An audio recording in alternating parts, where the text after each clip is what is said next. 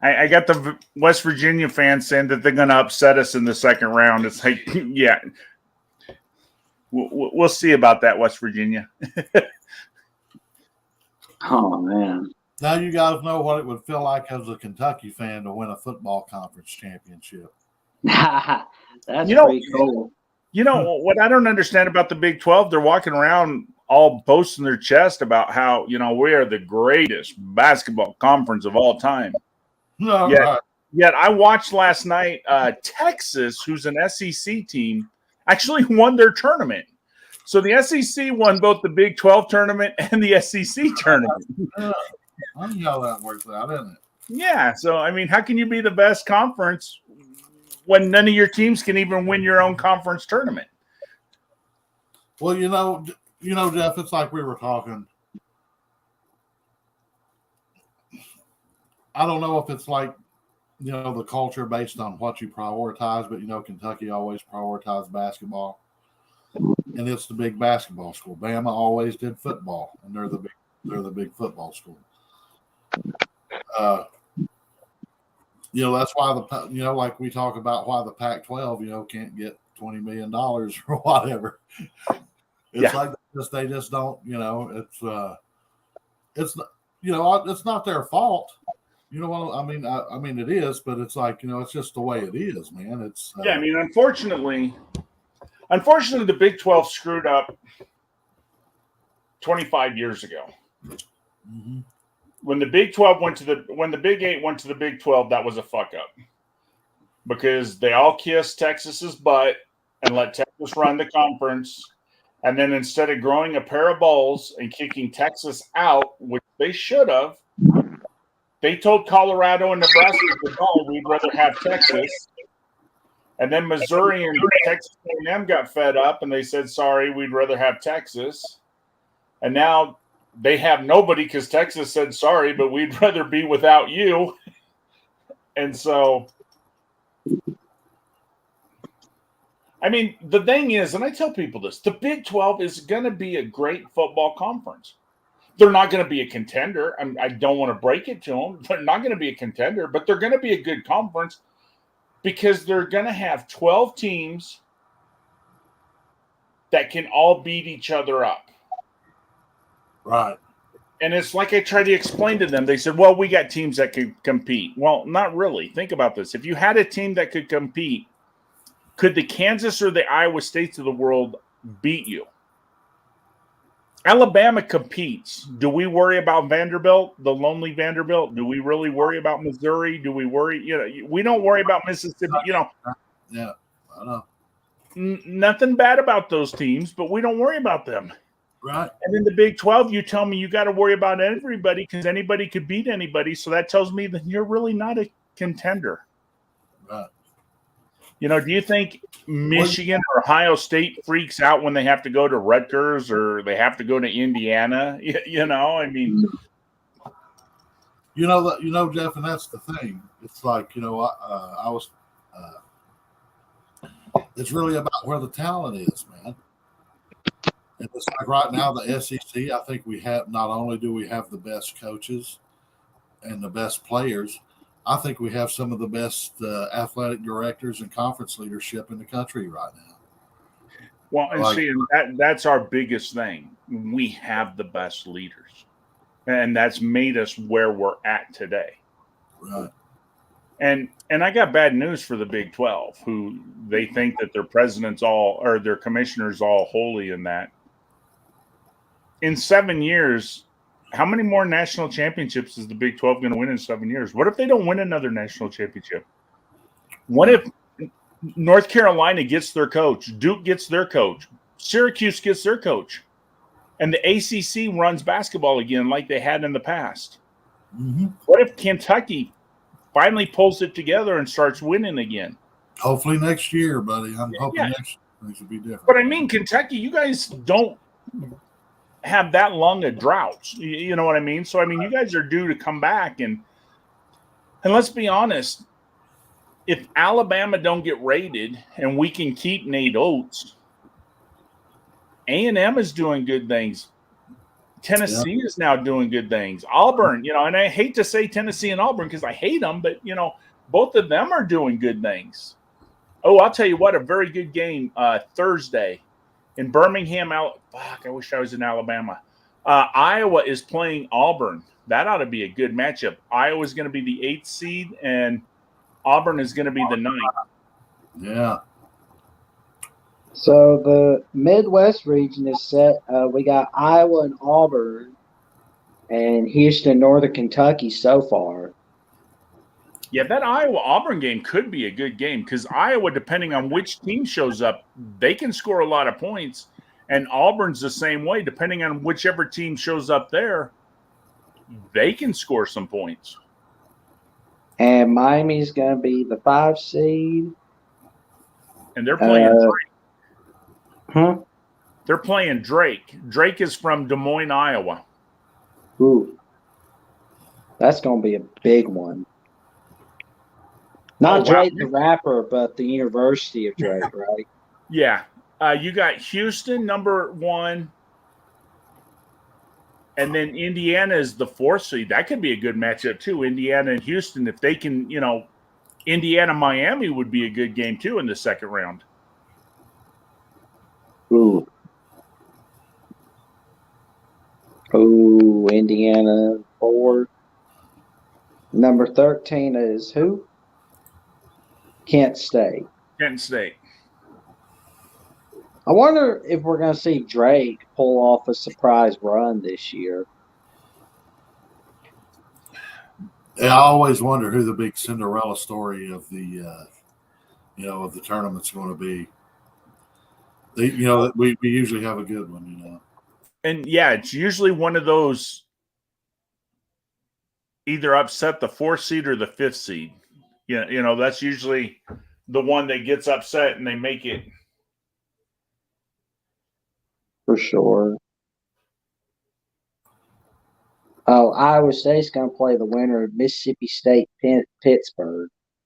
That ought to be a good game. Mississippi State Pittsburgh, that play-in game, that'll be a good game.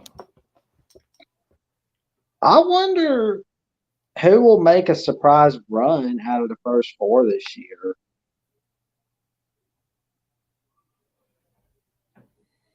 Because there's always that. It beats Mississippi State. They could end up beating Iowa State, and they could end up beating Xavier because Xavier's the number 3 team, and I don't think Xavier is all that great. I wonder who the first 1 seed to get beat is and in what round.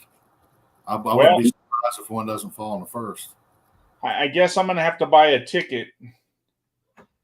Texas A&M is the number 7 seed. They play Thursday in Des Moines, Iowa against Penn State.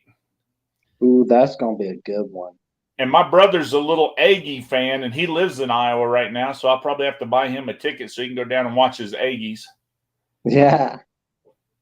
That's if he's done crying by then. I mean, he was kind of sad today when I think Alabama beat him a little bit.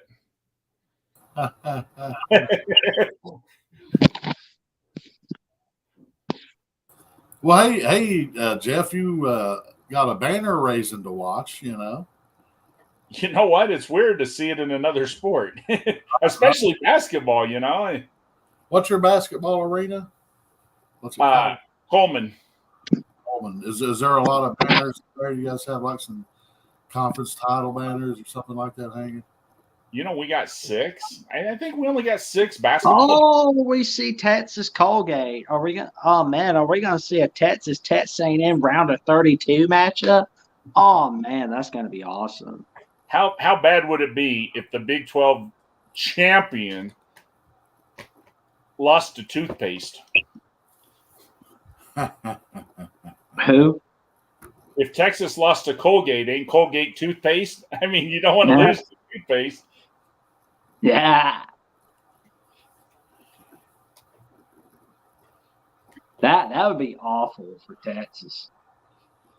Go from winning the best conference in college basketball to just going down to toothpaste university. You know what? I might be able to go to the Slob Olympics after all this year, or the Slob softball game this year. Because if Alabama plays West Virginia, I know them West Virginia fans will bet me money that they'll beat up on Alabama, and so they could fund my trip back to the States. Well, you might make some good money off of that, Ty guy. I'm not saying Alabama's going to win it all. I'm not saying that, but I think this is the year we finally make a Final Four. That would be cool.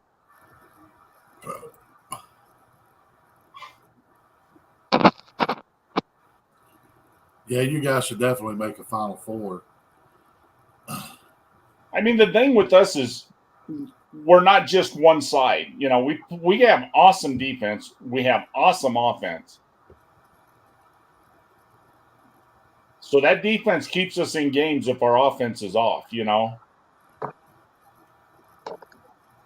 But if you get our three-pointers on, there's nobody who can stop us. I mean, if we're hitting our threes at a 30 to 40%, you're not going to beat Alabama.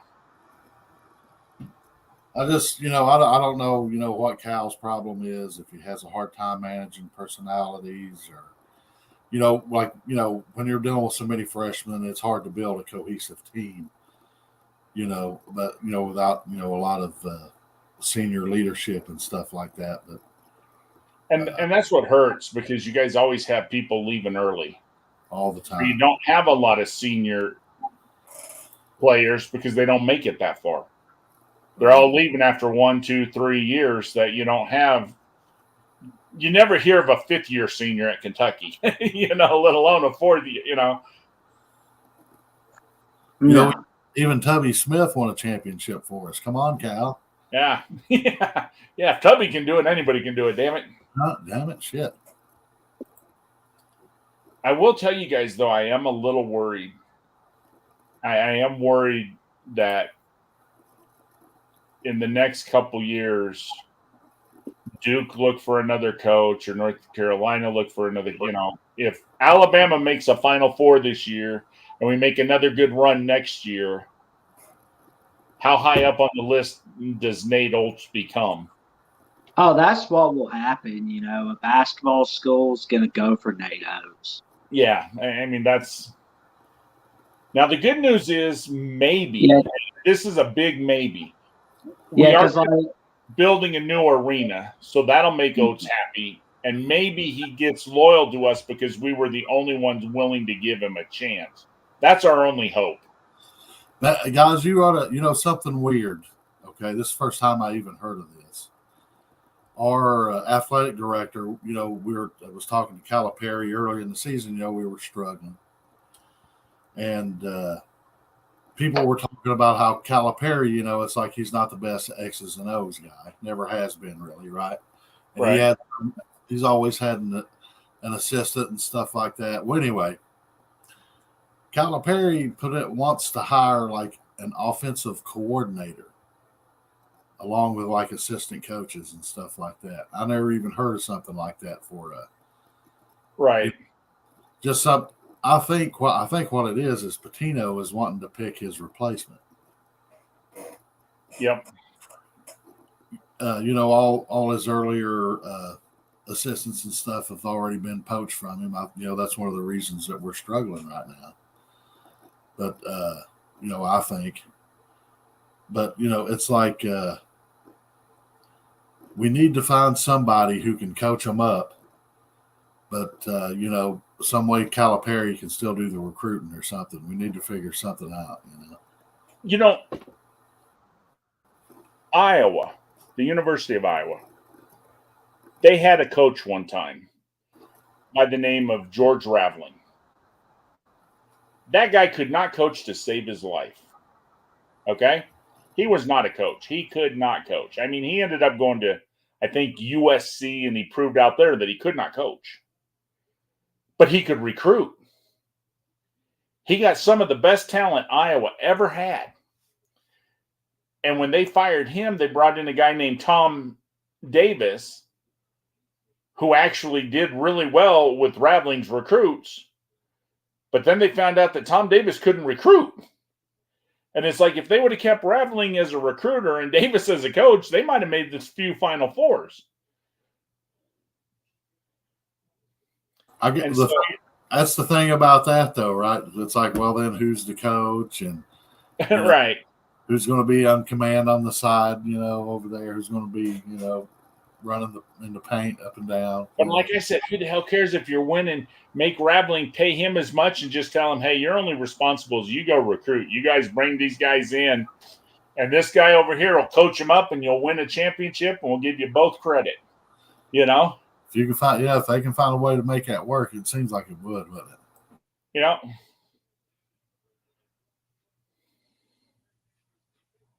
Ooh, Kansas starts off with Howard, and then the second round they'll play the winner of Arkansas, Illinois.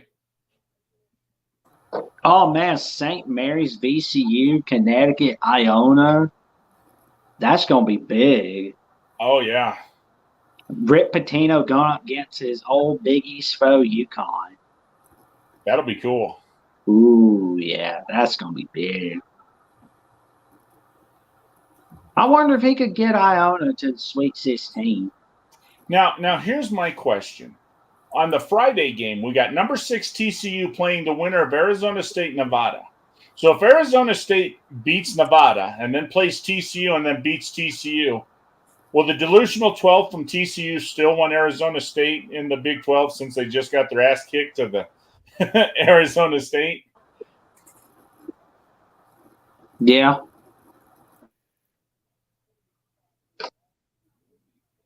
They probably will.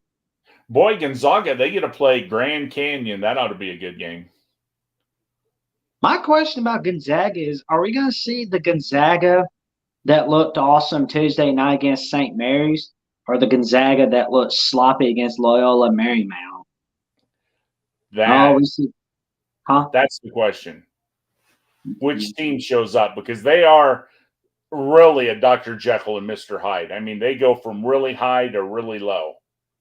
Oh, yeah.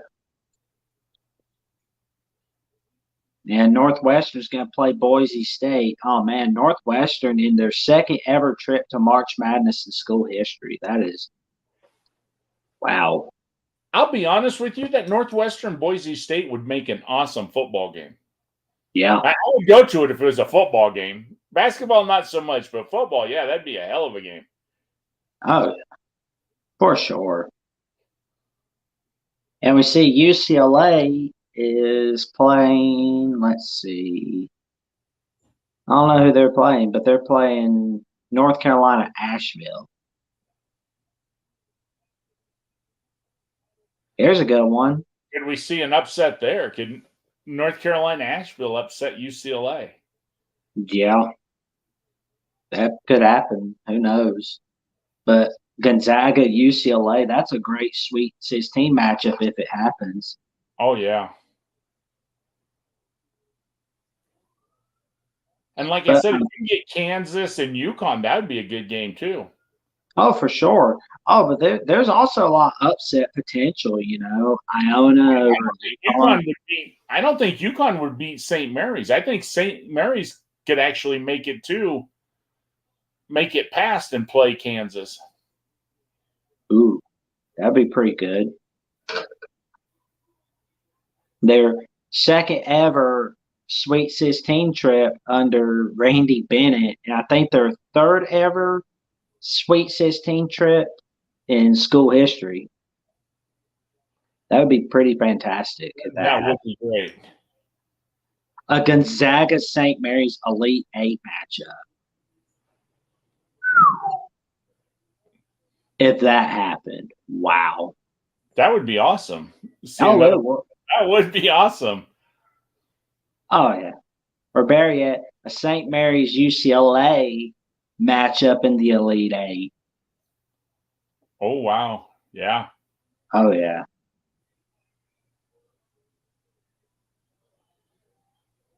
But St. Mary's has to get through VCU, and Connecticut has to get through Iona first. UCLA, Gonzaga have to get through their opponents first. Yeah, it'll be interesting to see when I analyze more tonight to see where I feel the upset. Because the upsets are coming. They come every year. So where is that up? Do we get another ninth seed or below all the way to the Elite Eight and possibly into the Final Four. I mean, because look at North Carolina last year. They made it to the championship game and they were what? An 8th seed or a 9th seed? A 9 seed, I believe. So, you know, I mean, people don't think it can happen, but it can happen. Yeah.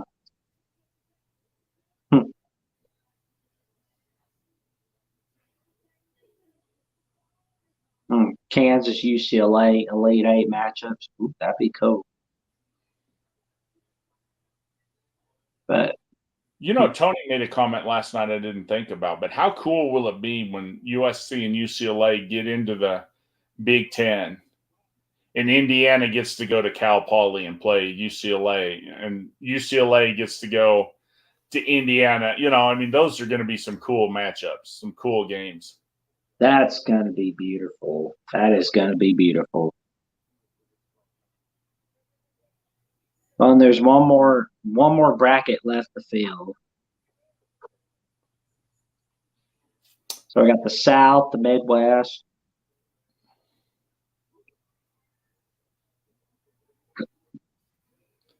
Because we haven't seen Tennessee yet. Yeah. Well, let's see. The West has been filled up. And then there's one.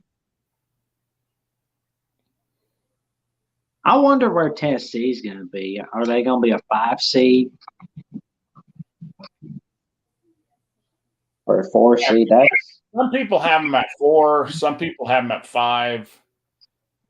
I don't have them at 4. I would think 5 would be as high as I would put Tennessee. They were really good early on, but they struggled down the stretch. They struggled, you know, when it mattered. Yeah, for the South, I'm thinking the Elite Eight matchup's going to be Bama Baylor. That could be a good one. That would be a really good one. Yeah. Because, I mean, I don't see Virginia for right now making it to Sweet 16 because they always tend to fall apart when March Madness starts. Yeah. Once they get into the tournament, they just fall on their face.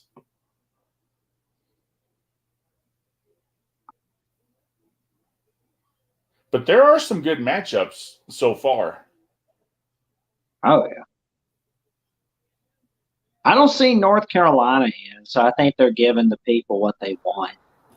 Yep. Golden Blue. I mean, I'm not trying to call it early, but GBD just got copyrighted. Did he? Yeah, he had the selection show playing on the TV in the background. Oh, yeah. I think they algorithmed him.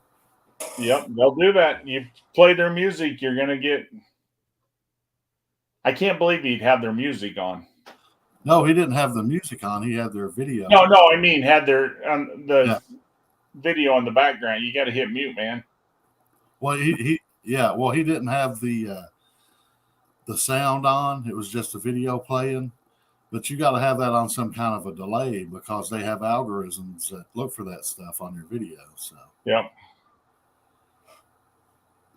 So yeah, he just got booted off. You know what I'd like to know? If Purdue would have got upset today by Penn State and Penn State would have made it in, who would have been left out? Ooh, good question. So Purdue's going to play the winner, Texas Southern and FDU. Yeah, that ought to be. But they're going to play. So we got ourselves a battle between Memphis and Florida Atlantic. Yep. Yeah, Florida Atlantic, it's going to be a pretty fun conference matchup in the future for the American Athletic, Memphis and Florida Atlantic. Yeah, Florida Atlantic this year is no joke. They've got a good team. Oh, yeah. Duke is a 5 seed, even though they won the ACC tournament. They're going to play Oral Roberts. You know what? That right there could be your number 5 seed upset right there. Oral Roberts can beat Duke. Yeah. I'm telling you, Oral Roberts has a good team. Yeah. From what I'm remembering, Tennessee's number 4. They did make the 4th. Ooh, Reggie. Wonder who they're playing. The Raging Cajuns, Louisiana. Ooh. I'm going to become a Raging Cajun fan come Thursday. Mm-hmm. There's Kentucky, Hillbilly. Kentucky's a 6 seed. You know, I wonder who. after I the way wonder. Vandy beat us this year, man, we don't even deserve to be in the damn tournament. All you got to do is get in. Once you get in, anything can happen. I mean, I'm Big Blue and everything, but it's not like football where we can get a good bowl game, have a good bowl game to watch. It's like, hey, welcome to the tournament. You're going to lose it, but welcome. Kentucky's going to play Providence. Yeah, you're playing Providence, so that ought to. Yeah, we might win a game or two, but yeah. So Kentucky. 3. I'm a realist, guys. You know what I'm saying? I don't get deluded in hopes and false just floating off in the la la land like a fairy fern, like a Fern Gully fairy. I just you keep your feet on the ground and grounded. Yeah. There you go. Kansas State's going to play Montana State. So if Kentucky was to win against Providence, they'll probably get to play Kansas State. Let's see. Michigan State's in. It could be a good game. Oh, Rutgers is out. Oh, man. They shouldn't have lost in Michigan the big State. Mm-hmm. Michigan State and USC. Hey, Jeffy, I got to bounce, brother. I got a kid problem to take care of. Oh, no problem, Hillbilly. Thanks for coming, man. All right, guys. See you. See you, Jackson. See you, Hillbilly Skeptic. Marquette, Golden Bears. And then there's 2. Let's see. Marquette. Jacques Marquette's going to play. Oh, Clemson's not in. They're playing Vermont. Wow. Vermont.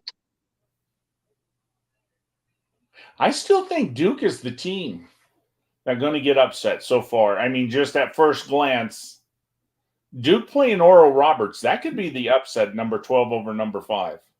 Yeah. Well, for me, it could be St. Mary's VCU. Either one could. Yeah. Oh, St. Mary's VCU, yeah. Yeah. Well, Purdue, they don't usually do so hot in March. So I wonder if we're going to see, Purdue collapse either in the Sweet 16 or the Elite 8 or the round of 32. But I wonder if we're gonna see some of that Shaka Smart magic get into the Final Four. Could happen. That's gonna be big. Oh, yeah. There's a lot of really good games this year. I mean, you look at some of these matchups and the better seed, some of them did not draw very good draws. So what if we saw a Sweet 16 game between Memphis and Tennessee? Oh, that would be a fun Sweet 16. Oh, yeah. Penny Hardaway going up against Rick Barnes. Wow. So the Big Ten only got 8 in. They were looking to get 9. They only got 8. Mm-hmm. ACC hasn't had that many in. So North Carolina got left out. I believe Clemson got left out. Yep, Rutgers and Oklahoma State, they were the first 4 out. Oklahoma State, Rutgers, North Carolina, and Clemson. Wow.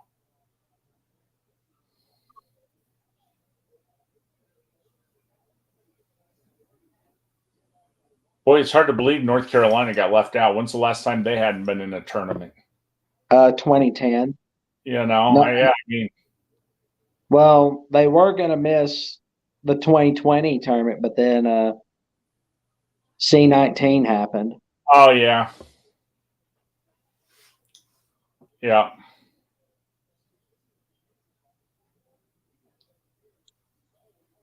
Ooh. No, there's some really good games. I'll be honest with you. Part of me wished I was going back to Iowa this Wednesday and not the following Wednesday because there's some good games in Des Moines. Right. I'd It's love to be in Birmingham. I mean, Birmingham has a few good games. Iowa and Auburn's playing, and obviously Bama's there. So, I mean, that's a big draw. But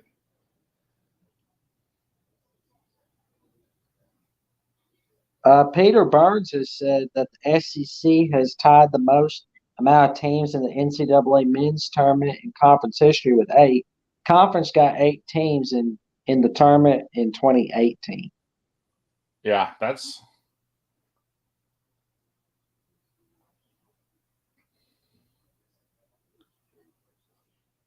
now. It just depends on who can go. You know, we got to get them out of the first round.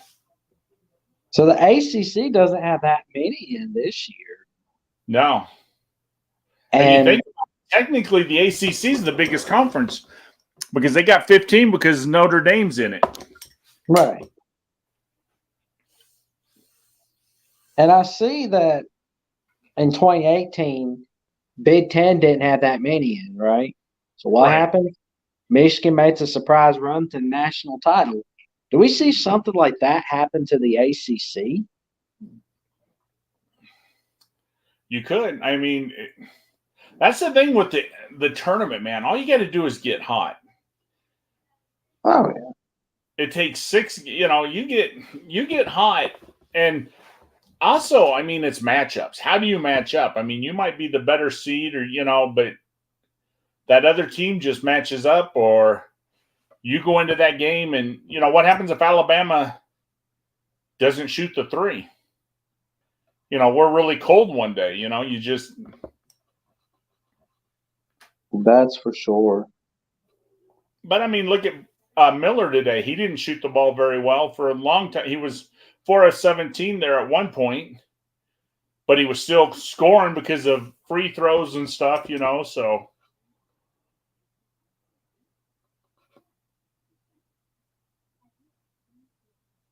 Oh yeah.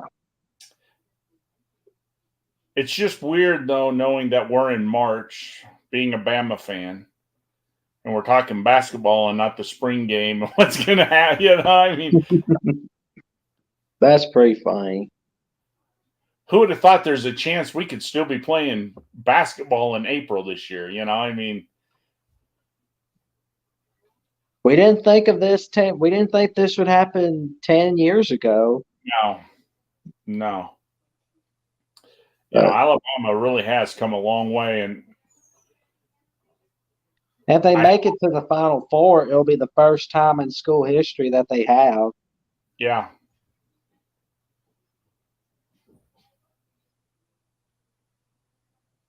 So that's had a couple decent, really good teams in the past, but I mean, for the most part, this has been our best team. right. All around. We got talent. We finally have the talent where, in all honesty, I would put our 5 guys up against anybody's 5 guys. I mean, we do have the talent. Usually, we don't have the talent to compete. Usually there's half the teams in the tournament have as good players as we have, where this is the one year where, Alabama has to be one of the top 5 to 8 teams for a chance to make a Final Four this year. Right. You have no word. I have no words for it. It's, I don't know what to say. It's that exciting. Arizona, if we can get to Arizona, that Elite 8, if we play Arizona, that would be a good game. Oh yeah. Baylor, Arizona, or Bama plays either Baylor or Arizona. That'd be pretty cool. Oh yeah. But because I mean, Arizona looked really good last night playing UCLA. I mean,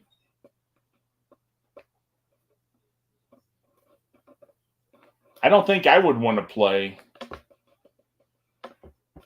Arizona or Baylor, either one, in the first 2 rounds. Oh. I'm glad we don't. Yeah, I am too. Although maybe we should, because in the first round we're in Birmingham the first 2 rounds, so it's more of a home game. So maybe, but yeah. So let's see.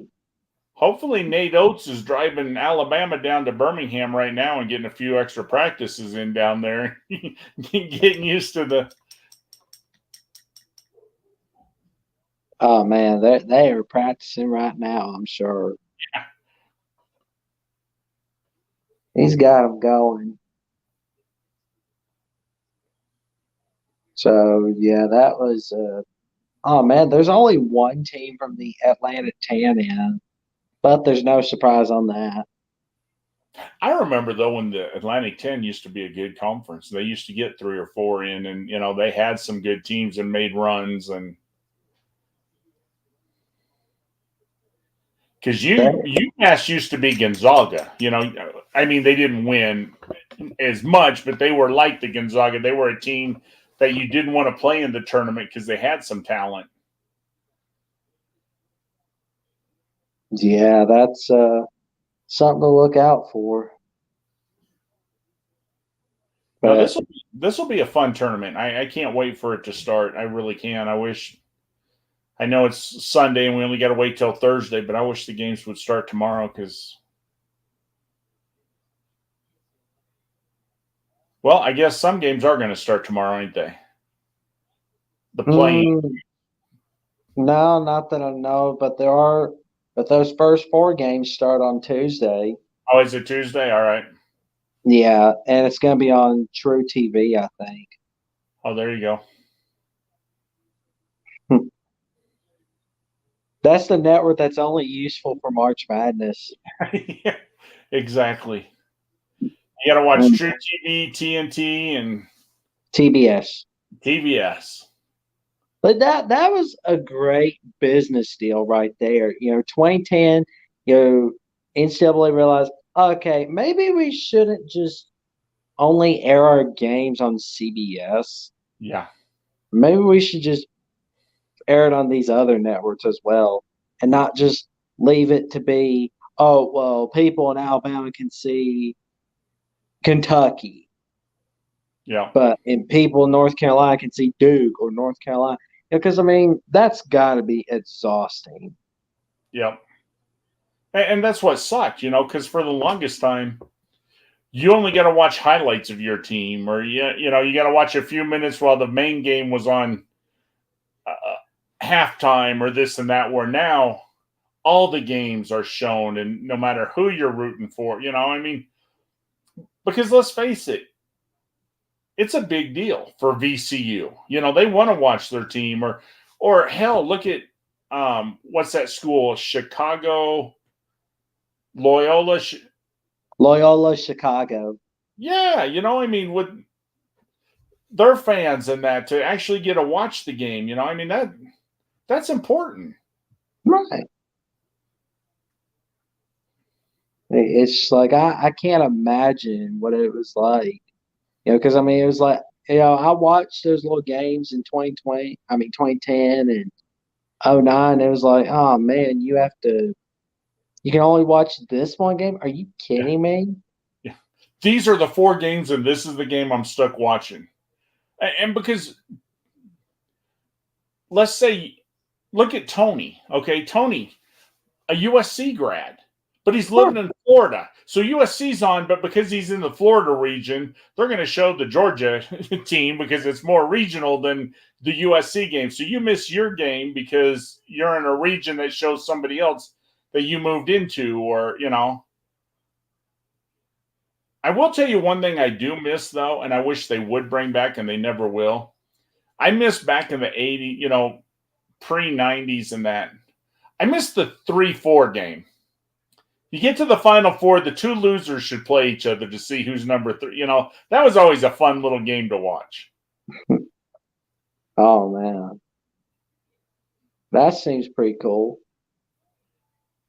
Yeah, that probably happened in like the John Wooden era. Yeah, you know, I remember 70s and 80s always, because the game was on Sundays. And so the first game was the 3-4 matchup, and you got to watch that. And then after that, they did an hour of talking about the big game. You know, here's the big game, and get you ready for that. Yeah, those are pretty You big. see, you know, can you beat that other team? And if you would have been in the other, you know, would you have done better? You know. Oh yeah, yeah. Those are something. So you guys going to do a show later on this on basketball bracket tonight? Jeffrey's gonna do a bracket show tonight. All right.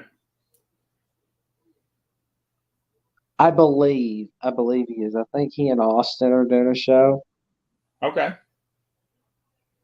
so that'll be pretty big. Austin will be excited. Louisville. Oh man, those bird with teeth are not doing so well. No, that I feel sorry for him, man. It's been a hard year, hard couple years in football, but hard year. He should just be lucky though that they're in the ACC. Because if they didn't get in the ACC when they did, I don't know that they get picked up today. Yeah. I wonder what it'd been like if instead of Cincinnati getting picked up by the Big 12, you know, the ACC decided, okay, we're going to pick up Louisville, but we're going to add Cincinnati and Memphis. That way we can get that Tennessee market and that Ohio market. Oh, yeah. That would have been big right there. Yeah, I mean, the problem with the ACC, they signed that contract because they were the original Big 12. They were scared to death when the SEC started growing and the Big 10 started growing. They were scared that people were looking at the ACC. And I mean, because they just lost Maryland, and who else was going to go? You know, so they got scared and bonded together. And at the time, it seemed like the thing to do. Let's sign our life away for 20 years so we have no worries. But that's also hurting them now because everybody's making a lot more money, and you know they can't really make moves or do the things they want to do. Hey, we got Colby in here. What's up there, Colby?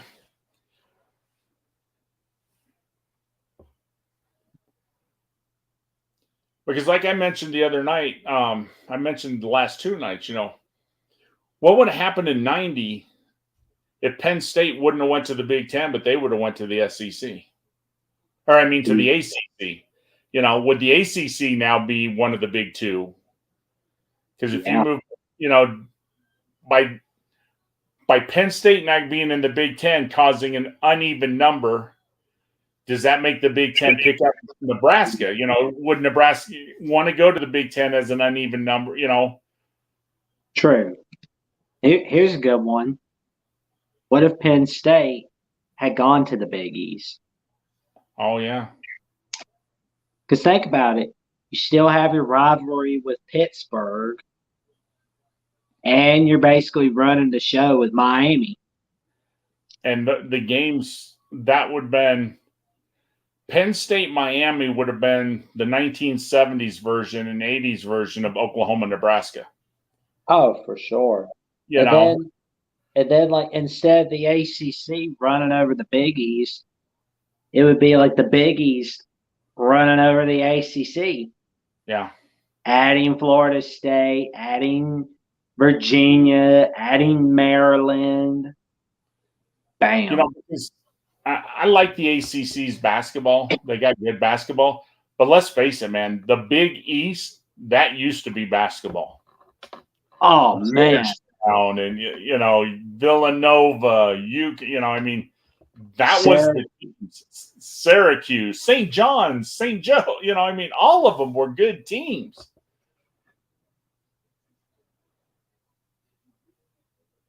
Yeah, that would have been interesting. If Penn State would have joined the Big East, would they? Wow. They'd have saved that conference for sure. Oh, yeah. For the long term. Oh, man. I'll be honest with you. I wish we would have got the Penn State. I liked playing Penn State. I always liked the old, 70s and 80s when we played Penn State, Alabama, Penn State. Those were always good games and good matchups and a lot of fun. Oh, that home and home in 2010, 2011 was fantastic. Oh, yeah. I mean, we should do more of that because I do miss playing Penn State. Penn State, and it works because they got the same basic jerseys we have. And, it's just like,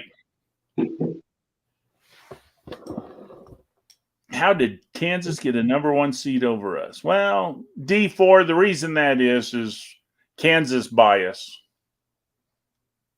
Right. Unfortunately. Yeah. Well, Oklahoma and Ohio State, they do those little alternate uniforms once, twice a year these days.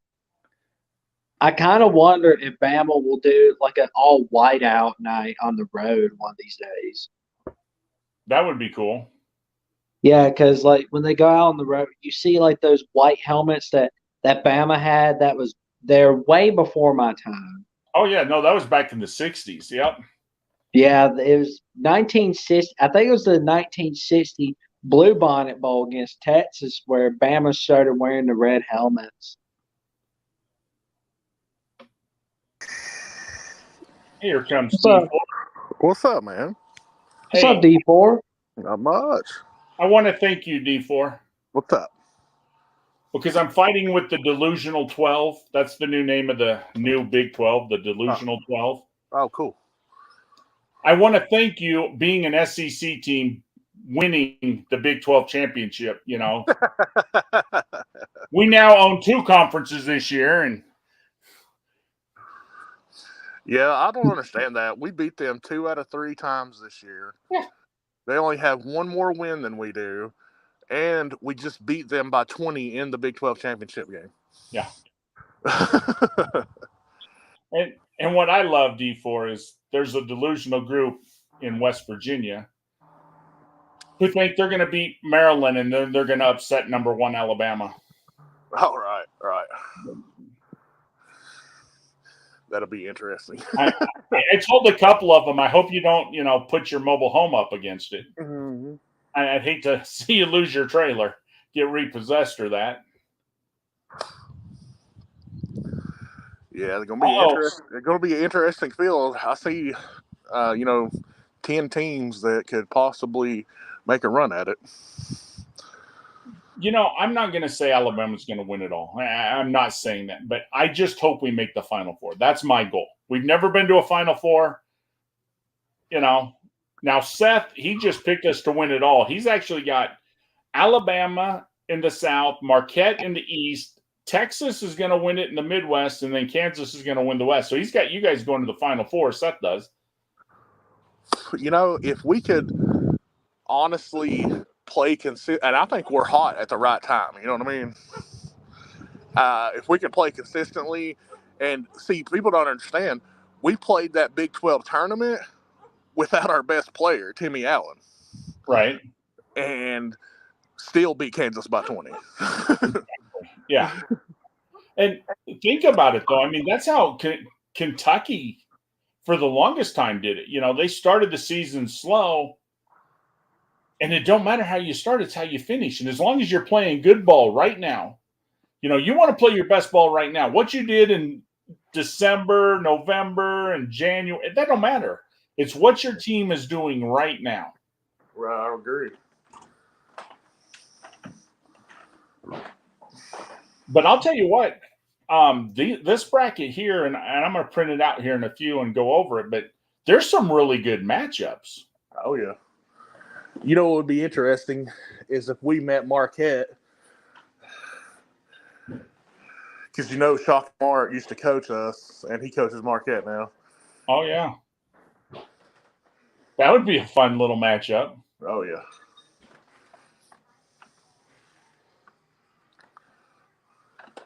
Now this ought to be a fun little tournament because I truly believe there's 8 to 10 teams that have a realistic chance of going all the way. Yeah. I'm not going to brag on Alabama because Alabama, but Alabama obviously is one of the better teams. But I don't see that number one dominant team. You know what I mean? Where you can say, like Gonzaga that year when they were undefeated, or, you know, North Carolina in years, or Kentucky. You know, there's not that one team that you just look at them and say, nobody's going to beat them. You know, because I'm a realist. If Alabama don't hit their threes and miss the, you know, we could lose in the first round. I mean, that's the problem with Alabama. We depend a lot on threes, you know, and if we're not on, we could bounce real early. Yeah, that's the thing about it. This year, everybody's beatable. Yeah. There's not that team that you just look at and say, yeah, nobody's stopping them. But that, you know what? That's the thing everybody loves about March Madness. Oh yeah. It's fun when the number 64 team plays the number 1 team real close and almost beats them, or, you know, or. Yeah, it was funny and sad at the same time watching the first ever number 1 seed go down to the 16. Yeah.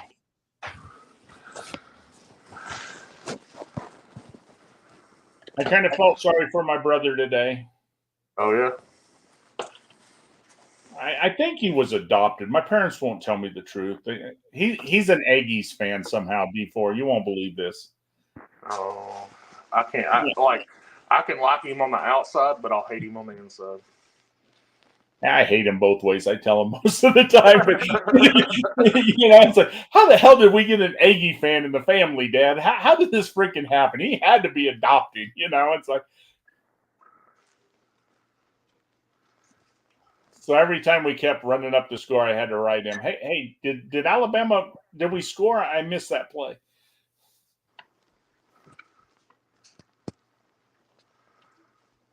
What's funny is I'm having a wedding on September 2nd. And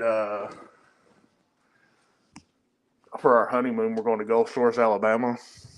Okay. And then we're going that Saturday. We're checking out and going to Tuscaloosa to watch the Texas-Alabama game. That'll be awesome.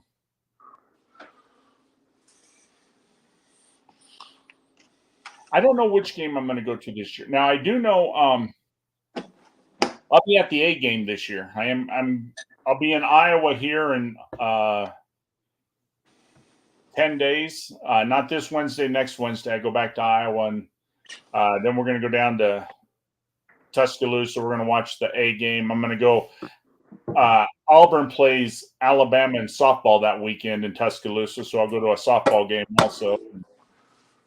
Kind of make a weekend out of it. Oh yeah, that'll be fun. But I'm taking my dad down to the game, and after the game, instead of driving straight back to Iowa, we're going to drive over to. I'm going to take him to Washington D.C. so he can see the Vietnam Wall. Oh, that's cool. Because I told my dad, I said, dude, you need to go see that wall. You know, you got friends' names on it. You served, you know, he got 3 Purple Hearts and that. I said, you need to get over there. You need to see that wall, you know. So we're going to take what would normally be like a 3 or 4 day road trip and turn it into about a week to 10 days just on the road, kind of stopping anywhere we find something that we think's cool or that, you know.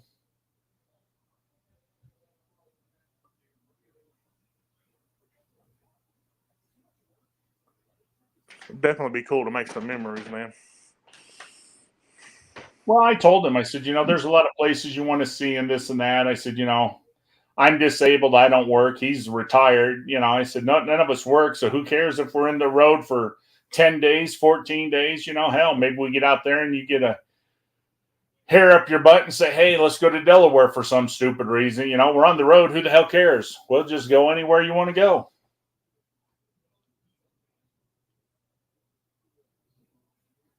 Plus, I talked to him today, and he said that at the end of this month, he's buying a brand new car. So I said, well, hell, this way here, we'll just break it in, you know?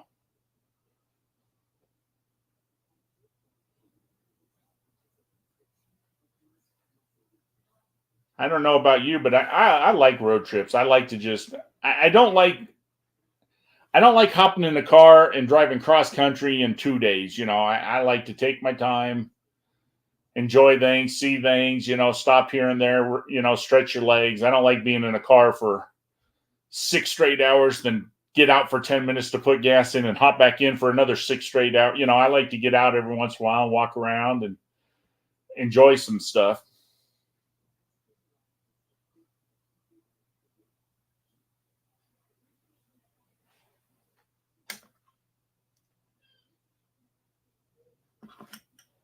So D4, I was going to ask you, how's your surgery?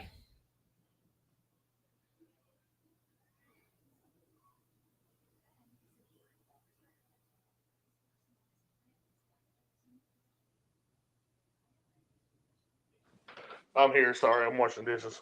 Oh, no. How's your surgery? You doing all right after it? Oh yeah. Went over good and already lost 27 pounds. That's awesome, man. Proud of you.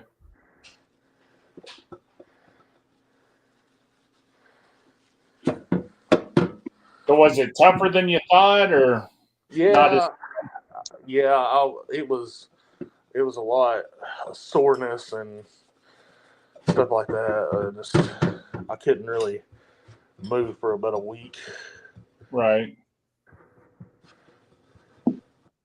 Now, how are you, like food wise? Are you hungry or are you good? Nah, I'm pretty good. I get hungry every now and then, and I'm still eating broth.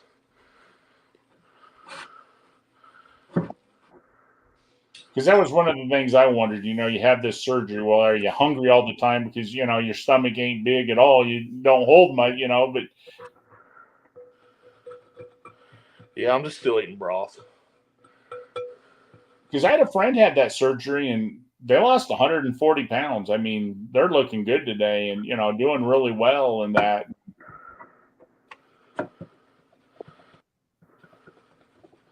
But he had that surgery like, I don't know, 9 or 10 years ago. So I'm sure today it's a lot easier, a lot better than what it was, you know, back then, you know.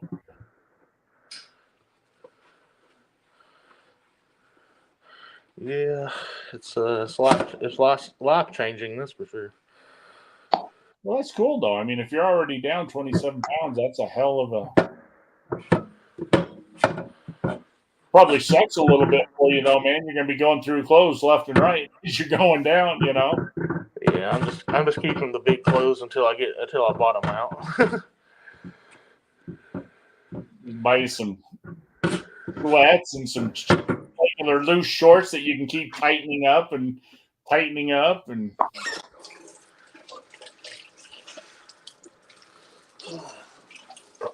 I'm gonna mute real quick. I gotta watch this my kid's stuff out. All right.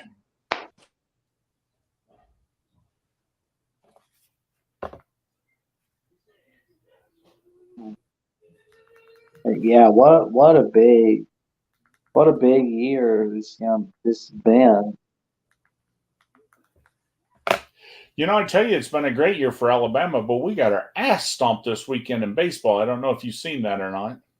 I'm afraid not. I'm afraid I haven't. Yeah, well, don't look at the baseball scores. They're not good this weekend. Ooh. We were ranked. What the hell were we?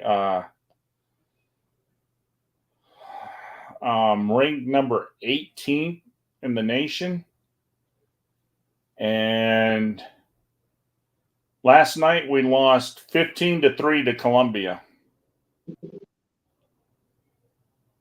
And that was the second time this weekend we lost to Columbia. So, yeah, our baseball team was ranked, and You know, there were some things to look positive on, and then we kind of fell apart this weekend. But that's the problem with baseball, too. I mean, even the great baseball teams lose to bad teams now and then because if your pitching is just off that day and the bats are cold, what do? You know?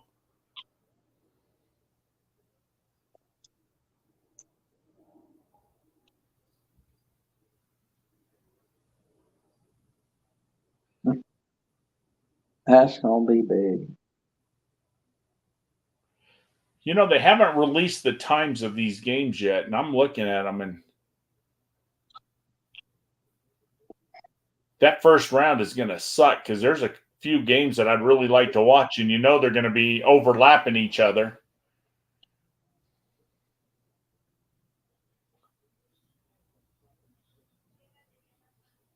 I wish they didn't have to play,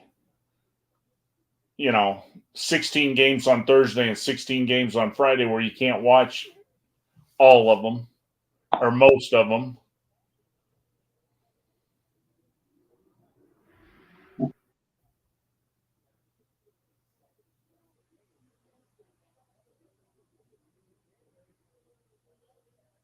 I just wonder how Vandy's feeling right now. They're probably not too happy at the moment. You know what, though? I think they're sitting here thinking, well, we didn't make the tournament, but we'll make the NIT and we might possibly win it.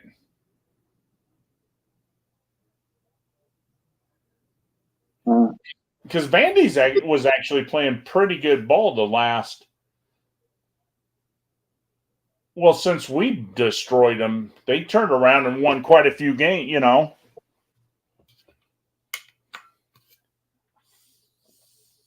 Right. Plus, I like Vanderbilt's coach. I always like Stackhouse. Yeah, he's pretty good.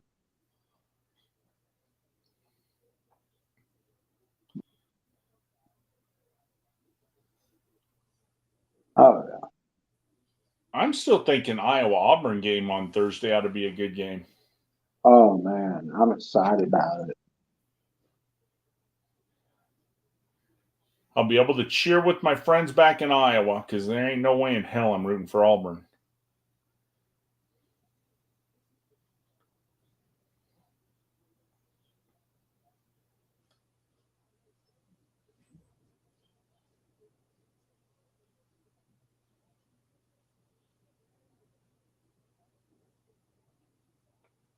I hope we play the early game Thursday. I hope we're one of the early games. So we can get our win out of the way and we can relax and watch the other game, Oh,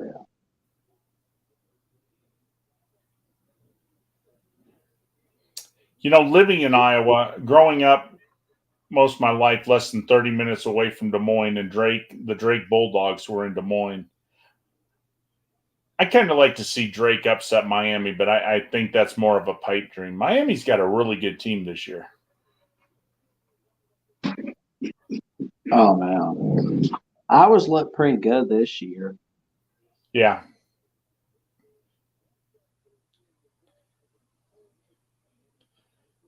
But D4 might get his wild dreams in Des Moines. In the second round, he might have to go to Des Moines next Saturday, because in the second round, it looks like Texas is going to play Texas A&M. Tell me that wouldn't be a huge game in Des Moines. That would really blow Des Moines up, having Texas play Texas A&M in the second round. That'll be fun. Actually, that could be a huge matchup for Des Moines. I mean, because Des Moines, nobody wants to go to Des Moines. Let's face it, Des Moines is not really one of the basketball places you really want to go to. There's not a whole hell of a lot to do in Des Moines, and for Iowa to be able to get, a Texas number 2 seed and a Texas A&M number 7 seed with the possibility of playing in the second round. I don't know another matchup that would be as big as that in the second round. As far as two teams that really hate each other as much.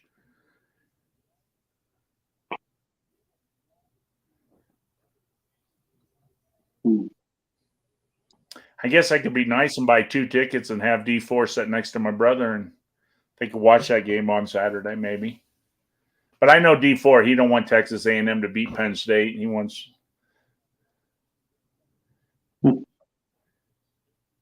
That'd be nice if Texas A&M did play one other. That would be cool, get them ready for a couple years. I'll tell you what, though, I'm gonna root with Will. Will's VCU. I'm gonna root number 12 VCU upsets St. Mary's, but I'm telling you what, St. Mary's is playing really good right now, and it's gonna be a tough draw. That would be a rough, tough matchup. Yeah. I mean, most people will look at it and see St. Mary's and think, well, hell, it's St. Mary's. It's not a Power 5. It's not that good of a team. And they don't realize St. Mary's does have a hell of a team. Oh, yeah. St. Mary's is really good.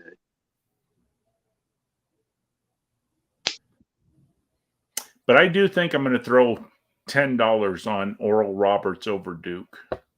Oh, that'd be cool. I think I'm going to I think that because I always like doing stupid bets. I don't know if you were on here the other day, but we talked, every year for some reason I throw $10 away every year. I pick the Detroit Lions and then the worst team, which has usually been the Texans, to go to the Super Bowl. Wow. Because if you put $10 on it and they go, you're going to win thousands. Yeah, the odds of them ever going are just astronomical.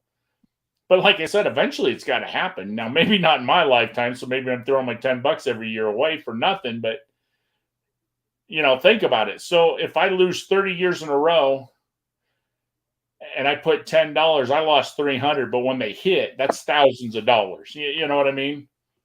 Oh, yeah. That'd be pretty big if that really happened in real life. Oh, yeah. I mean, think about it. Could you imagine?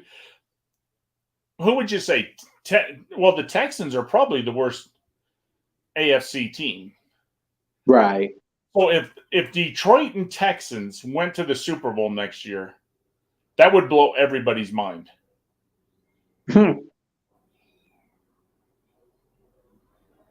And whoever's betting on that is going to be very wealthy after that. Oh, yeah. Because I don't know how much of a gambler you are. I bet from time to time. I'm not a huge gambler, I'm not betting thousands in that, but I've been to the Ponies many times, and every time we go to the Ponies, I pick the worst horse throughout whatever the worst horse is that day, and I always throw $10 on him, because if he comes in, it's usually 90 to 1. So, you win 900 when he comes in, or, and you know what? You lose a lot of money that way, but when he wins that one time, it makes up for all the bad, you've done. And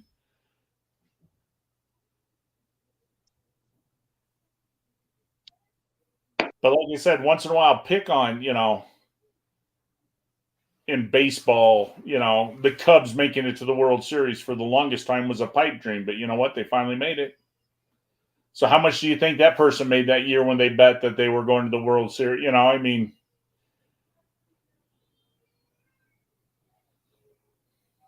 Oh, they made a lot. Oh, yeah. Hey, we got the Vital message in here. Good evening, Vital. Unfortunately, tonight we're not doing trivia. We're just in here talking basketball. I put trivia on there, though, so it don't mess up my algorithm.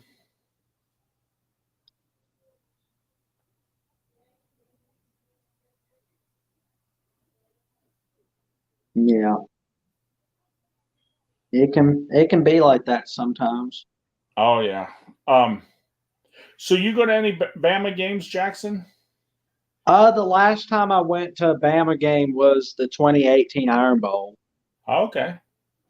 But, I'm hoping I get to go to one this year.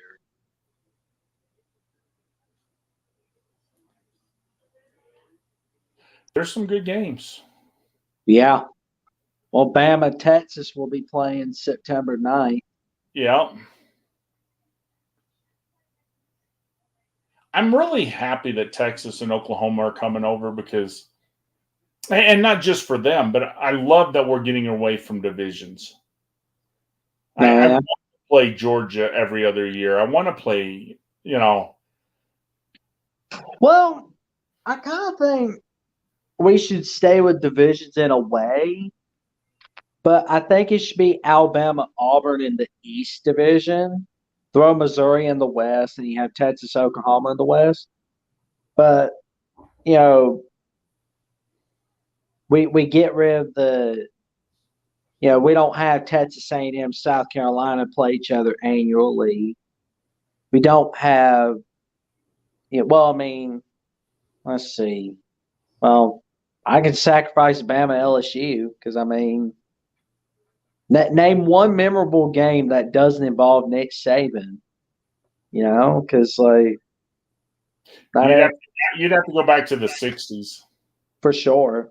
Yeah, you're going back to the 60s, late 50s, 60s, when LSU had about a 5-year run of pretty decent teams. And Bama, obviously, we had Bear Bryant and that. But, yeah, from the mid-60s up until, 2008, 9, 10? The games really wasn't that memorable. No. But I want Alabama to play Texas regularly. Oklahoma, I like to play everybody, and that's what I like. Now divisions, I understand that, and maybe I should like it more because I'm old and that's what I'm used to and grew up with. But I like the idea of if you go to school for 4 years at any of these schools, you're going to see all the other stadiums. Because like right now. You go to Alabama, and even if you're a 5-year player, in the last 5 years, they have not seen Athens. They haven't been to Georgia. They haven't been to South Carolina. You're missing all these big games. And, that's one of the things I said, I'm not an Ohio State fan, but it's a tragedy that Alabama has never played in the shoe and Ohio State has never played in Tuscaloosa. Yeah. How do two blue bloods never play each other at each other's stadium, So I wish we could play. I hope that the extended playoff doesn't do what they think it's going to do and make people not play because they figure they'll just get into the playoffs. I wish that it would say, okay, you can lose 2 games now and make the playoffs. So Alabama, let's get rid of 2 of the easy games. Let's keep 1 game. Okay, that's fine. Let's pay a school because the little schools need money. But let's go back to USC and play USC. Let's go back and play Michigan home and away. Let's play Penn State home and away. Let's get, Clemson again. Let's play Clemson home and away. And it just, to me, it makes more fun to do that. Why play? And the thing that made me mad about Alabama is we're playing little schools, and that's fine because the little schools need money. But why aren't we playing little Alabama schools? Why are we paying other state schools when we can bring in, UAB, give them the I know we pay UAB anyway because it's our school, but why don't we play them for a warm-up game? Why don't we play South Alabama? Yeah, let those schools get the money. Why are we giving it to Austin Peay? Why are we giving it to Georgia Southern? Why don't we, kind of take care of our own a little bit? That's the only way I'm okay with Alabama having a cupcake game is if we just play in-state schools. Yeah, just play an in-state school, get them their money, let them make the money, and why not? Because I'll be honest, I don't even watch the cupcake game. I just watch other games. See, I'm just old where I watch Alabama games, and I hate it because I hate watching it where after the first quarter, it's already over and this and that, But yeah, I'm with you. If we're going to play cupcakes, then let's bring in the Alabama cupcakes. Let's don't bring in, Although I do like sometimes where we would play an Utah State, where people think, well, Utah State's a cupcake, but really they're not. I mean, they're usually one of the better teams in their conference in that, but still, I'd rather get rid of that game and see us pick up a home and away with Clemson or Florida State. You know, let's bring Florida State in. Let's bring, you know, I'm glad we got Texas this year at home, and we went there last year, you know, and we've done that with Oklahoma in the 2000s. We've done it with Penn State, you know, but I understand we did, you know, the neutral field games, and that was a really big game.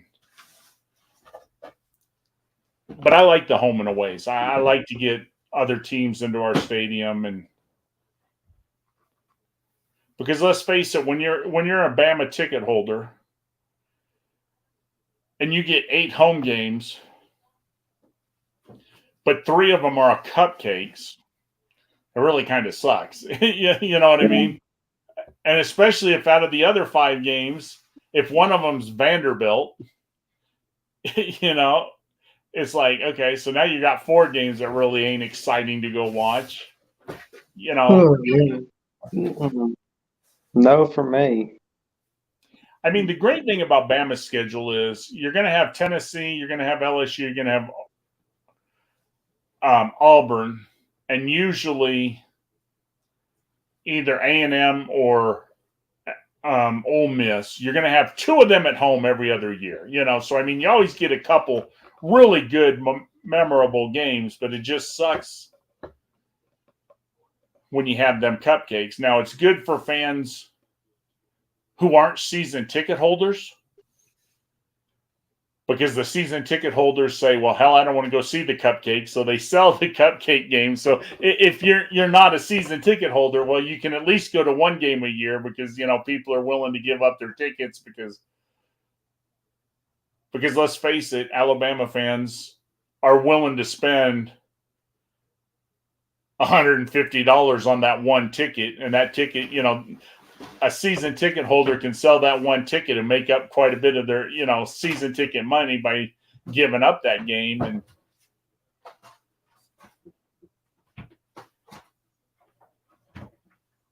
it'll be curious though to see, like, for Bama for basketball. I mean, we were good 2 years ago, and then we kind of slid back a little bit last year. It was kind of a letdown year from the first year. Now this year, you know, if we make a deep run this year, what's next year's recruiting class going to be? What's next? You know, how long can we sustain this? Right. You know, now the good news for Alabama is I think we got the right person as an athletic director. I think we're willing to pay Nate Oates to stay. I don't think it's a foregone conclusion that Duke will pay more for him than we will, or North Carolina will pay more for him. The question then becomes, where does he want to coach? Yeah. Now, the one thing I would tell you is staying at Alabama may be better, because he'd have a lot better job security.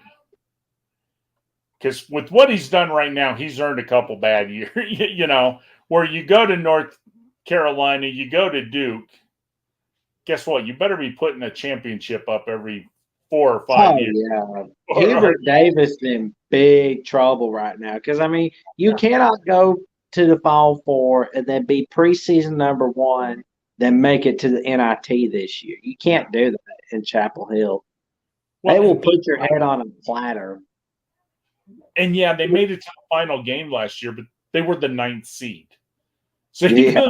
you know, I mean, it was kind of a bad year for him. Yeah, he lucked out and made it to the final game. But this year, he didn't even make the tournament. Now, that's not done at North Carolina. You know, I mean, and that's the problem. You know, do you want to coach Duke? Do you want to coach North Carolina? Do you want to coach Kansas, you know, with all the expectations that they have? You know, I mean, that's like, you know, I was telling people, because we, you know, been talking about, well, what happens if such and such decides they want if Saban left tomorrow, this person would come to Alabama. Why? Do you want to coach after Nick Saban? Do you want the happening to keep the tradition on? No. Hey, John, how are you? Good. How are you? Long time no see. How you been? Hanging in there, man. Happy Selection Sunday. Hey, Happy Selection Sunday. What did you think, John? You know, I have a few big problems, and none of them involve my team. Who's So your team? the Pittsburgh. Pittsburgh Panthers. Pittsburgh. Yeah, their first four. What you think about that, man? I don't like that they're first four. However, you couldn't have got a better draw. For an 11, Mississippi State's beatable to me. Oh yeah. No, They've looked very poor at times this year, as is Pitt. But then the 6, I've said it for a while this whole year. The Big 12, don't get me wrong, best conference in college basketball. you're not. The SEC just won their tournament. Texas, it's SEC, baby. They're in the meeting. True. That's true. But my problem with it, the metrics, because let's face it, all the Big 12 people love to point to metrics. Sorry, let me silence those. Metrics are all well and good, but the thing that bogs down the ACC and lifts up the Big 12 is that the bottom teams aren't awful in the Big 12. The bottom teams can win. Right. The bottom of the ACC this year is so historically bad for even a power conference. It keeps you from getting opportunities at good wins. If every win or every game you play, Jesus Christ, sorry. If every game you play in the Big 12 is a quad 1 opportunity, your resume is going to look so good because you have no opportunities for a letdown. Right. So I think Iowa State's beatable. They just had to dismiss Grill, and then you set up a fun coaching matchup with Sean Miller against his alma mater. Oh, yeah. With I actually said when I saw the matchup, I said Mississippi State Pitt, that ought to be a fun game. Pitt should win that one. I have you winning the next game. I have you moving on, as even though you're the 11th seed. I don't think you lose the next game. No, yeah, I would agree. I think those first two should be very winnable. Yep. From there, and let's face it. I mean, you guys are the number 1 overall seed, and Pitt's been there a couple times in my lifetime. But let's face it, the NCAA tournament is all about matchups. Because you can look at the bracket today and say, here's Alabama's path to the Final Four. That's not going to be the path to the Final Four. Oh yeah, no. There's always upsets. Someone's going to fall along the way. And even like I was with Golden Blue Dude earlier, and I was saying, you look at this bracket. Now, it's safe to assume for him that he's going to play you guys if he wins, probably. Right. I mean, now we can't definitively say it anymore because there has been a 16/1. But the bracket can break so many ways. A St. Peter's situation last year. How many great teams really have to beat to get a half away from a Final Four? Oh yeah. Now, do you agree with me, John? Because I said this year, especially, and I mean, I'm not bragging about Alabama. We're the number 1 seed, is what they say. But right. There's not a team this year that you say they're making it to the Final Four. They're so good, nobody's going to beat them. This year, there's like 8 or 10 really teams with a real chance of making the Final Four, and not one of them can you say are a lock to make it. Because Alabama, if we don't hit the 3 one time, if we're doing bad on threes one day, we're beatable. We can be bounced out in the first round, the second round, the third round. We are beatable. Oh, 1,000%. And I've said it the whole season too. I do 100% agree, by the way. But as soon as the committee, and by the committee I mean the media, the talking heads on the major networks, as soon as they start to appoint a team as the undisputed number one team in the country, we'll look back at it. North Carolina stumbled out of the gate. I don't think preseason, no one actually thought North Carolina was the best team. No. Right. I thought Houston was the best team from week one. But Houston's played some games, including today, where there's no way that they look like an undisputed number one. Right. And see, I think the reason why Alabama's over them, though, is we beat them head to head. Oh, yeah, absolutely. So I mean, that kind of helped us a little bit.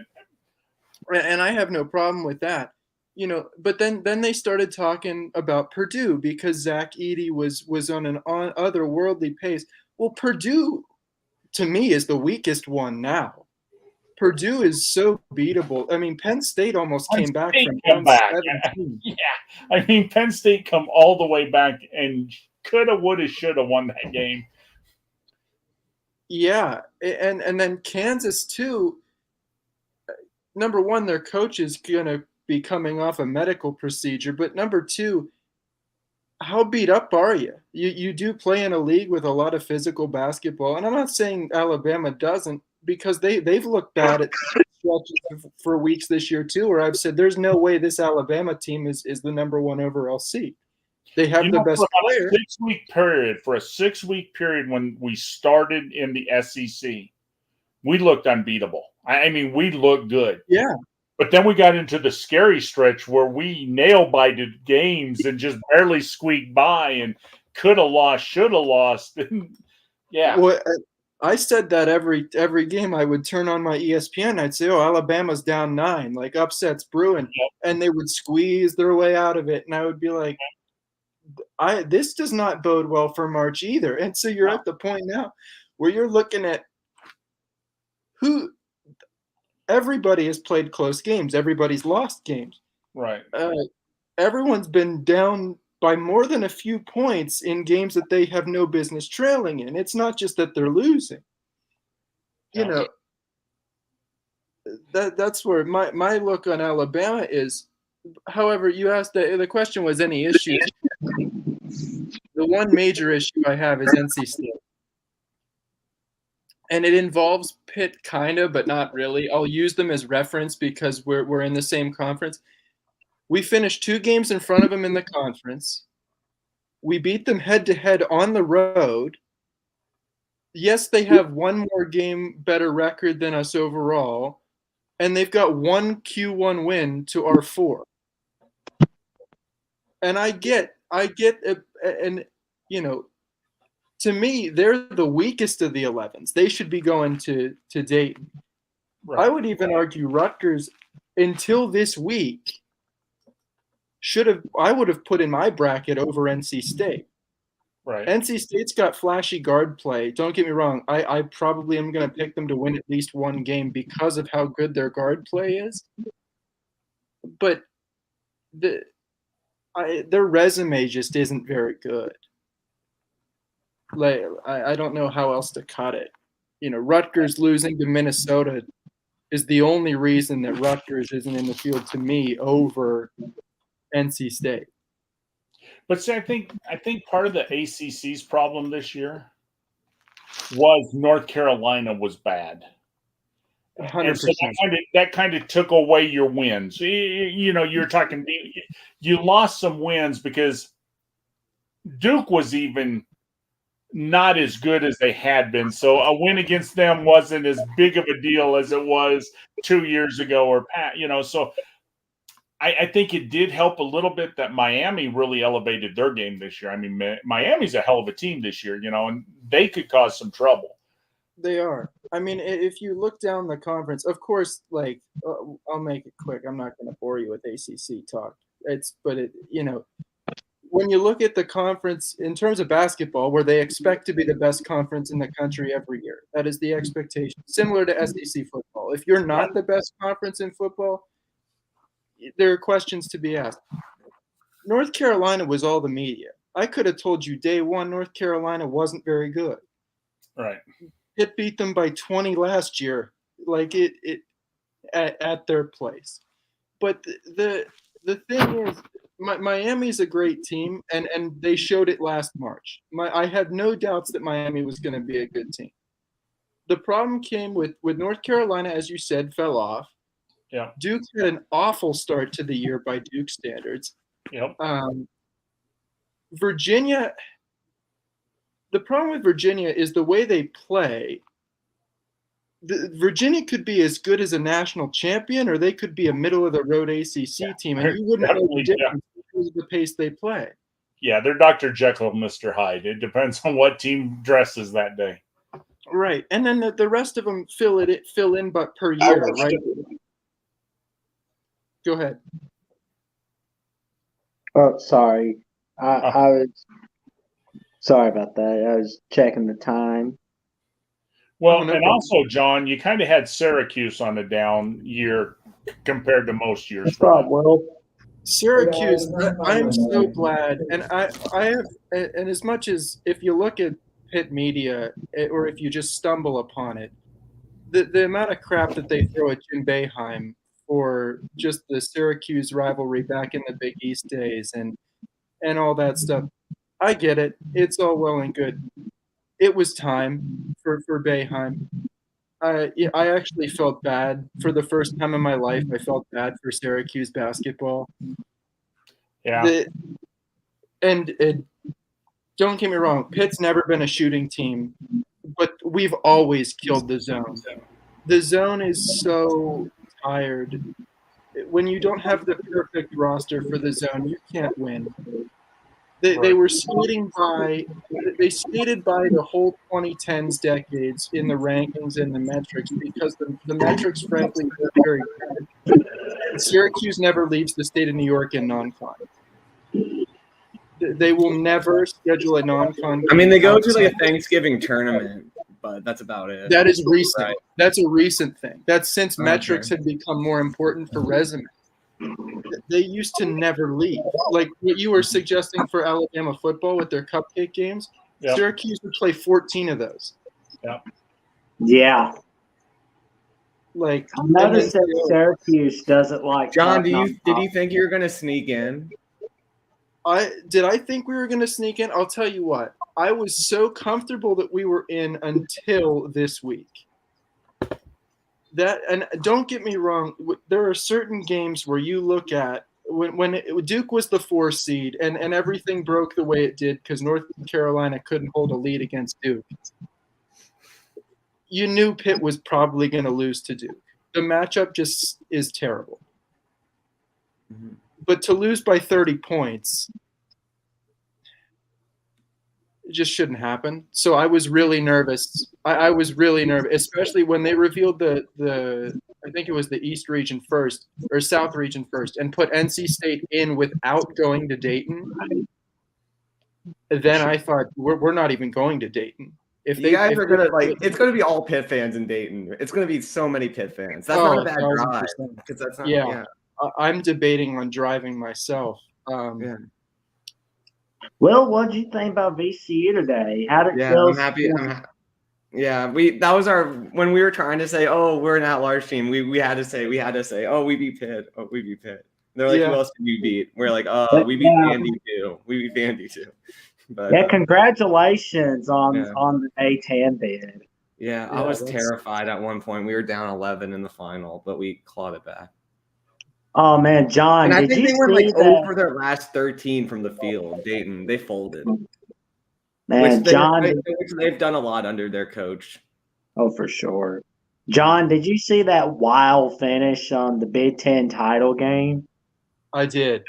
That's what we were just talking. Me and Todd guy were just saying. Every time the talking heads seem to anoint one team as the number one team in the country, they go through a spurt of games where you just shake your head and you say, "There's no way this team makes it through March Madness." Mm-hmm. Right. Like, Purdue, Zach Edey was so unstoppable at the beginning of the year, and they almost blew a 17-point lead with 10 minutes to go against Penn State. Man, This tournament, if someone has anywhere close to a decent bracket this year, I would be shocked. Yeah. Yeah. I don't even know if I'm going to have a good bracket this year, to tell you the truth. It's a toss up. You might as well. You got as good a chance as someone that does this for a living. Right. I wonder, though. Yeah. Yeah. Will, to your point, you said you talked about beating Pitt on your resume for an at-large team.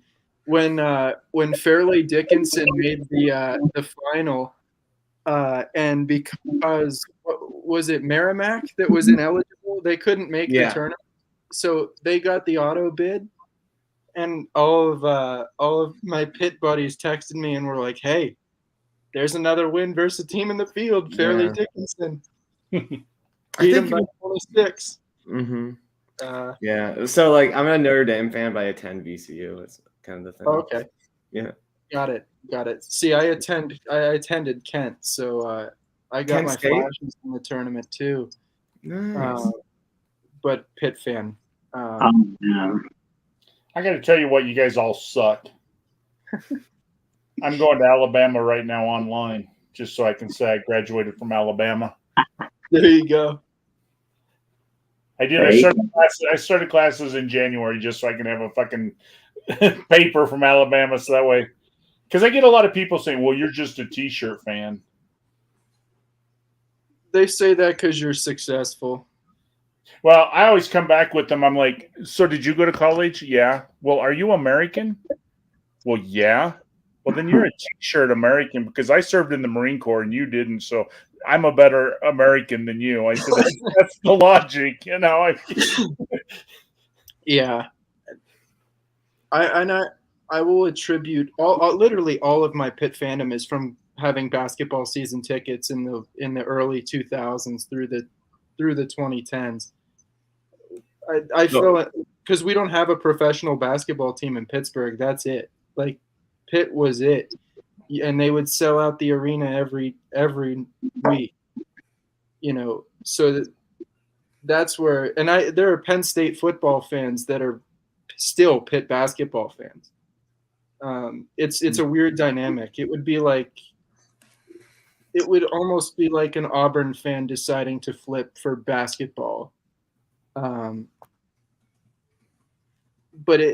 it was just that's why I'm a big Pitt fan. And then football, I'm a Jet fan because I grew up watching Darrelle Revis. Mm-hmm. Grew up in Pittsburgh, but Revis was the first big Pitt guy that I liked. So that's the story behind that. All right, Will. I just put $20 on VCU. Over St. Mary's. I did. That's the game because I've been sitting here looking. That's the number 12 seed that I think will beat the number because every year it seems like a number 12 beats a number 5. Mm-hmm. I think it'll be a good game. I don't know how they're going to do against their defense. St. Mary's played good. I mean, I hate it because St. Mary's played really good the other night. So they're a good team, but VCU's offense is really good too. Mm-hmm. If our offense turns on with because our defense is always going to be good, but if our offense can turn on for a big period of time, that's when we just pull away from teams. Yeah, I have. And the threes were just raining in at the end of the Dayton game. Yeah. Oh my God, I watched that. That was so fun to watch. Mm-hmm. Now let me ask you guys something. Mm-hmm. What do you think of number 5 Duke against number 12 Oral Roberts? Because I have that. That's a very sexy upset. That was my other massive problem with this year's committee. What are you doing? Yeah. You're telling me Duke, not saying that Duke, so Duke for most people was on the 6th line heading into this week. I think Duke did something awful by winning the ACC championship game. I think they would have been better off folding that game. If it meant you bumped up and had to play Oral Roberts instead of playing on the 6-11 line, there's not a team on the 11 line, including the team I cheer for, that I think is better than Oral Roberts. Yep. legitimately, I don't, and I think Oral Roberts got fleeced because Duke is the hottest team going right now. I shake my head at a few things that are to me were no brainers, and the rest of the bracket seems fine. I don't know what your thoughts are. But here's the problem, John, and I mean it's the same in football. It's the name Duke got him the bump up. I mean, Alabama gets a break because they're Alabama. You know, I mean, you give a break to a team, and I think that's what happened here. The name Duke meant we'll move them up one. You know, not because of what they did this year, but because of the past. And unfortunately, that's the problem when you have people doing the selection versus a computer doing the selection. People, we hold biases. We hold, you know, I mean, whether you mean to or not, this team is better than this team in your mind because they've been forever. And even though this year this team's a little better, historically, you know, and that's why if you use a computer, it would be interesting. I'd love it if they could do this. Let the computer do the 68 right now, and let's see how much different a computer using the same metrics that the humans are using. You know, let's don't change up the formula. But what does the computer tell you? Who's really number one? Who's really number 68? You know, is there a big difference? Here's my only counter to that. And I use this against Golden Blue Dude all the time because he and I we cheer for teams that are bitter rivals, and they beat us by 25 on our home floor. West Virginia fans at one point were 4-8 or 5-10 in their own conference, and I said this: I don't care how good your conference is. If you win 1/3 of your conference games, you have no business sniffing the NCAA tournament. And I say that, and then I added on, by the way, you say you're net top 20, which is that dumb metric that the NCAA committee threw at us and gave it a catchy basketball-related name. Our net, Pitt's net against Quad 1 is significantly higher than West Virginia's net against Quad 1. Well, I'm not saying that they wouldn't kill us again because, again, it's a game of matchups. They would torch us again. They're built to beat this Pitt team. But the eye test still says something, and in principle, I could not pick a team that is 5-10 in the conference into the NCAA tournament as an at-large. Now, just to change the subject a second, because you'll get a kick out of this, John. Because we were talking a couple weeks ago about all-time wins, you know, in West Virginia. We're 15th. Well, if you look, you know, Princeton had, they play FBS. They play FBS. So I did a little thing. I did the top 35 teams all time. Let's take out the FBS wins. Do you know where West Virginia ended up? They were 15th in all-time wins when you take out Princeton and them because they played FBS. Do you know where they are if you take out their FBS wins? I couldn't even guess. They're number 30. 30 all-time wins. They went from 774 wins all the way down to 450 wins. Ooh. That's more than I would have even thought. Pitt, just to give you, because you're on here, Pitt, you were 19th overall in the other. On this one, you fell down to 27th. You went from 758 wins to 527. Makes sense. Will, Notre Dame went from 4th with 938 wins. You fell down to 7th with 760. Michigan went from 1st to 3rd. Believe it or not, is Bama like second from like 3rd to 1st? We're tied for 2nd right now with Ohio State. We fell to 4th. Okay. Texas and Oklahoma moved up. Texas is number 1, then Oklahoma, Michigan, Bama, Nebraska, Ohio State, Notre Dame, USC. So the Blue Bloods were still the Blue Bloods, but It just Michigan went from 989 wins all the way down to 806 wins. So I used Winspedia and went through and took out because I'm like, well, if you're not going to count these teams because they play FBS, what happens if we take all the FBS games away from all the teams? Yeah. And I was making fun of Michigan in that, because they like to tease me. Well, Bama plays the cupcake game. Well, technically, you've played 64 more cupcakes than Alabama has. So that's almost 6 years of cupcakes that you played that Alabama didn't play. So, Can I just say something? Because I meant to say it as the first thing I said when I entered the show. Y'all were talking football.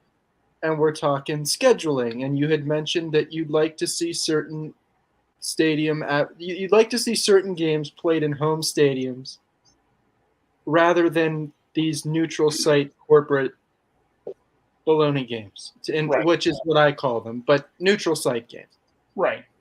I mean, there was a reason why we did it. We made good money, and we travel well. But I mean, honestly, I would rather get teams in Tuscaloosa. I want to go to the shoe. I want to go to the big house with Alabama, not just to go.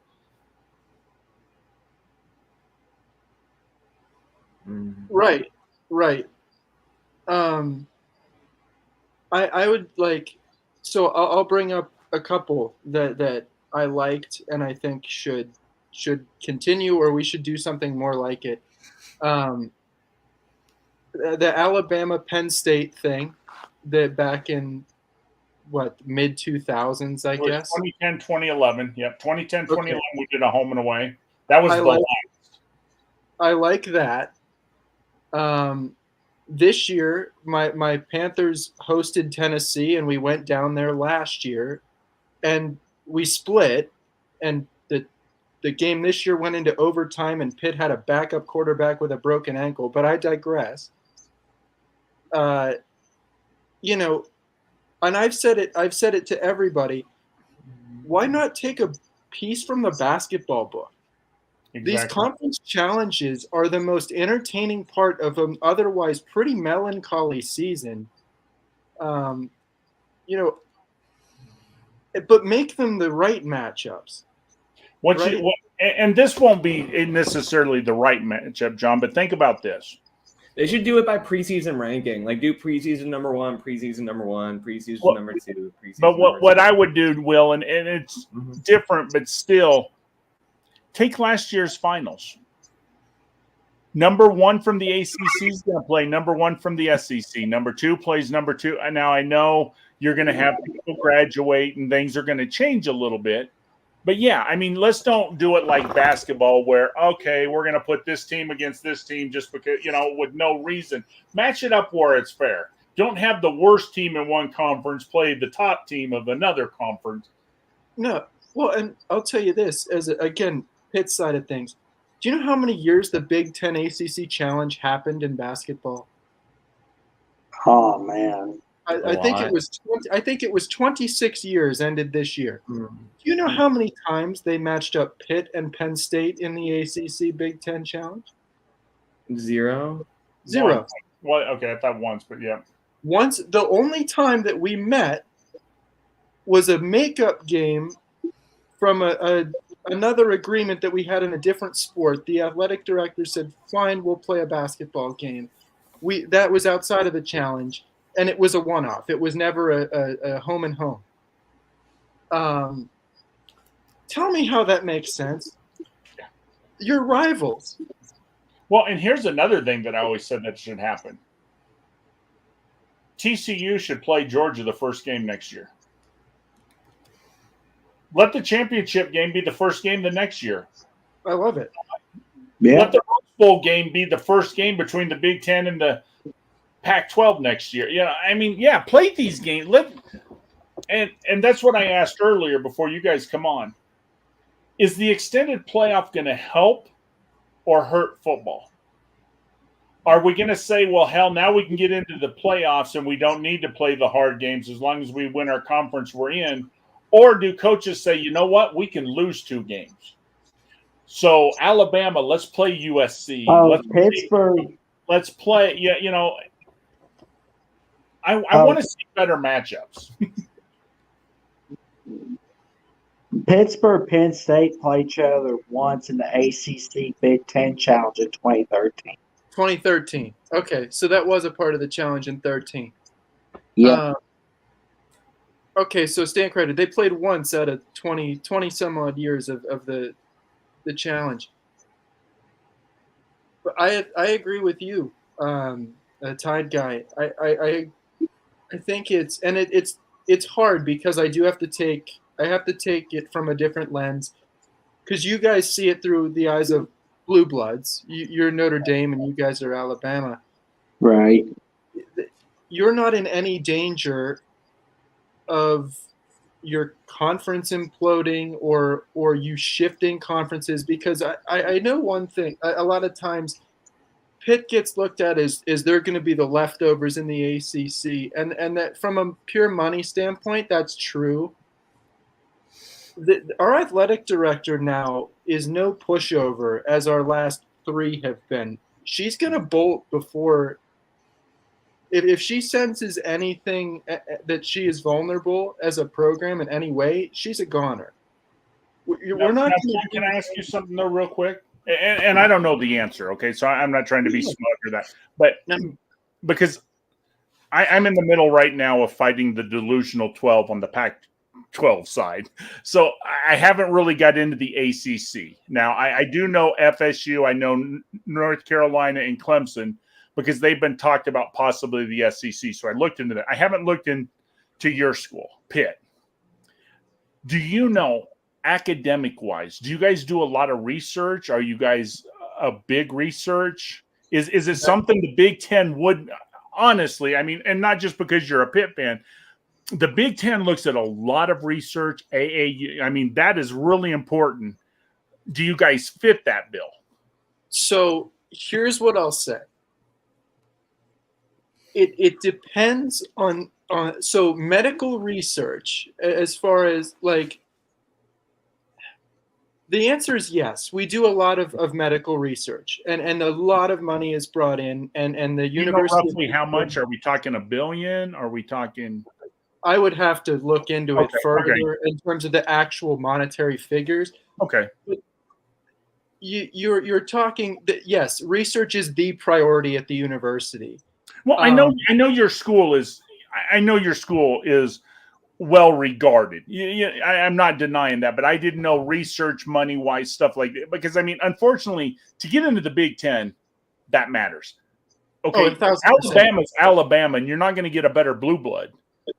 We don't fit in with the Big Ten academically, you know. Right.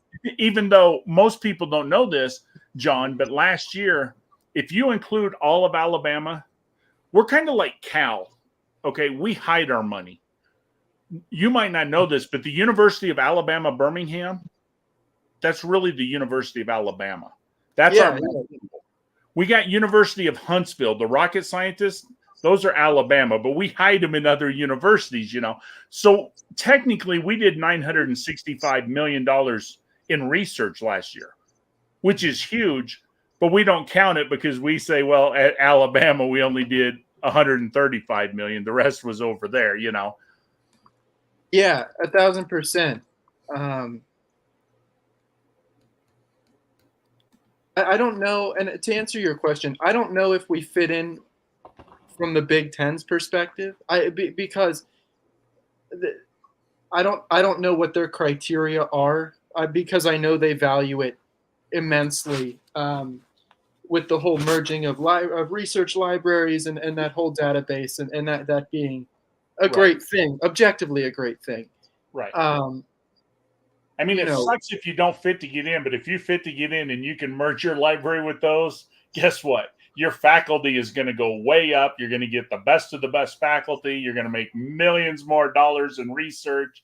Yeah, you know, and yeah. Well, and I'd have to look into where we sit in the ACC, because everybody points at Duke as being the cream of the crop in the ACC. and I get it. I get that they do a lot of research money. They're a very good academic institution. My gut tells me that Pitt is not that far behind, only because of the money that comes in from the medical center, the health network that is associated with the university, similar to Duke. My gut tells me they may be not far behind. Okay. Yeah, because I mean Duke,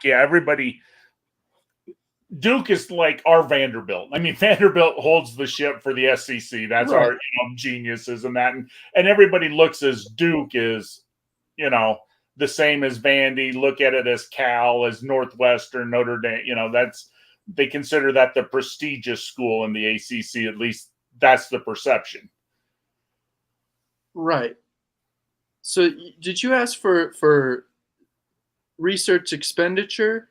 No. How much research money did you make last year?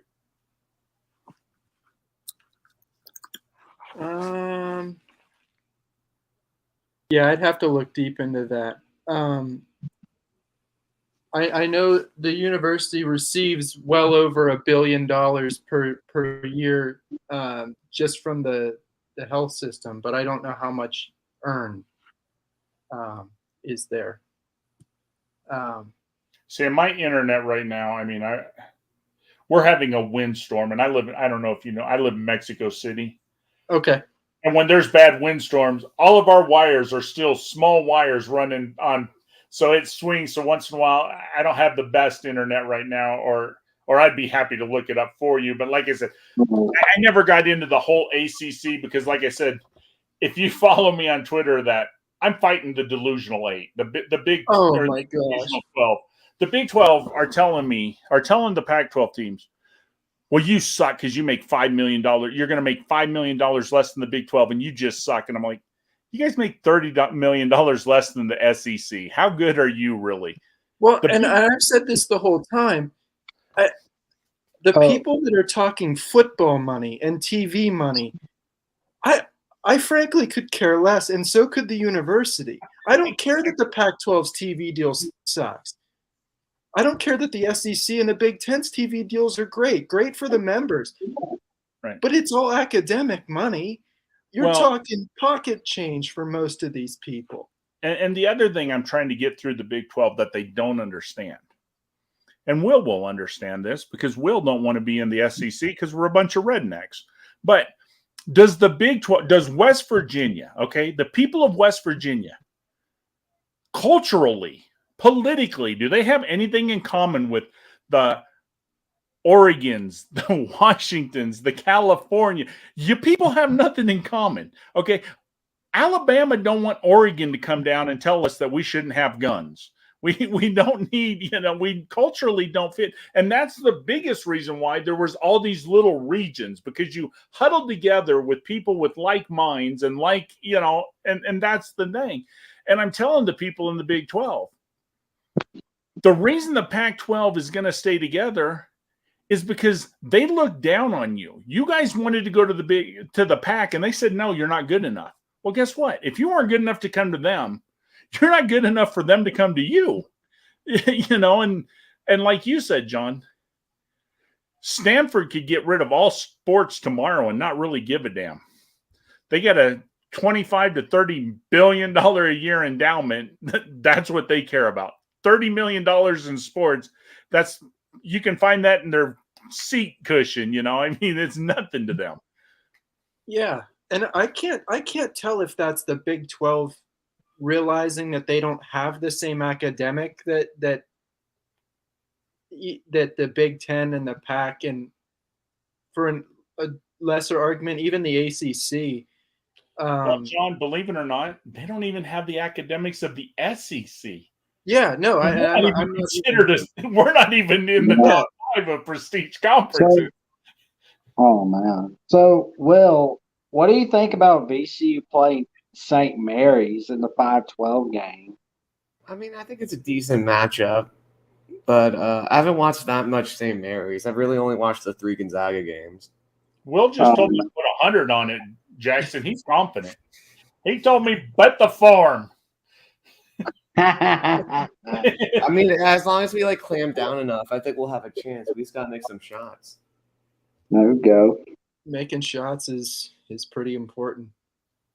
Oh man.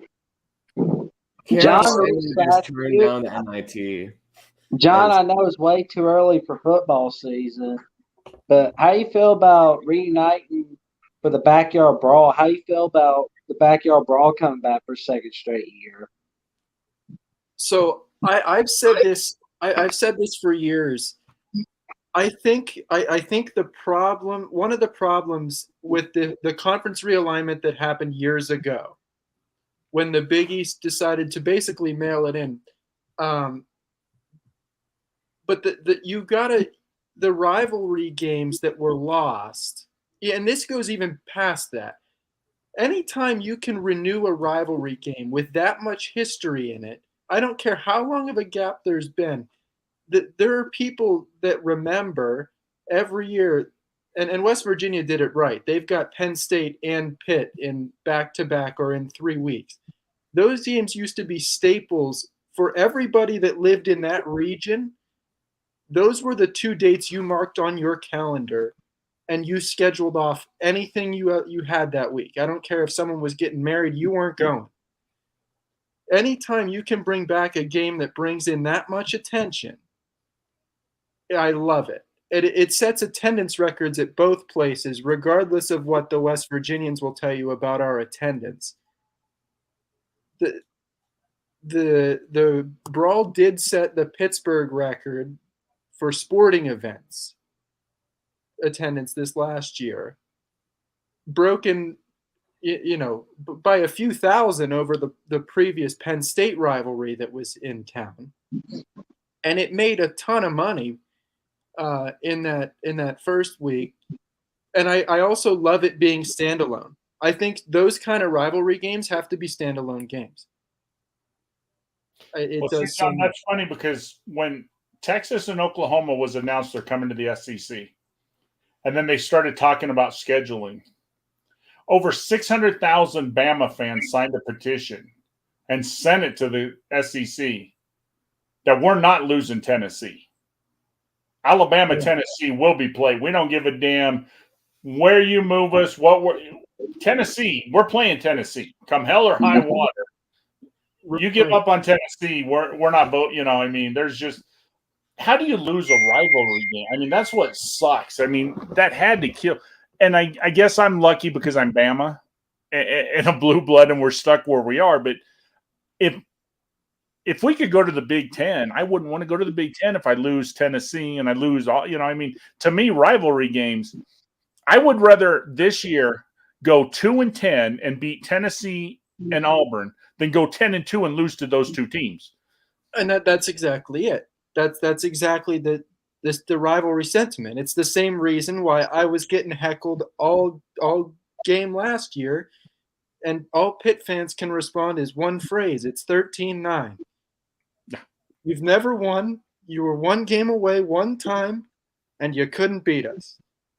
Yep. That's the thing. If Alabama in 25 years' time, if they decide to switch conferences or whatever happens, if everything implodes, I guarantee you those two athletic directors will be on the phone, and by come hell or high water, they'll reach an agreement.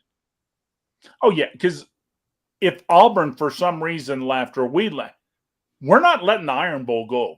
That's not Bedlam. Oh, no, we're not giving up. We're not giving up.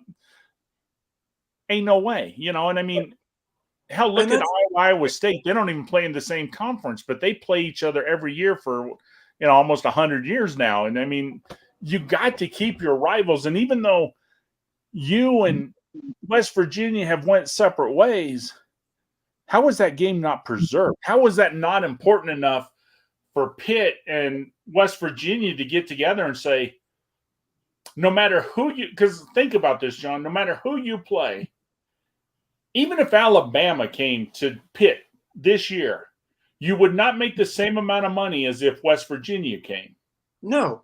And I mean, we travel well, and it's not that we don't travel, but you make more money when you play your rivals because people from West Virginia is going to go to Pitt, even if they're not going to the game. They're just going to go tailgating. They're, where. How does Pitt and how does West Virginia give up those millions of dollars that have been lost to the cities by not having that game? That was my argument from the start. Is I don't care what you feel about, is Pitt little brother to Penn State? Maybe. Money wise and football wise, maybe. Recently. But how does the city of Pittsburgh not step in and say, wait a minute? You're a land grant school in the middle of nowhere, and you've got a large alumni base that moved. A lot of them moved to our city. If you want, whatever, how do we not reach an agreement? Because your city makes so much money. The bars surrounding the city, it's the hotels, the bars, the restaurants.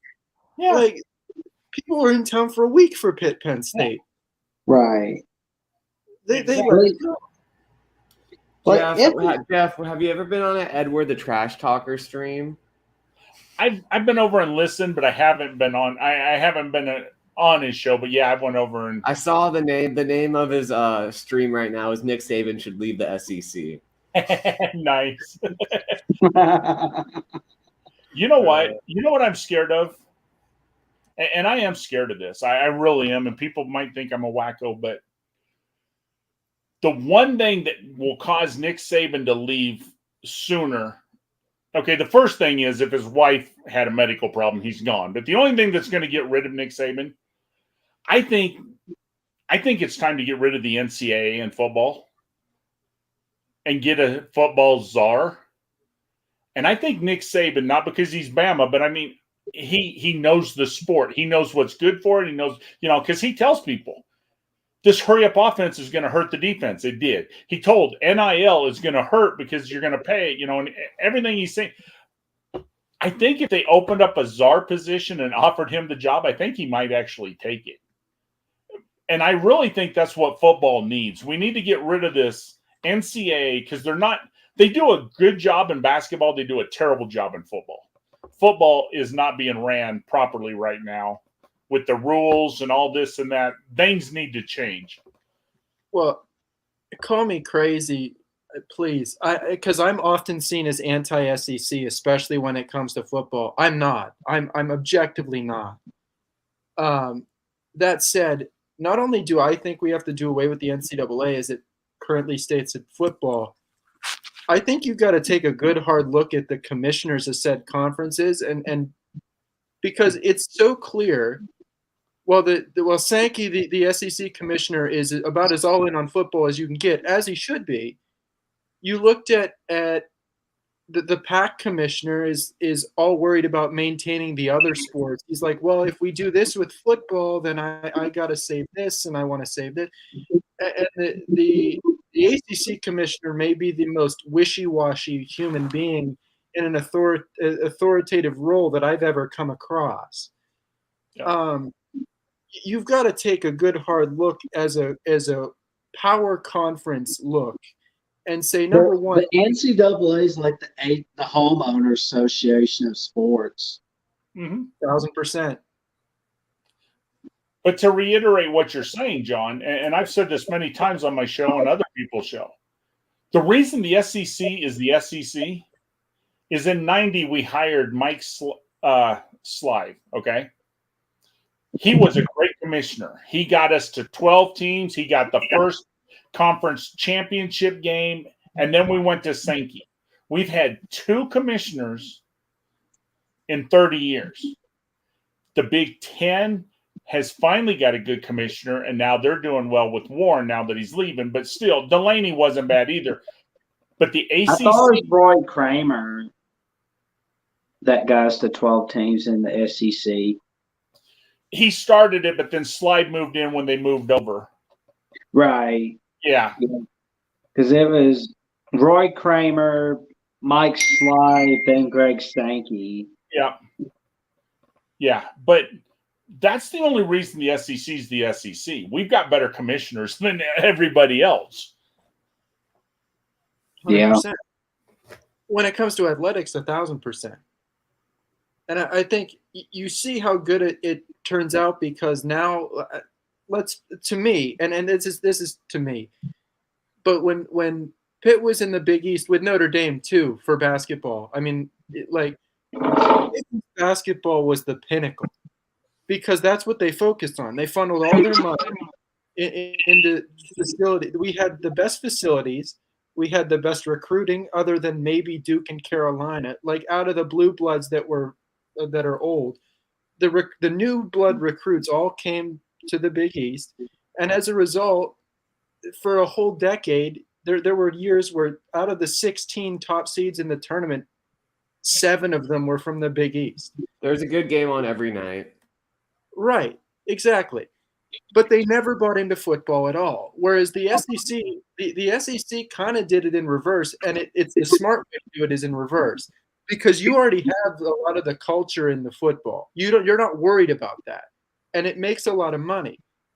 Well, it's no shock that all of a sudden Alabama is now better at basketball than they've ever been. They're finally getting the facility up to snuff. Yeah, COVID hurt us because inflation, we had the money for a new stadium, arena. It was getting built. But because of inflation, it rose the price $53 million. So we're getting the money, but we're getting a new stadium. But yeah, we did it the right way. We went with football, made all this money, and now we can spend on everything else. Where you guys were trying to do basketball using little or more amounts to do it. Yeah. Well, and don't get me wrong. I mean, like, and another random take I have I can give to you, but when it comes to basketball, number one, the only thing that the Big East benefited the member institutions outside of TV and national relevance, the Pitt Arena now is second to none, in my opinion, in terms of nationally. The arena is the facilities are unbelievable, and that comes from coaching, that comes from athletic directors, it comes from all of it. Right. When please, and as this is me telling you, and not that you have any control over it. Please, when you build that new arena, don't go any bigger than 13,000. I actually think it's only going to be like 11 or 10. That 10, is 5, 11. Yeah, I heard it's not. Yeah, we're at like 15 now, but we're looking at 10 to 11 is what they're looking at. It's not going to be huge. 15's too big. There's a reason. There is a reason why Duke is voted in the top 5 for best college basketball arena atmospheres. It's not because they're a worldwide brand. It's because the arena is small as hell. It's hot as Hades, and they're right on top of you. And it's louder than hell. I mean, because they're rocking.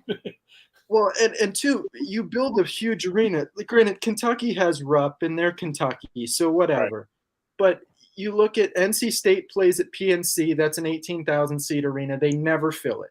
Penn State can fit 107,000 in that football stadium. They have an arena that seats 15,500. They maybe get 5,000 a game. They curtain off the whole upper bowl. You know, even the huge athletic brands, USC, they can't fill theirs. UCLA can't fill theirs. They're a number 2 seed in this year's tournament. They can't fill the arena. There is a part of college athletics, especially basketball. The better you make the atmosphere, the better your program becomes at home, which in turn leads – you cannot lose games at home in college basketball. Right. It kills you. Yep. There's a reason Texas went 10,000 something in their brand new arena. They're Texas. They're huge. Yep. Ohio State is the other one. They play in a 20,000 seat arena that they never fill. Right.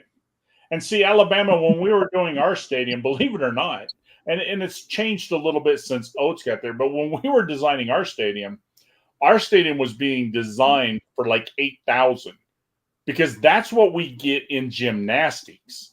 We were better known for gymnastics than we were for basketball for years, you know, and it's like our gymnastics sell out more than our basketball team for many years. And, you know, that's what we were really building a stadium for. And then we got Nate Oates and it's like, okay, yeah, we got a basketball team now and let's do it. Yeah. Well, and Nate Oates, by the way, great guy. He coached at Buffalo when I was enrolled at Kent, so I'd see him twice a year. Oh yeah, no, he's a hell of a guy. But I said this and I have a bunch of Penn State friends that argue, oh well, the big arena sells out for wrestling matches. I said, yeah, but you're the only school in the country that would bring 16,000 people in to watch a wrestling match. And how much money does wrestling make you? Well, three. Iowa University. Iowa. I lived in Iowa. I went to a lot of championships. Yeah. I love wrestling. Iowa, Penn State, and Oklahoma State. Those are the three teams that can sell out, Madison Square Garden for wrestling, and I mean, right. But yeah, when you look at anywhere else in the country and getting 3,000, if 3,000 people used to show up at Iowa State for wrestling, that was a loud crowd, because I mean, most schools don't care about wrestling. Well, it's like, where are they playing? They're playing the Wisconsin-Nebraska volleyball next year. Women's volleyball is getting played at where do they play football? My God, the name's escaping me. Wisconsin. Oh, God damn it! Now it's escaped me.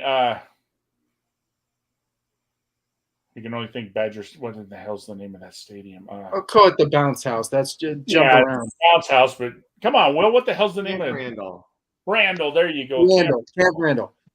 They're going to try and play women's volleyball in front of 89,000 people. Guess what? Those are the only two schools that would bring in 90,000 people to watch a volleyball match. And I love women's volleyball. It's so entertaining. You want to hear something funny, John? I'm an old guy, so I think it was either 1987 or 1988. I went to the Big 8 Wrestling Championship. It was in Ames, Iowa. It wasn't even at Hilton Coliseum. It was at their Armory. There were 700 of us there to watch the Big 8 champion wrestling. I mean, that's how important the championship was, and it's like. Well, and again, like I said, it takes nothing away from those athletes, and I mean no disrespect when I say it. They work just as hard. They should get respect, at least from their peers. That's how I look at it. If your university peers aren't showing up to games when you're competitive, you have a problem, a culture problem. But as it goes back to basketball, it's the second biggest sport in college athletics, and the facility. And think about it. It's the second biggest, right? But even at a lower, okay, let's don't go to the big house. Let's don't go let's don't do the 100,000 stadiums. But let's go to Iowa State. Iowa State's football holds 60,000. So a good basketball program is only going to fill 1/6 of that stadium. In basketball, like well, let's don't say Duke. Duke holds less than 1/6 of that. Yeah. So, you look at how much drop off the money is. 1,000%. And that's why I don't think the Big 12 truly understand. Oh, there's going to be big money in basketball. There's not going to be ever big money in basketball, people. I'm sorry to say this. Is there a little bit more money than what's being thrown around now? Sure. I'm not going to deny that. But you're not going to shrink the gap from 30 million to 15 million. I mean, you're going to lucky if you gain another 2 to 3 million per team, honestly. Well, and let me piggyback that for a second. There was money in there was big money in basketball. They tried that. The old Big East did that because guess what? They had compiled Pitt, West Virginia, Syracuse, Georgetown, St. John's. They did. That was the Big 12 is not going to make big basketball money because Kansas is the only giant brand with history there. Yeah. Houston had history a long time ago, but Houston doesn't have the rabid rivalry with any of those schools anymore. I'm sorry. And BYU, Cincinnati, and UCF ain't moving the basketball needle. No, the only thing that would have moved the basketball needle ever, in my mind, at least in recent memory, is if you could lure Duke and Carolina into that old Big East, because then you would have had like six diehard rivals that literally it would be like 6 Iron Bowls of basketball in the Right. same conference. But think of this Big too, though, 12 John, because the Big 12 now, their big thing is, well, we'll get Gonzaga and possibly Villanova. Here's my problem with that. Gonzaga is one great coach. What happens when he's gone? What happens when Villanova loses their coach? Because you know what? I remember Villanova being awesome in the 80s. And I remember them falling on their face for a long time until they got another coach. There's dead period between coaches. And just because Gonzaga is great right now, were they great before this coach? No. Are they going to be great the next coach? No. And if you're going to bring Gonzaga in and pay him peanuts, then that means they're not going to be able to hire a much better coach. So you're going to have to pay him something, and I don't believe just bringing a basketball team in because they're relevant today don't mean look at Nebraska. The Big Ten brought in Nebraska because they're relevant. Well, hell, they ain't been relevant in football in 20 years. When's the last time they ever, most teams in college today have no idea that Nebraska is a blue blood actually, was winning year in and year out. Right. And I'll even concede Gonzaga to a point. All right, they're relevant. But again, who brings the juice? Other than them being Gonzaga, what brings the juice in them in that conference? They have no, St. Mary's Gonzaga. There's a reason the only 3 games that Will has seen of Gonzaga are the St. Mary's Gonzaga games, because that is the only game in that conference that brings any juice. Right. If you take them to the Big 12, other than maybe the little numbers next to their name occasionally, what juice does Gonzaga bring to the Big 12? And think about Gonzaga. They can go and beat you. But can they beat you after they play North Carolina, Duke? Can they play back to, kind of like in football? Navy can compete with Notre Dame because they play them once. They didn't get beat up 5 games by other Power 5 schools to get there, and let's be honest, even playing in the SEC is a lot different than playing in the old Big East or the ACC or even the Big,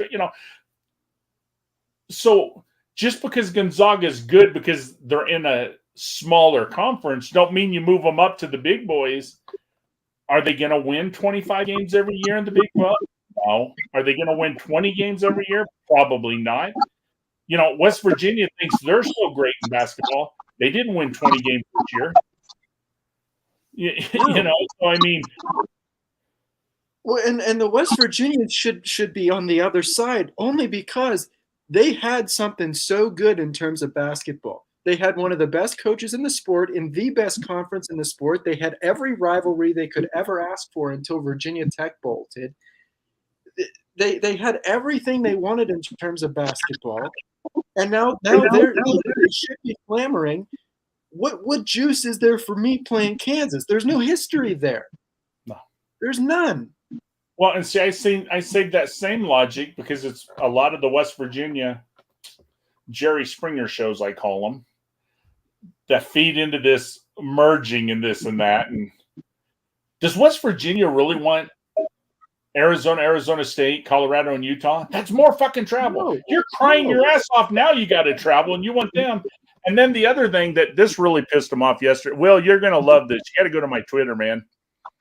The Big 12 is so stupid academically, they think they're getting the 4 corner states. Well, the problem is the 4 corners is Utah, Colorado, Arizona, and New Mexico. When was the last time you heard them taking New Mexico? So they're only taking 3/4 of the 4 corners. So if they do get them, they're going to call their new name the Big 12 3/4 because it's not the 4 corners. Ain't nobody smart enough to know you're only getting 3 of the 4 corners. It's like, come on, people. Yeah, they're just – it just doesn't – and it's the same people that will tell you the ACC is doomed because that Florida State's just going to pay $140 million and they're going to be able to bolt like nothing, and because they've got a team of lawyers that of course their AD is going to come out and say we're exploring options. Because what else? He has to say that. He's not going to say we have no chance. But he's saying that hoping that you guys will blink. It's a bluff. He's playing poker. He don't have the cards. but he don't think he don't have the cards. So he's hoping that the other think that he is holding cards and that he's going to get more money. So, I mean, he's really not losing anything by saying that, but he's making Boston College, Wake Forest, and them think, oh, man, maybe we should give him a little bit more money to keep him. Right. But those same people that say the Big 12 is going to get the four corners are actually already saying that they have the three of the four corner schools. Yeah. They're saying, oh, it's only a matter of time before everyone buys out of this agreement. Have you read into how big these figures are? And even if they do pay them, what entails? Yeah, Florida State could pay $368 million tomorrow and technically not be a member of the ACC. However, guess who gets every dollar of every game that they play until 2036? The ACC. Yes. So guess what? We're going to laugh all the way to the bank for the next 15 years. Well, and Will, I'd like your take on this, and John, yours too. Jackson was here for most of the conversation, but John, you might know, I've been on shows and talking numbers and this and that, but we went through the numbers again. And honest to God, if there's going to be more moves in 7 years, these are the only moves that really make sense. And we've done the numbers otherwise and this and that. The most that's going to happen is 4 teams are going to leave. Okay? And the 4 teams that are going to leave is, I truly believe Clemson and Florida State will come to the SEC. I think that's going to happen. Now, the other 2, I believe, is going to be Notre Dame. And then is Notre Dame going to want Stanford with them? And if Notre Dame says we want Stanford, then it's Stanford. But if Notre Dame don't balk, then the Big Ten wants Miami. Because they already have California, they need Miami. I think the ACC only has to worry about 3 teams leaving. And if you guys lost Clemson, Florida State, and Miami, it would suck. I'm not going to deny that. But the ACC survives. You guys have enough teams, especially basketball-wise, where you guys still got the great basketball. But Pitt can come back up. North Carolina has been playing good the last few years. Wake Forest has shown a little. I don't see the ACC, the Big Ten and the SEC financially does not make sense to go past 18 teams. You cannot show me another team after those 18. And honestly, if we take Florida State and Clemson, we kind of lose a little bit. Only the Big Ten comes out. Notre Dame is the moneymaker. And they're going to lose a little bit if you take either Stanford or Miami. Believe it or not, you lose a little bit of – you make it up in academics, but you lose a little on the football side. But honestly, we did the numbers. It makes no sense for the SEC to take North Carolina. They're not going to bring enough eyes. They're not going to bring enough. They're not going to help us. Virginia certainly is not going to help us. That was my biggest head scratcher. North Carolina, and the other thing is you can do the numbers too. But all of these states, in the ACC in particular, all of the states that have multiple schools in that conference, for North Carolina to leave, both Duke and NC State and Wake Forest, all of those teams have clauses and agreements. The landing spot for those schools has to be solidified, and money must be given to those schools by the member that is leaving before discussions can even start. Right. Same thing So what happens about with Virginia Tech. They're not moving. right? It's not happening. But like I said, we went over academic numbers. Some of it makes sense, but when you look at academics, what you would gain versus TV revenue and this, those right now are the only, we'll call them 4.5 teams, because either Stanford or Miami, one of those two. But this also all comes down to Notre Dame, because honestly, the SEC, we're kind of in a Cold War situation. We got the Big Ten against the SEC, and who's going to blink first? Well, the SEC don't want to blink, because if we bring Clemson and Florida State, it's going to cost us money, and we don't want to lose money. Right. Big Ten don't want to do nothing unless Notre Dame comes. So Notre Dame right now really holds all the cards. The minute Notre Dame says we're joining the conference, then something's going to happen, because everybody knows the SEC is not going to let the Big Ten get to 17 or 18 members and us stay at 16. Right. But financially, like I'm telling the guys from the delusional 12, show me financially where the Big 12 takes 2 teams for basketball only and 4 teams for. Where's your money coming from? ESPN ain't going to pony it up. There's already been talks, and the talks have been going, whether people want to admit it or not. It's already leaked out. There are talks right now. ESPN and Fox are not going to put much money in the ACC, the Pac-12, or the Big 12 next time the money is up, because they got all the teams they want right now, unfortunately, in the Big 10 and the Big 12, in the SEC. And so money is going to be a little bit wider the next go around. And so if you keep diluting your brands, the Big 12, if you go to 16, that's just 4 more mouths to feed, and there's not 4 more mouths worth of money. Yeah, and I've said this the whole time. People keep saying that the ACC has such a terrible TV deal. I would argue the exact opposite. I think security right now is the best thing you can possibly have.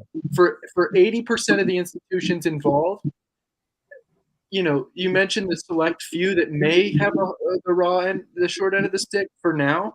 Right. But security is huge, because guess what? Maybe Clemson competes in the SEC. I don't see Florida State. They'll compete money-wise because their fan base. Guess what? If you start playing that schedule and losing a bunch of football games, who's having fun, number one? And number two, security is a good thing. Being locked up to 2036 isn't a bad thing. And that's the problem with your contract, John, and this is what I'm trying to get.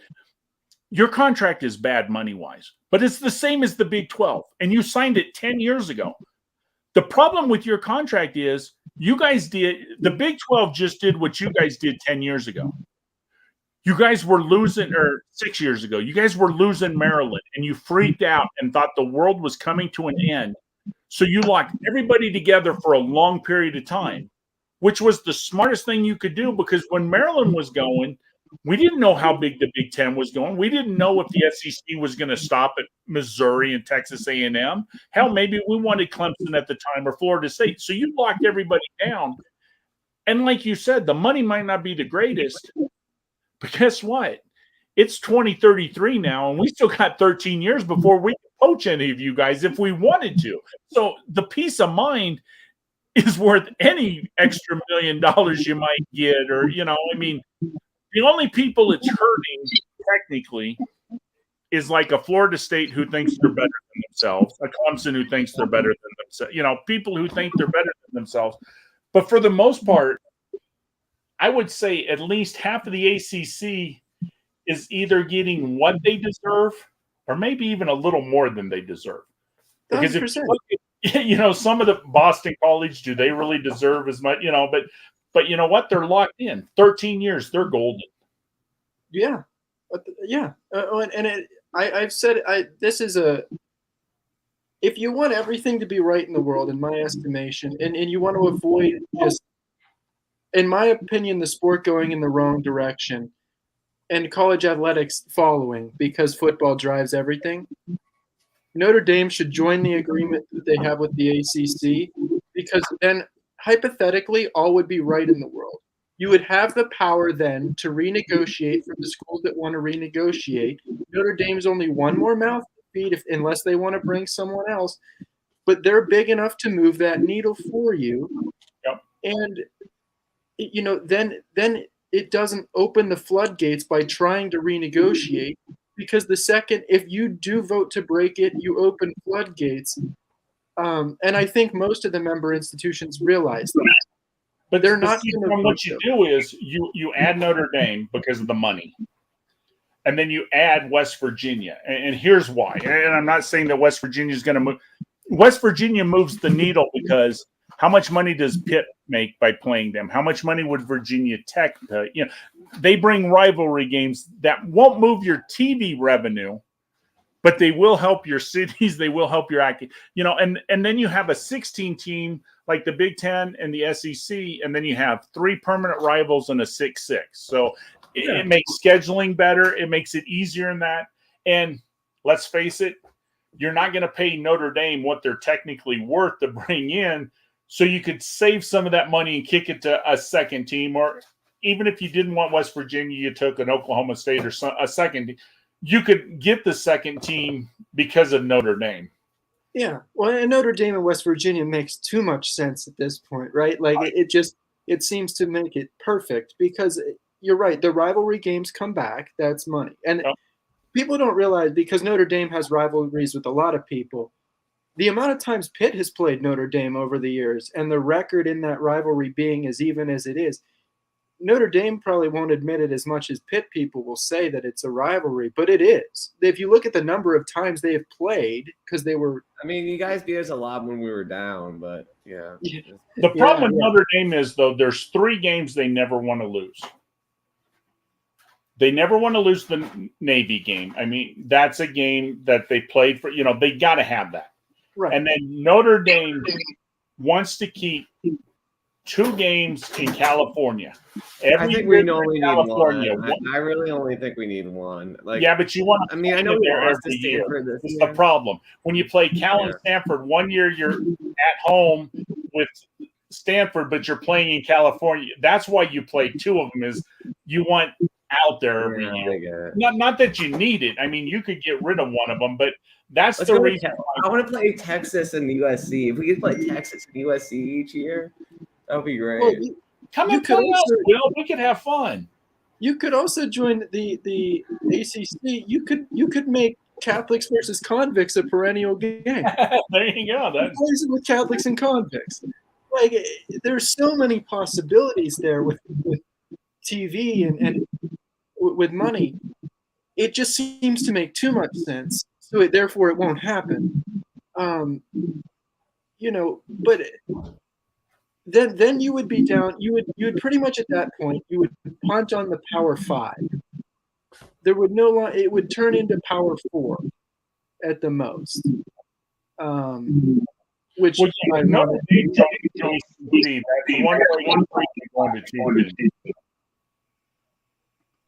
Or 2 conferences. If Notre Dame went to the ACC, that would guarantee a 3rd super conference. Because you couldn't say Notre Dame, Miami, Clemson, all those teams isn't maybe not exactly on par, but it's got to be close to the SEC and the Big Ten. Especially Big Ten. I mean, let's be honest. And I got one person arguing with me on this, and I don't understand it. The difference between the Big Ten and the SEC is simple. The Big Ten owns the markets. All the big markets, the Big Ten owns. Academics, the Big Ten owns. The SEC, we own the product. We got a better football product. We got better recruits than what the Big Ten has. And that's why we're, I think, better than them, but we're on par with them and a little bit less in money because they own the markets. I mean, if we would have got USC and UCLA and had that market, and we had somebody up in New York and had the market, we would be making a lot more money. We don't make much money because we're a bunch of small states and, no big, huge markets. And I have one guy arguing with me, well, what product does the SEC have? And I'm like, dude, we won 14 championships in 20 years. How do you not see that we have the product? I mean, you have competition through the league. But if you throw Notre Dame in with the ACC, then more recruits, because you guys are in the same footprint, or 90% of your footprint is the same as the SEC.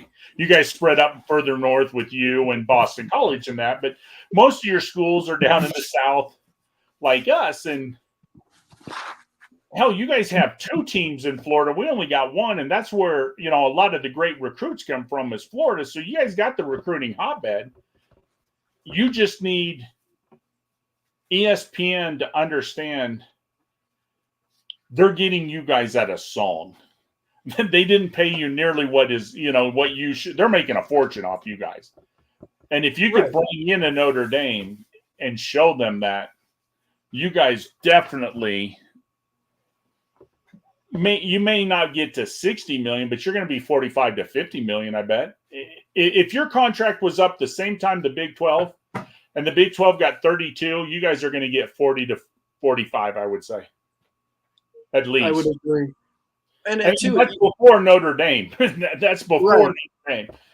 I mean, you bring in Notre Dame, and we'll say West Virginia is the tag along team for this example. Now you're in part of the SEC market now, as you said, but you also now are firmly in Big Ten country too. You're right in that Midwest. I mean, Syracuse is upstate New York, Pitt is Western PA, and a lot of Northeast Ohio too. You've got Boston College over on that side, and now Notre Dame and Indiana. I mean, you could see a scenario where if it is Power 3 really, or 3.5, yes, the SEC and the Big Ten probably consistently have a better average product per week, but there could be a scenario where any given year where the ACC with Notre Dame and West Virginia just happens to have 2 or 3 teams that are elite. Right. Well, and look in the last 10 years, the ACC's had Florida State win. They've had Clemson win too. So you've won 3 out of the last, So you guys got product too. Unfortunately, right now, what hurts the ACC is everybody kind of dropped off at the same time. Clemson's football's went down. Florida State's went down. But now you're running into the basketball side where Duke and North Carolina is kind of down. And the problem with basketball I see with you guys is I don't know exactly what year it was. Basketball used to be big up in the North. You guys used to get a lot of talent out of New York, a lot of kids. That was the 08-09. Well, from 03-04 for us specifically. 03-04 through 13-14 because we no longer played the Big East tournament in the Garden. Right. We left the conference. But the problem is a lot of the high school great basketball players are now relocating and going to going to these professional high school recruiting places that get the football players and the basketball players. And that's what's hurting a lot of the Northeast is these kids used to graduate out of New York and want to play around home. Well, now they're getting sent down south in high school playing with these other guys, and they're spreading the talent out a lot more than what it used to because most of the talent used to stay in the Big East, and then you'd lose a few to Duke, North Carolina, Indiana, the Blue Bloods. But besides the Blue Bloods, the Big East had the first pick of all the talent, kind of like the SEC now in football. We kind of get the first hit and people get out, but that's what's kind of hurting in basketball right now. Too many players are leaving the North to go down south to finish high school and not feeling the loyalty that they used to have. Yeah, 100%. And I also think too, like there is something to be said when you talk product. There's a lot of ACC talent that goes into the league, like individual talent. Oh yeah, but there's not a whole lot of team talent throughout the league. It's been a very top-loaded league, or the down years for the top teams. We'll call it a middle-loaded, where the bad teams are still bad. There's no elite team, but the middle of the league just has enough talent to just pummel each other, right? Right. Where the SEC has kind of always been the opposite, where the bottom of the league isn't bad. The middle of the league still pummels each other, but the top of the league just comes out of that scrum on top. And what also helps, though, is we have LSU, who's good every 4 or 5 years. Yeah. We got Florida, who cycles in and out. Auburn cycles in. So it's everybody says it's Georgia and Alabama, which is true. It's mainly us. But we do have the Floridas who pop in, the LSUs, the Auburns, who can pop in. And the other problem with the ACC is Miami is doing you guys no favors. Their football has been so atrocious the last, since they come down there that, if they would even be halfway relevant, it would make better wins for Clemson and Florida State and you guys, whoever beats, but now I mean, come on, they lost to Texas A&M this year. I mean, Miami has not been Miami for a while. No, The swag is not there. that's the running gag for the whole conference is, oh, Miami's back this year. That's our version of Texas is back. Texas got back before Miami got back. Yeah. No one ever thought we'd be saying that. But well, because honestly, has Miami been down almost as long as Nebraska? Because I think Miami fell in 2003? Yeah.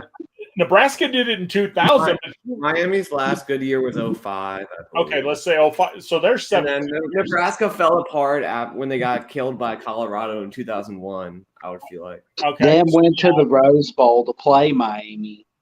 Well, yeah, and then they got killed again. Well, Tech's been good.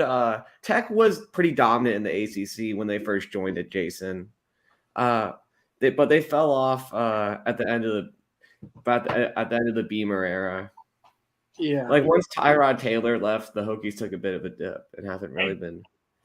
Jason or Gumby, anybody out there? If you guys want to come in, I put in the link again. You guys want to? I feel like they've definitely been better than Miami since they joined the ACC. Well, and I'll throw one more jab in here because I can as a Pitt fan. The one year where they were really on their high horse, Miami's back was in 17. They lost the Peter meme. They lost the Peter meme. No, it was Kenny Pickett. It was his first game. His first collegiate start as a true freshman. He walked in by 28 points. And then we let him score some fluky onside kick touchdown BS at the end of the game. I think that was the year Miami was having the little championship. Every time they made a turnover, they had the turnover chain. That was the first year of the turnover chain. Yeah, they were. I love the year we played Miami on national TV and the turnover chain got repoed. They had to get the turnover chain back because it was overturned. That was the year directly following that. They had collapsed the year before, and then the media said, "Oh, I got this great idea. Since Miami is so back, we're going to put them on week 0 against Alabama. Yeah, and we're going to rank them top 10 in the country so it looks sexy." Now, that's the other thing, John. I would love for football to start doing rankings after week 2. I hate preseason. And it favors me. Don't get me wrong, because Alabama's always 1, 2, or 3. So, I mean, it's not because my team, we get more credit than we should. But these preseason polls, I mean, come on. When you put Texas A&M as 6th last year and they lose to App State, come on. And like you said in basketball, we moved North Carolina to number 1 and look at what they ended up being. You don't know preseason what these teams are going to do. No clue. They had Pitt at 17 going into last year. We lost the NFL quarterback and the best receiver in college football transferred out. Yeah. 17. I'm convinced. I'm convinced they only ranked us because they knew we played a Power 5 opponent in a standalone game on week 0 on a Thursday. Oh yeah, no, and people rank Alabama's next opponent to help us get more points. I mean, I understand it. It is what it is. Alabama's playing Mississippi State this week. Okay, they got to be ranked in the top 20 then somehow. So Alabama gets another top 20 win, and yeah, I hate the ranking system because preseason, you don't know what these teams are going to be. You have no clue. And I'll tell you what, it's worse in basketball because in basketball, the coaches get to make their own schedules, but versus non-con. So we had Jamie Dixon at TCU, who was at Pitt for 9 years. And there are others too. Bill Self does this too in the Big 12. They schedule, they know the formula to make their metrics look really good. Not necessarily saying they're going to play better teams, but they're going to play analytically good teams that aren't actually very good, and they're going to beat them down bad. Yep. So the metrics are when you let that happen, that's why the basketball top 25 may as well just be a crumpled up piece of paper in the trash. Yep. At least football, you schedule non-con in football too, but it's a little bit different than how the basketball coaches manipulate. Right. And the nice thing with football is the regular season, we'll call it, the conference, that weeds out the wannabes, and and so I mean you kind of know right away, because in football, 1 loss, 2 losses, it kills you. I mean, it hurt, and so you understand it. Where like basketball, you can take 7, 8, 9 losses, and it's not that big of a deal. Still be a top 16.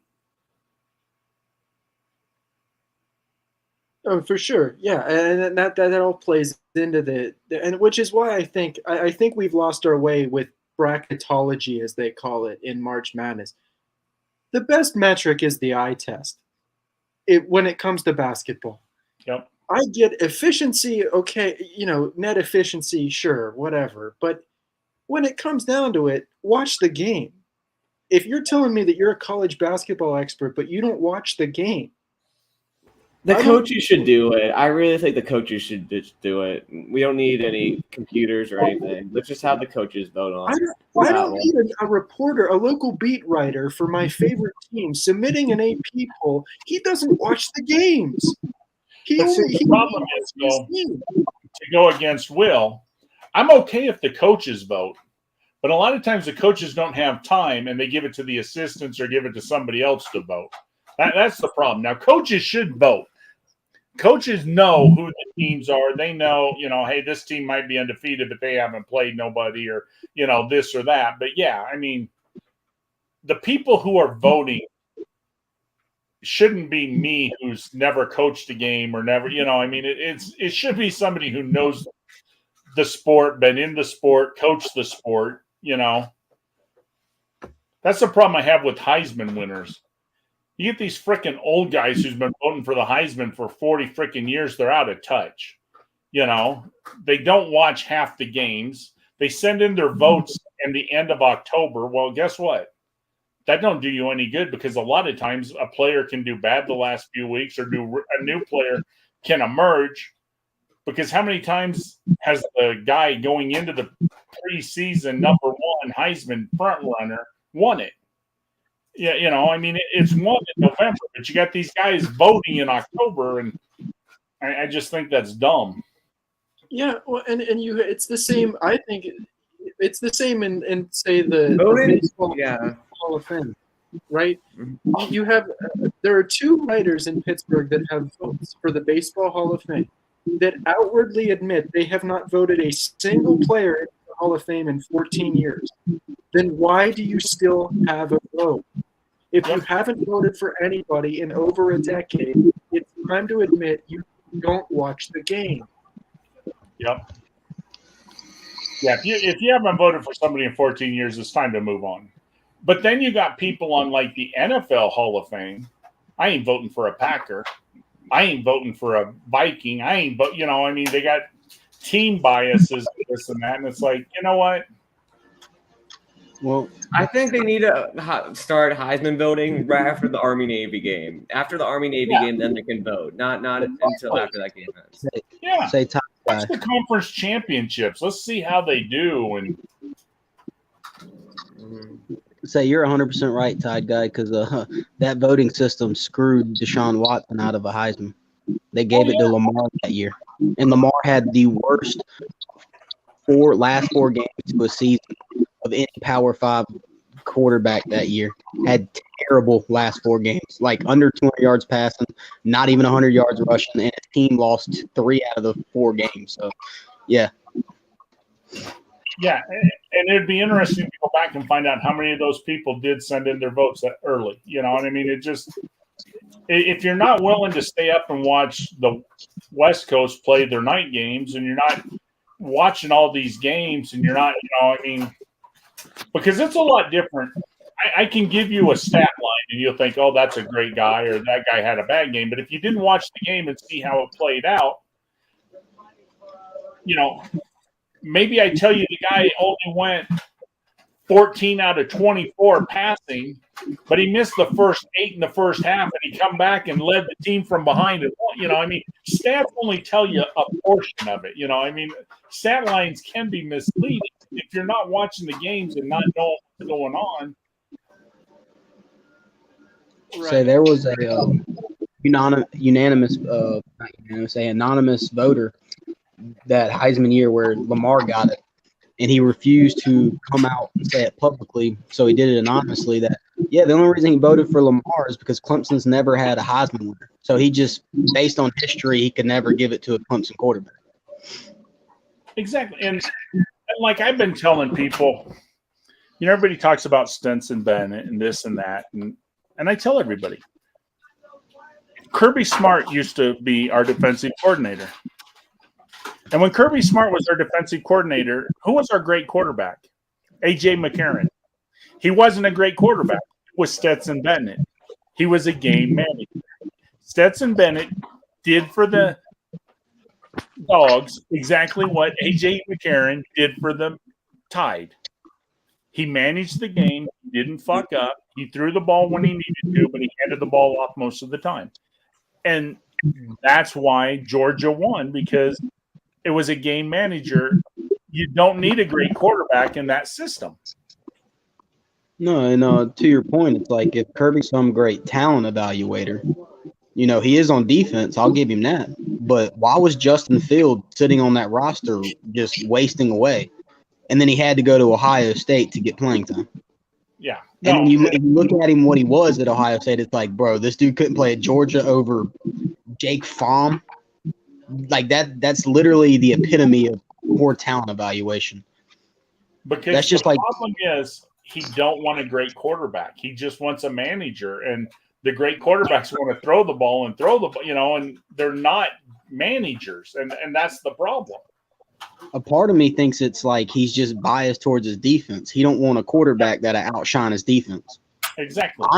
Honestly, that's kind of what it seems like. It seems like he's like, dude, if I got this elite talent on offense, and people are going to be like, yo, look at Georgia's offense. What happened to that defense? Instead, he likes the narrative to be, man, look at that Georgia defense. Holy crap, it's carrying them. Kirby is such a great head coach because that's what his forte is. It's defense. But you know what's going to hurt Kirby? If you had a 4 or 5 star quarterback kid right now, do you want him to go to Georgia? No, you know the funny thing is, top team right now, and I mean I'll say it as a Bama fan. They got the top team right now. I would let my defensive kid go to Georgia all day long, but my quarterback kid ain't going to Georgia. Kirby Smart do him no favors. The funny thing about that is, do you know who their offensive coordinator is right now? They just got a new one. Mike Bobo. Do you know what he told Deshaun Watson coming out of high school? That he would never be good enough to ever play quarterback at the University of Georgia. He would never be good enough to ever step foot and put on a Georgia uniform. That quarterback went on to play in 2 national championships and win one. Yeah. Yeah, that's exactly why I'm like, why would you hire Mike Bobo to be your OC? Georgia? They're friends.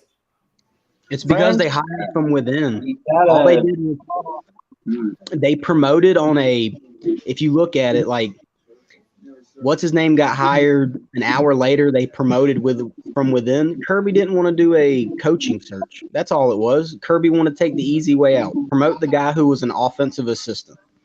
And I guarantee you they're going to try to run the same system that Todd Monken ran. The only difference is Todd Monken was a genius on how he ran the system. Can I get y'all's opinion on something real quick? I take it you're a Clemson fan because your name is Go Tigers, and I think that's a Clemson card. It's small on my screen. I would argue, at least over my lifetime, so I was born in 97. So I understand the point of game management versus great quarterback. However, I would argue the best college quarterbacks are the game managers. Like, Deshaun Watson, great quarterback. I watched him play firsthand for a few years. Had the luxury of beating him once. But the Stetson Bennett's, the Tim Tebow's, the A.J. McCarron, they simplify the game because they know that the talent around them doesn't require them to be Lamar Jackson. Lamar Jackson had to do way too much. He was a great player, but he's not. The game manager should be the Heisman frontrunners in my mind, simply because I think we're starting to let the NFL prospect rankings influence the Heisman ballot. I think Well, that is all.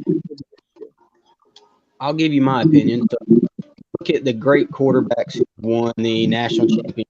The last 5 years, 6. We'll go back a little further. We'll go to Deshaun, right? So you got Deshaun, definitely was a playmaking quarterback. You go Trevor Lawrence, playmaking quarterback. Then you go Joe Burrow, playmaking quarterback. Okay, you said Tim Tebow was a game manager. If you go back and watch Tim Tebow, he was nowhere close to a game manager. And the reason why I say that is go put on his tape, watch, 3 games of his tape, and then go watch, for example, Stetson Bennett, and tell me how that even looks close. Or A.J. McCarron or Greg McElroy. Those were true game managers, guys who were going to do dink and dunk all the way down the field and hand the ball off 25 times a game. Tim Tebow was a playmaker. He used his leg a lot more than he threw in some cases. Same way Lamar did. The reason why Lamar struggled to do anything outside of what he did was, if you look at his just statistical, like looking at just stats, from inside the pocket, Lamar struggled because he got no quarterback development. Lamar threw a 45 or 56% from inside the pocket with a clean pocket. Once Lamar was under pressure or rolled out, he was completing passes at 75% of the time. So Lamar's problem was just quarterback development, not too much on his plate. The only quarterback that's had true success being a game manager, even though if you go back to Ohio State in 2014, Cordell Jones was not a game manager. It was Stetson Bennett. He's been the only one in the playoff era that has won with a game manager because of his defense. That defense was just so elite. By your definition, he's not a game manager. Stetson Bennett made plays in the biggest moments of his career. That's a playmaker. That's not a game manager. If you look at Stetson Bennett's career, he was athletically built. Tebow was not making Lamar Jackson play. Not even close. Tim Tebow had almost 2,000 yards rushing one year. He had 1,300 the next year. Tim Tebow was a lot better of a runner than a lot of people give him credit for.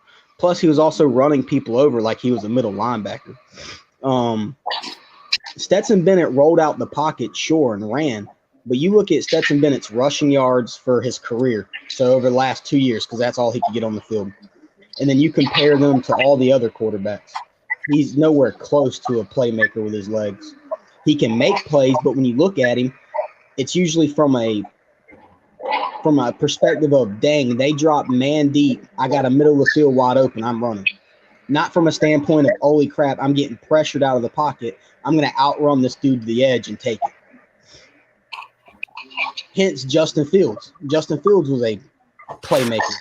And if you look at a lot of the Georgia's tape, you go back to the games he didn't struggle, right? Because there were the games he struggled offensively, like, Missouri and those games like that. And it was his arm that got them in trouble. They had to go back to just handing the ball off to start being able to get back on track because he wasn't able to win the game with his arm. Same way with Missouri. Missouri and Kentucky were both that way. His arm is what got them in trouble. They had to go back to running the ball to be able to get back on track. So you can say, yeah, he made a bunch of plays against TCU, and I'll tell you, TCU had 100 ranked defense in the country. Their defense was their problem. Their offense is what got them to where they were. I'm not you talk talking about Ohio State. Ohio State was the same way. Their defense was awful. Their offenses got them where they were. And that's why I think Ohio State would be a great team if Ryan Day could ever figure out how to bring in a good defensive coordinator. He just can't ever do that. Ryan Day is a separate discussion, but TCU, he didn't have to make any plays. TCU lost before they stepped on the field. Well, yeah, it was a talent separation. Yeah, 100%. Yeah, I mean, TCU's mindset was off from the get-go, and the matchup was terrible. But I see what you're saying, but I would argue I'm not going to make you laugh at me because you're a classic fan. Trevor Lawrence never wowed me from a playmaker standpoint. He's a great player. He's a great pro. He's not. He was game breaking because he fit in a system is just the same. You build your system around your quarterback. He's an elite talent, but if you don't have the right system, you still won't succeed. I mean, Bryce Young played at a MAC school with no offensive line and no scheme, and the scheme was a bunch of bubble screens because that's how those teams score. He's not going to fit. It works because of the line he has in front of him. They give him time to make plays. It's all part of a scheme. Well, I'll ask you this: why did Bama struggle so much this year? If Bryce Young is a great quarterback, like everybody says he is, why did he struggle this year? Because the offensive line wasn't as good as it usually is, and the wide receivers weren't as good. Now, here's the 3 reasons why Alabama struggled this year. Well, there's 4 main reasons. First reason, coaching. Yeah. Lack of discipline. We had no freaking discipline from week 1 to week I'll give you that. 14. You name me any other team that Nick Saban would have been okay with 15 penalties in a game? Come on. That's what makes me, Jeff, that makes me worry that he's losing it a bit, though, Saban. He's losing the discipline. Like, in that he's like getting old. No, he is. That scares me a little bit for you. Oh, yeah. No, I mean, but we've had other players come back and have talks with him because the other thing that happened this year, and I know most of you will think it's no big deal, but I mean, our old players come back. They went to practices. We got practices where people are using orange and green and blue mouthpieces. They're using other colors. That's not Alabama. Alabama does everything one way. And I know you think, well, a mouthpiece, it don't matter, but that goes back to discipline. Everything is supposed to be like this, and we didn't have the discipline. Now, the second thing that hurt, the last 3 drafts, Alabama has lost 2 of the top 20 draft picks at wide receiver. Yeah, and they recruited poorly. Yeah, we've had 6 of the best receivers going, and they're all in the NFL now. So our receiver group fell quite a bit. And what a lot of people don't know is most of our good receivers were hurt and didn't even get to start playing until the end of October. We didn't have our best receivers until the end of October.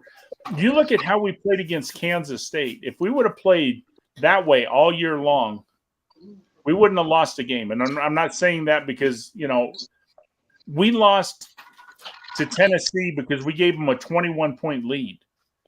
And then we kicked their ass the rest of the game. But we were lack of discipline, lack of focus, and that cost us the game. The same with LSU. Lack of discipline, it cost us. Lack of discipline almost cost us the Texas game. And like I said, Bryce Young is not going to be an NFL quarterback. He's not going to be a great quarterback. I like Bryce Young, and Bryce Young can move around in the pocket and make some great throws. But he can't see over the offensive line. So he's going to make a lot of bad throws because if the receiver's not exactly where the receiver's supposed to be, he's going to throw an interception because he does not throw to a receiver. He throws to a spot. And if the receiver's not there, then everybody looks at, oh, that was a bad play or this and that. No, it's because the receiver saw something and broke off like he's supposed to. Bryce Young is a good quarterback, but he's not a great quarterback. He's not Tua. Hell, he's not even Mac Jones, believe it or not. I mean, he's not a great quarterback. So the reason why I said what I said is because people want to blame it on Bill O'Brien, right? That's what I say all the time. Oh, Bill. He was a bad OC. Well, this OC, when y'all had Jamison Williams and Messi and a better offensive line y'all had that year, magically that offense was great until those receivers went down, and then the backups were nowhere close to the starters. And I get how that works sometimes, and it's like if y'all would have been healthy, y'all would have won the national championship, no doubt in my mind. But the play calling was good then. The only reason the play calling wasn't good now is because the talent was nowhere close to what y'all had before. The receivers were, I mean, let's be honest. Y'all have been putting out NFL talent receivers for the last, 5 years maybe? They were nowhere close to that this year. I mean, nowhere close. But see, I would go back and tell you our offensive calling was not great last year even.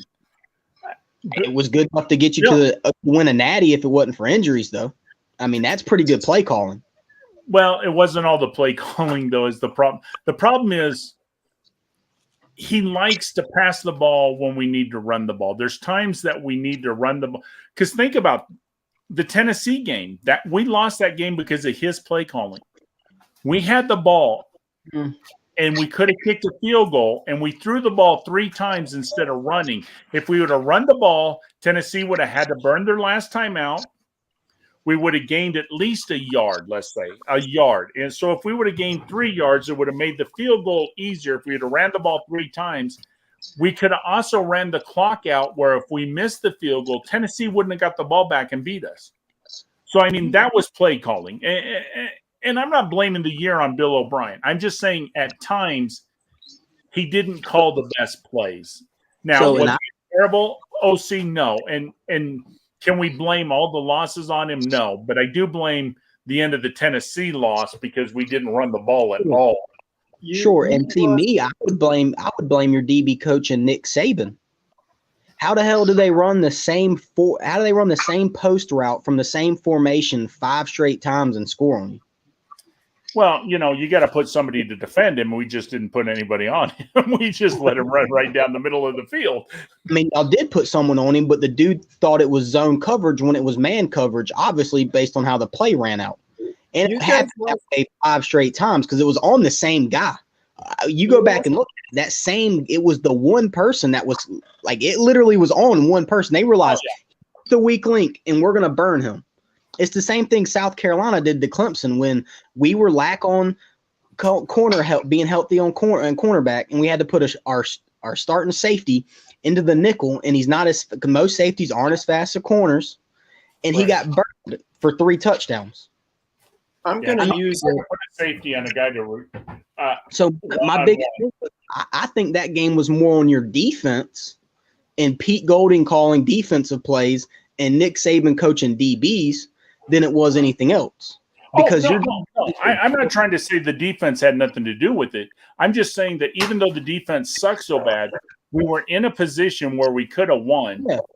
But the offensive play calling let us down by throwing the ball 3 times, leaving Tennessee, option where if we would have ran it, we could have still lost, but at least it would have went into overtime, And then I could go back and say, but y'all defense could have stopped them, and then they got I mean, what was it? 3 plays they picked up 50 yards in 3 plays. Your defense was just not up to snuff. Our defense sucked that game. Yeah, I mean, you could. Yeah, that's why I say though, as an offensive coordinator, though, you should see that your defense sucks and that you got to eat up all the clock because if you give them the ball back, you lose. You know what I mean? I get that, but in my frame, and like when I watched that game and I watched it back, I was thinking, oh, he wanted to win. He tried to score a touchdown to win, thinking my defense could not hold up with a field goal lead. It just won't happen. That's the first thing I thought when I rewatched it. I was like, bro, he honestly thinks my defense can't hold up. If we score, they won't hold up with a field goal lead. That was my honest opinion when I rewatched the game. I'm going to give you an analogy here because it is Selection Sunday and because at heart I'm a basketball guy. Alabama lost the Tennessee game because it did the football equivalent to losing a rebound battle against a mediocre basketball team. You're going to find it out during the next course of the next month. You're the number 1 seed in the tournament. You are going to have a bunch of games where you're sweating your ass off because you're letting a team kick your ass on the board that has no business being in the game. That football game that you lost to Tennessee, you did the football equivalent of losing the rebound battle. The field position was in Tennessee's favor all night because you kept taking penalties that you didn't need to take. True. The discipline penalties, they had nothing to do with football penalties. you made some poor decisions by the coaching staff when things got tight because they were your buns were clenched, and but it all boils down to if you don't lose the rebound battle, if you handle your damn business in the first place, you don't let them out rebound you. You don't have to luck into winning the game. Yeah, you don't have to luck into a last second shot. You're don't go 100% down those points from discipline issues. You don't put yourself in the position where you have to worry about end of game management. No, you're 100%. You're 100%. Hold on one second. John, I just read on ESPN2. This is the first North Carolina was preseason number 1. Yeah, it's This first time is the it's ever. first time First since time 1985 yeah. that the number 1 team starting the year was left out of the tournament. That is just terrible. I mean, it's like I told Jeffrey. I mean, it comes down to one player ruining a season. In basketball, where there's 5 people on a court, and you got a player like the caliber of Caleb Love, and he refuses to buy into the culture of Hubert Davis's preaching. And people want to blame Hubert Davis. I mean, he preached it all year long. Quit shooting threes and drive the basketball. Caleb Love says, "Nah, coach, I'm going to keep shooting threes in there. I know for a fact you have no one behind me to bench me for. So I'm just going to do what's going to get me to be a higher draft pick." Yep. Well, I don't know, Ed, if you watch a lot of ACC basketball. I would assume you watch a fair bit because you gave a good point there. But Oh, I watch a ton of basketball, period. so Pittsburgh swept North Carolina at our place and their place. Have you seen Pitt's big dude compared to Bacon? The starter or the twins? Take your pick. Take your pick. Compare any of the 3 of them. Take your pick and compare them to Baycott, and tell me how in the world we out-rebounded them twice, or even came close to tying the rebound battle with that guy. Well, I mean, see, that's the problem with North Carolina, right? When you look at how they play, and this is why, Pitt's not a great team, but they're a good enough team to be in the tournament and had a chance to win the ACC. Was one, y'all had good guard play, especially from Denton. I think it's his last name, Denton, number 11, who's a big body and rebounds. And then you have you what is it? You crash the boards with multiple people. North Carolina spreads the court out with 3 shooters, including Pete Nance, who should be playing mid-range game and maybe in the corner, but he stands at the top of the key or on the wing, so he's completely out of the rebounding game. And then they just rely on Baycock to out-rebound you. And for the most part, that works because against y'all, I think he grabbed, 14 rebounds and then, 13 the next game. So, he's able to do it. But when you gang rebound, like, for an example, Pitt does and Duke does and Miami does, it's hard to beat teams when you just get gang rebounded on. It's 5 versus 1, and it's impossible to win those games.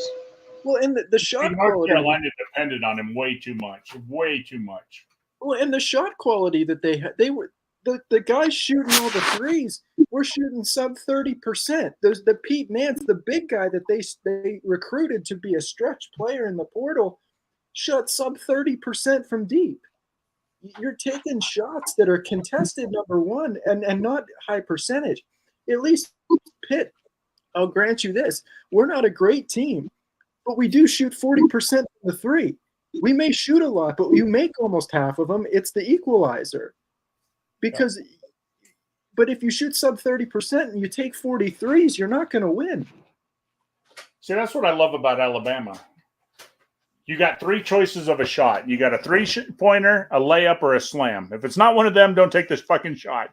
We don't do jump shots. We don't do, unless it's in the lane, we'll let you do a jump shot. But we're not going to do a 19-foot jump shot. Does you no good. Step back 2 feet, shoot a 3, get the extra point, move on. Again, yeah, you take it unless the 19-foot shot is your high percentage look, and for some rare breeds it is. For our point guard at VCU, that's his bread and butter. He makes those every time. See, but why don't you go back 2 feet? Go back 2 feet and get an extra point. Right. But if he shoots 70% from there, fine, whatever. Right, but yeah. if you're not shooting 70% from that spot, you're right, Tide Guy. It has no value. Yeah. It's like You get to your spots and you one take step and your hit a spot. extra point, you See, know. And I disagree with that. You take, for example, a mid-range jump shot. Most mid-range jump shots are actually from 16 to 17 feet, sometimes 15 feet out. Most of the people aren't taking a 19-foot jump shot. But then right, you, no, and I'll give you that. I was just saying, you know, a 19-footer. I know, listen to what I'm saying. If you take that mid-range jump shot, most people are going to shoot that. A good player is going to shoot that usually about 50 to 60%, which is a great shot. You step out 2 feet, like Todd Guy said, most people shoot that 30%. The majority of college basketball, and even in the NBA, shoot threes from about 30%. There are a select few that shoot above 40% in the NBA and in college. And a lot of those guys, when you look at them in quality games, they don't even show up. You're a Pitt guy. How did Hunter Tyson do for Clemson in big games? He shoots 43% from threes, and in most of our games, he came up completely empty from the three-point line. Well, that's It's easy enough to take a three-point shooter out the game than a guy who's willing to pump fake, take 2 steps in, and shoot that mid-range. I mean, that's why Kevin Durant and Chris Paul and some of these pros have lived on mid-range games forever. Right. And I don't have a problem with the 15-foot. I'm just talking, a lot of times you do watch, a guy shoots a 19-foot.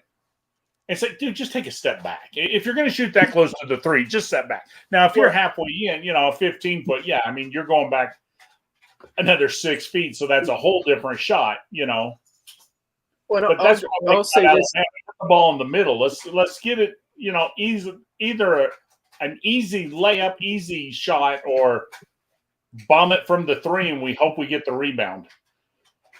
You being an Alabama fan will know all too well. The games that Alabama basketball really is given fits is when they take Miller and stretch him out. Miller's a great athlete. He's a great player. But when you can keep him away from the basket and he tries to play iso ball and is forced into that little step back or shimmy 19-foot shot, you've won. You've Exactly. won. I mean, It's he'll hit a happened couple multiple of things, times. he'll miss a punch. He wants to get inside and make you foul him. He wants to go to the line. That's his bread and butter. He makes most of his points from the free throw line or a 3-point shot because you hit him. But that's what he wants. He's not the greatest 3-point shooter or the greatest jump shot. It's all about, getting fouled. That's precisely it. And I will rag on them one more time because I can. West Virginians were throwing a fit. Golden Blue Dude was having conniptions on the live because his West Virginia Mountaineers started 0-5 in the conference. Why? Because they shot less than 50% from the free throw line. You were getting the best look you can possibly get. You were blowing layups, contested layups at the rim, and you weren't converting them into any points. Well, John, I'll let you know right now. You'll never have to worry about seeing me again on Golden Blue Dude. I'm not even a subscriber. No, just too bad. Edward. I unsubscribe. Edward, are you excited? We're 30 minutes away from seeing who you guys are going to play in the NIT. The NIT selection shows at 10. I mean, I don't care. To be honest, I could play. I mean, if we're going to be honest, I'd give a rat's ass who we play. I'd honestly wish we just decline the invitation and go ahead and fire Brad Burnell. I've watched 13 years of Clemson basketball be absolutely dog awful. I'd rather, go out and find a head coach that can make us great. The last great Clemson player to come out of Clemson was in 1987. Does anybody know his name? Oh, hold on. He won championships with the Bulls. Horace Grant. Horace Grant. That's the last Clemson pro that we've ever had do anything in the pros. I mean, we need a fucking basketball coach. Brad Burnell is not it. He's had one good year in 13 years. His body of work is awful. He's made the NIT 3 times. If we accept the invite to go this year, then 4 times, and the dude's never made the NIT final in the 4 years he's been in.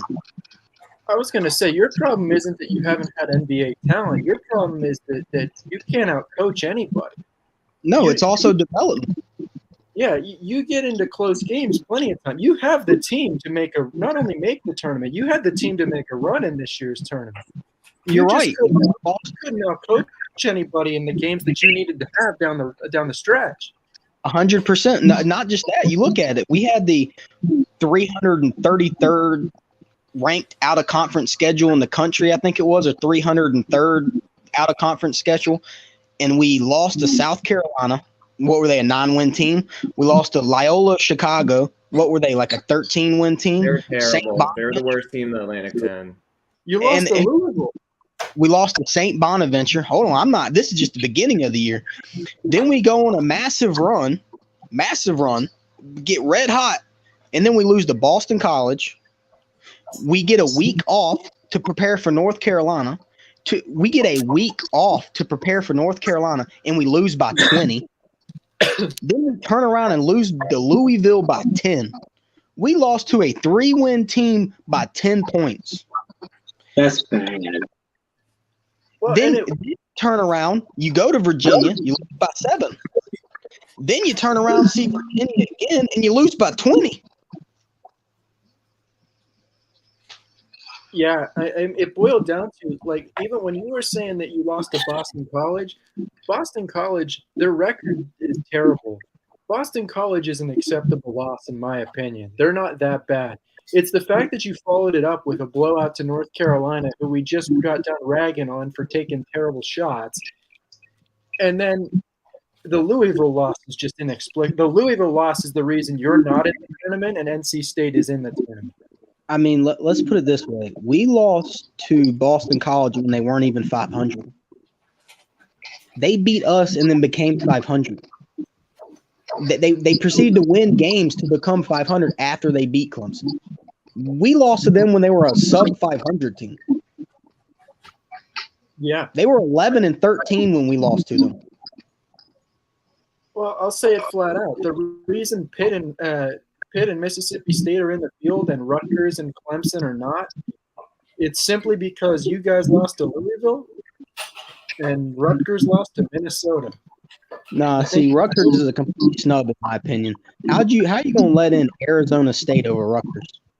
I had a problem with it too, but look at the Rutgers losses. That's the only problem I have is Rutgers is they hit the net because that's what they want to go by, the net ranking. They're ranked 40. They were one of the highest teams out of all the teams that were on the bubble and out of the bubble.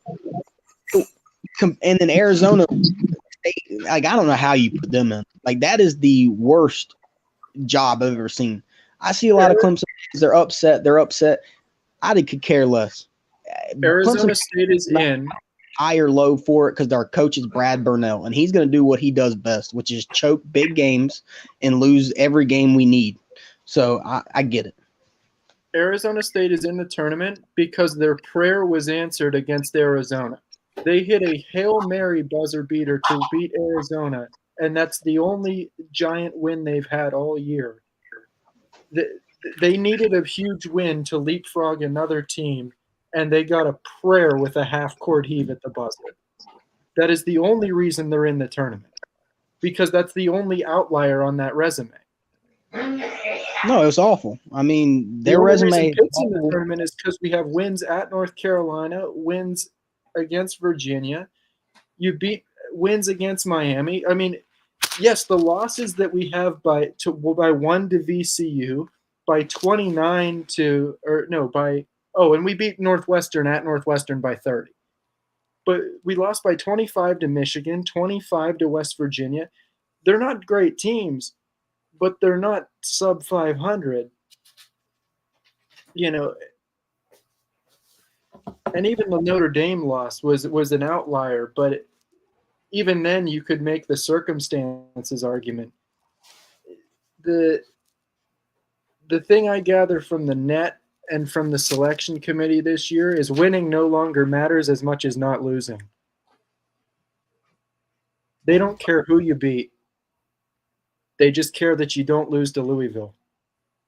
That's it. Well, I think in a couple of years you guys won't have this argument anymore because they're already talking about blowing this up to a 90. What do they say? 90. 96. Yeah, because they're gonna add what, 28 more teams.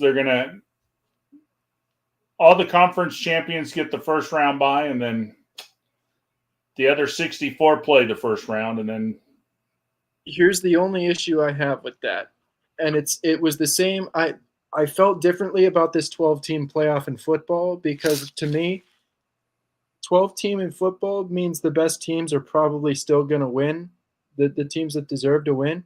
96 teams is too many games to play in short succession, and the best team comes out winning. At 96 teams, the most healthy team is the one that wins. oh yeah.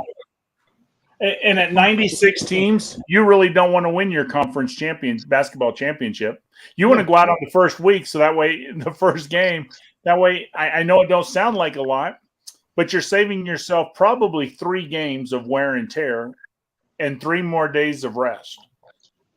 100%. That's exactly what you want. And John, the reason I hate the 12-team playoff, and I've never been a fan of the 12-team playoff, the first round bye is too much of an advantage, and not because the team who plays has a chance of injuries. And the most important thing is they stand getting a stupid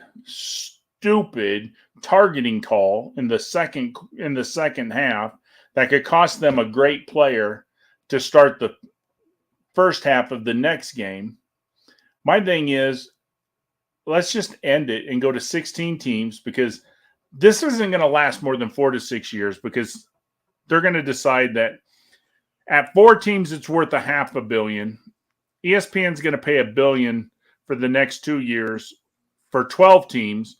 If we open it up, we'll probably make $1.5 billion with 16. So they're going to go to 16 anyway.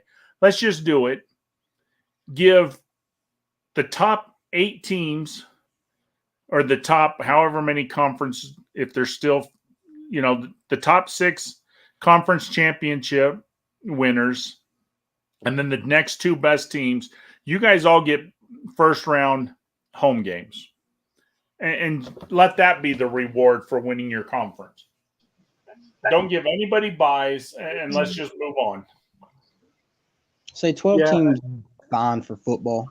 If you really think about it, it's fine. Yeah, the advantage is the advantage, but people have proven that you can come off a bye and just not have it.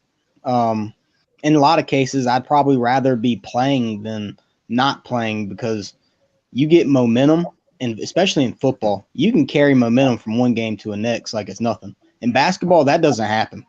You either show up that night and you can shoot the ball lights out, or you don't. With football, having that cohesion and that momentum and all that really helps football teams. That's why, you get hot late in football. A lot of those teams usually go on to win a championship. You're right, but targeting is still in the mix. The targeting is a great equalizer. Well, that's fair, but at the same time, that's the thing I hate, because honestly, and the biggest reason I hate targeting is I can bring 100 people into this call right now and have 100 different definitions of targeting. And what John is the ref in this game, and that's not targeting, but Edward, you're the ref in a different game with the exact same play, and you don't see it that way. And that's the problem I have with targeting. You're punishing a guy with not playing, and the rules are not equal. You know what I mean? Well, and there's also – hold on one sec, sorry. There's also circumstance to it too. A target in a blowout where it means nothing and someone just cheap shots, you should be out for the next game, for at least half the next game. There's no ramification to that hit at all. A target in a one-possession game that is moving at an elite level and your season's on the line and you're playing for everything and you just happen to make an error and hit a guy high just in a freak situation. Yep. There's no way to differentiate them other than the scoreboard, but let's be honest. If you're taking cheap shots, whether and you're I'm on all the for intent. If the intent was there, I hate intent. If you're a cheap shot guy, get him out. I don't want him, even if he's on my team. Intent. If the intent was to hit him, a lot of these targetings are targetings maybe by the letter of the law, but the player did not mean to hit him in the helmet, or you know what I'm saying? So there's different degrees of targeting. And I'm with you, John. If the intent is there and it's a cheap shot, I have no problem kicking him out of the game, kicking him out of the next game. You know? My problem are the ones that the intent wasn't there. So I get you this. Targeting, the whole sending a player out or whatever, you know, for the first half or for the rest of the game, that's dumb. I've always agreed that's dumb. The rule of targeting, it's fine. You hit the guy it's targeting, give him 15 yards, give him the automatic first down, let's move on, let's go. The whole suspending them for the second half of the game or for the next game, that's affecting guys' NFL careers. You know, you sit out a game or a half game, and that's tape you don't have that's going to cost you a chance to go pro. That's messing with people's livelihoods. The second thing about targeting is you go back and look at targeting since the rules came out. There's been less targeting every year, and it got to a point that last year at the national championship game, not the TCU game, but Georgia-Bama one, they were talking about maybe we should take the whole targeting rule out because only 53 targeting calls were called all year. I mean, it went from, I think when it first started to around 300 targeting calls in a year, and we're down to 50. I think this year there may have been 40 something, maybe 39, something like that. So each year it's going lower and lower. The targeting calls that I have an issue with, for example, you want to use one that didn't get called, is Reuben Foster against Clemson. You go back and watch that. Reuben Foster comes straight up the gut, hit the clotheslines Deshaun Watson straight in the helmet after he throws the football to set the precedent that, hey, we're here and we're going to come hit you. Yep. Well, guess what? That's targeting, buddy. You won. That should have been at least roughing the quarterback. It was nothing. It was a no call. But then you turn around and look at against Clemson and Ohio State, where we lost. James Skowski hits Justin Fields square in his side. Boom, right on the ribs. Get him out of here. It's targeting. How is that a targeting? And then the other targeting one that I don't like is when the offensive player lowers their head. If I'm already coming in at you and I'm expecting you lower, that's on you. That's not on me. I'm going to try to hit you in the chest and you get lower. What do I redirect mid hit to try to hit you in your knees? That's impossible. No one has that type of reaction time. And see, Edward, that's where I get that. If we're going to eject people, it should be with intent. Because if you did that, there was no intent. You were going for the chest. He lowered. That is not intent. Yeah. Reuben Foster clotheslining you, that's intent. He did it deliberately. And those are perfect examples of the two. One, I have no problem. You kick him out of the game. The other one, I have a problem because he wasn't being a cheap shot player. He wasn't being a dirty player. He was being a football player. And a football move caused what would be, targeted.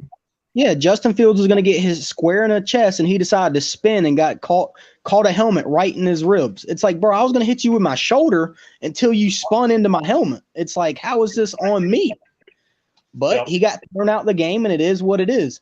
The throwing out of the game part is the issue I have with targeting. That's my main issue is you can't be throwing players out for crap that is split-second decisions, and a lot of it's on the offense. They said when they first came out with this rule, I don't know if any of y'all remember this, we're going to call it on offense and defense. How many running backs you seen lower their helmet and truck somebody over and not get thrown out the game? Just like the other penalty that I used to have a problem with, face mask. The defense can't face mask the offense, but the running back could grab the defender by the face mask and throw him to the ground. But that's a stiff arm. But he hit him in the face mask. You know what I mean? So why didn't they call it on the offense for the longest time? Well, and the situation, Edward, that you should be not familiar with. I am because I remember the player. When Clemson and Pitt played, I think in 18 in the ACC championship game. There was a player by the name of Paris Ford for Pitt who was a safety, wore number 12. He hit a Clemson player in the shoulder. Okay. Excuse me. He hit a Clemson player in the shoulder pad, and then it glanced into his head.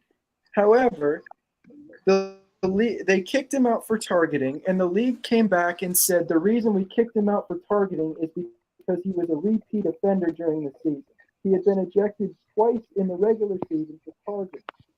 I don't care if he's a repeat offender. You have to judge it on the specific instance. And he was our best safety. Not saying we would have beat that Clemson team. That year's Pitt team wasn't very good. However, you can't take the best impact player on a pretty good defense out of the game because of he's a repeat offender. And it was early in the year. Yeah, exactly. No, and that's why I said like targeting the purpose of targeting has done well for football. There's less head-to-head collisions. There's the penalty gets called less, but the throwing the person out of the game is what's wrong with the call. That's why the call, everyone has a problem with targeting. It's not because of the call, if it was a 15-yard penalty, and it's the fact that players get ejected from the game, or if it's, in the second half, they don't get to see the first half of the next game. So it completely changes the outcome of a game, especially, if it's a impact player. That's the issue. It's the throwing the person out, not so much the foul.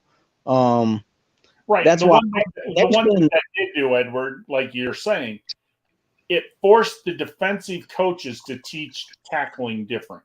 Yeah, I mean, it teaches them how to tackle. Like, for example, you look at like John Lynch in the NFL.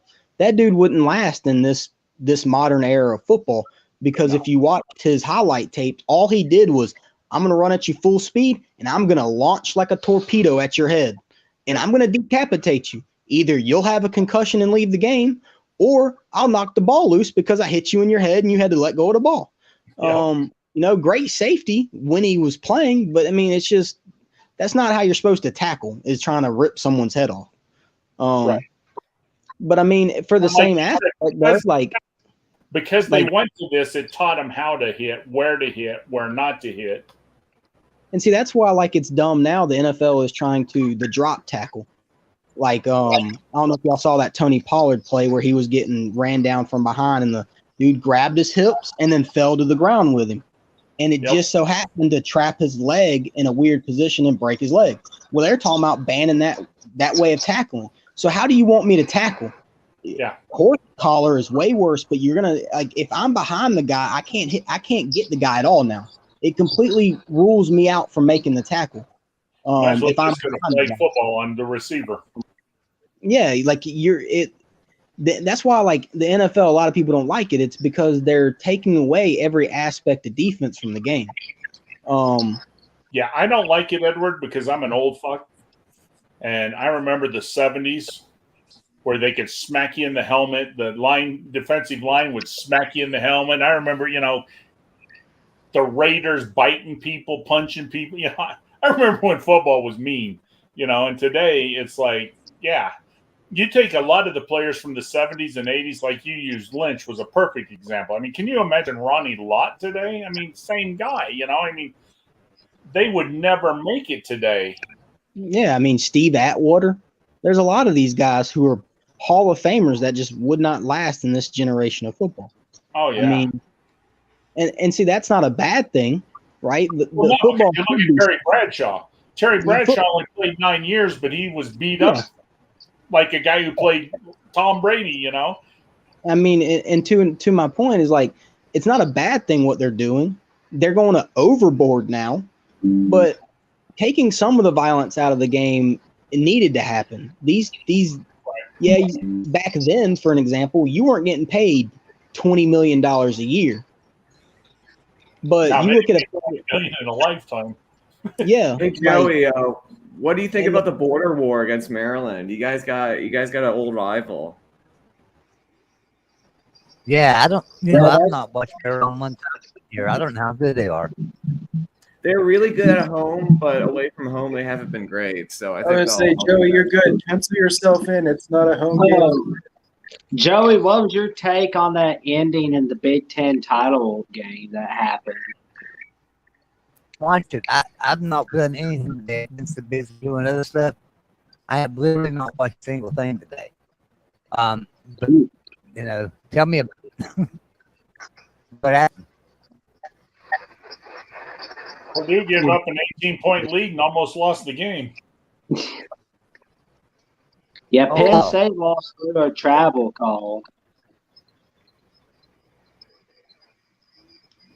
But It was yeah, the we won, result. Joey. We won, so we're in the tournament too. Just- Yeah. BT turn around and lose round. They got probably one of the tougher matchups in St. Mary's. yeah. I'll tell you Yeah. what, Especially play basketball. Des Moines, Iowa won because they're going to end up probably getting Texas versus Texas A&M in the second round. You're not going to get a much better game than that as far as hated rivalry. Yeah. You know, hmm that's going to make Des Moines a lot of money because a lot of Texans, a lot of A&M fans, you know, if they each win the first round, they're going to fly in and spend good money hmm for that second round game. I'll tell you what, and if A&M gets by that Penn State team, which, by the way, has one of the worst matchup nightmares in the country in Jalen Pickett, if they can find a way through that first game, they're going to be ready for Texas. I'll tell Oh, you yeah. what, that's not I going don't to be fun for Texas. I don't know. I think Texas is playing great basketball right now. Oh, 100% they are. I'm just saying, you don't want a rival coming off a win against a damn good couple players at least. Maybe not a damn good team, but a pretty darn good player in Pickett. They're going to have to scrap their way through that one. You know, so they're going to come in ready to play a Texas team. I agree, though. I would have Texas coming out of that region if I had to put money on anyone right now. That team is bought into that coach, playing a great brand of basketball, and what's his name, Johnny Casey. That dude's a problem if he gets going.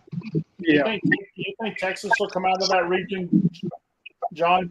that's my gut right now. If I had to make a pick right now, What if region? If we could get Bama in the Final Four and get Texas in the Final Four, there's two SEC teams in. Well, see, I've seen that a lot lately. Oh man, if UCLA would have beat Arizona, that's a Pac-10. That's a Big 10 team winning the Pac-12. It's like, bro, they're not. I don't care how you spin it. The Big 10 doesn't get any credit for that, and the SEC won't get any credit if Texas does anything like that. The Big 12 is still going to get all that credit, and they're still going to use it as a selling point. Jeff, Yeah, as a Big 12 hater, you must have loved seeing the Yormark have to hand a trophy off to Texas. You must Oh, I have- love that. I love that.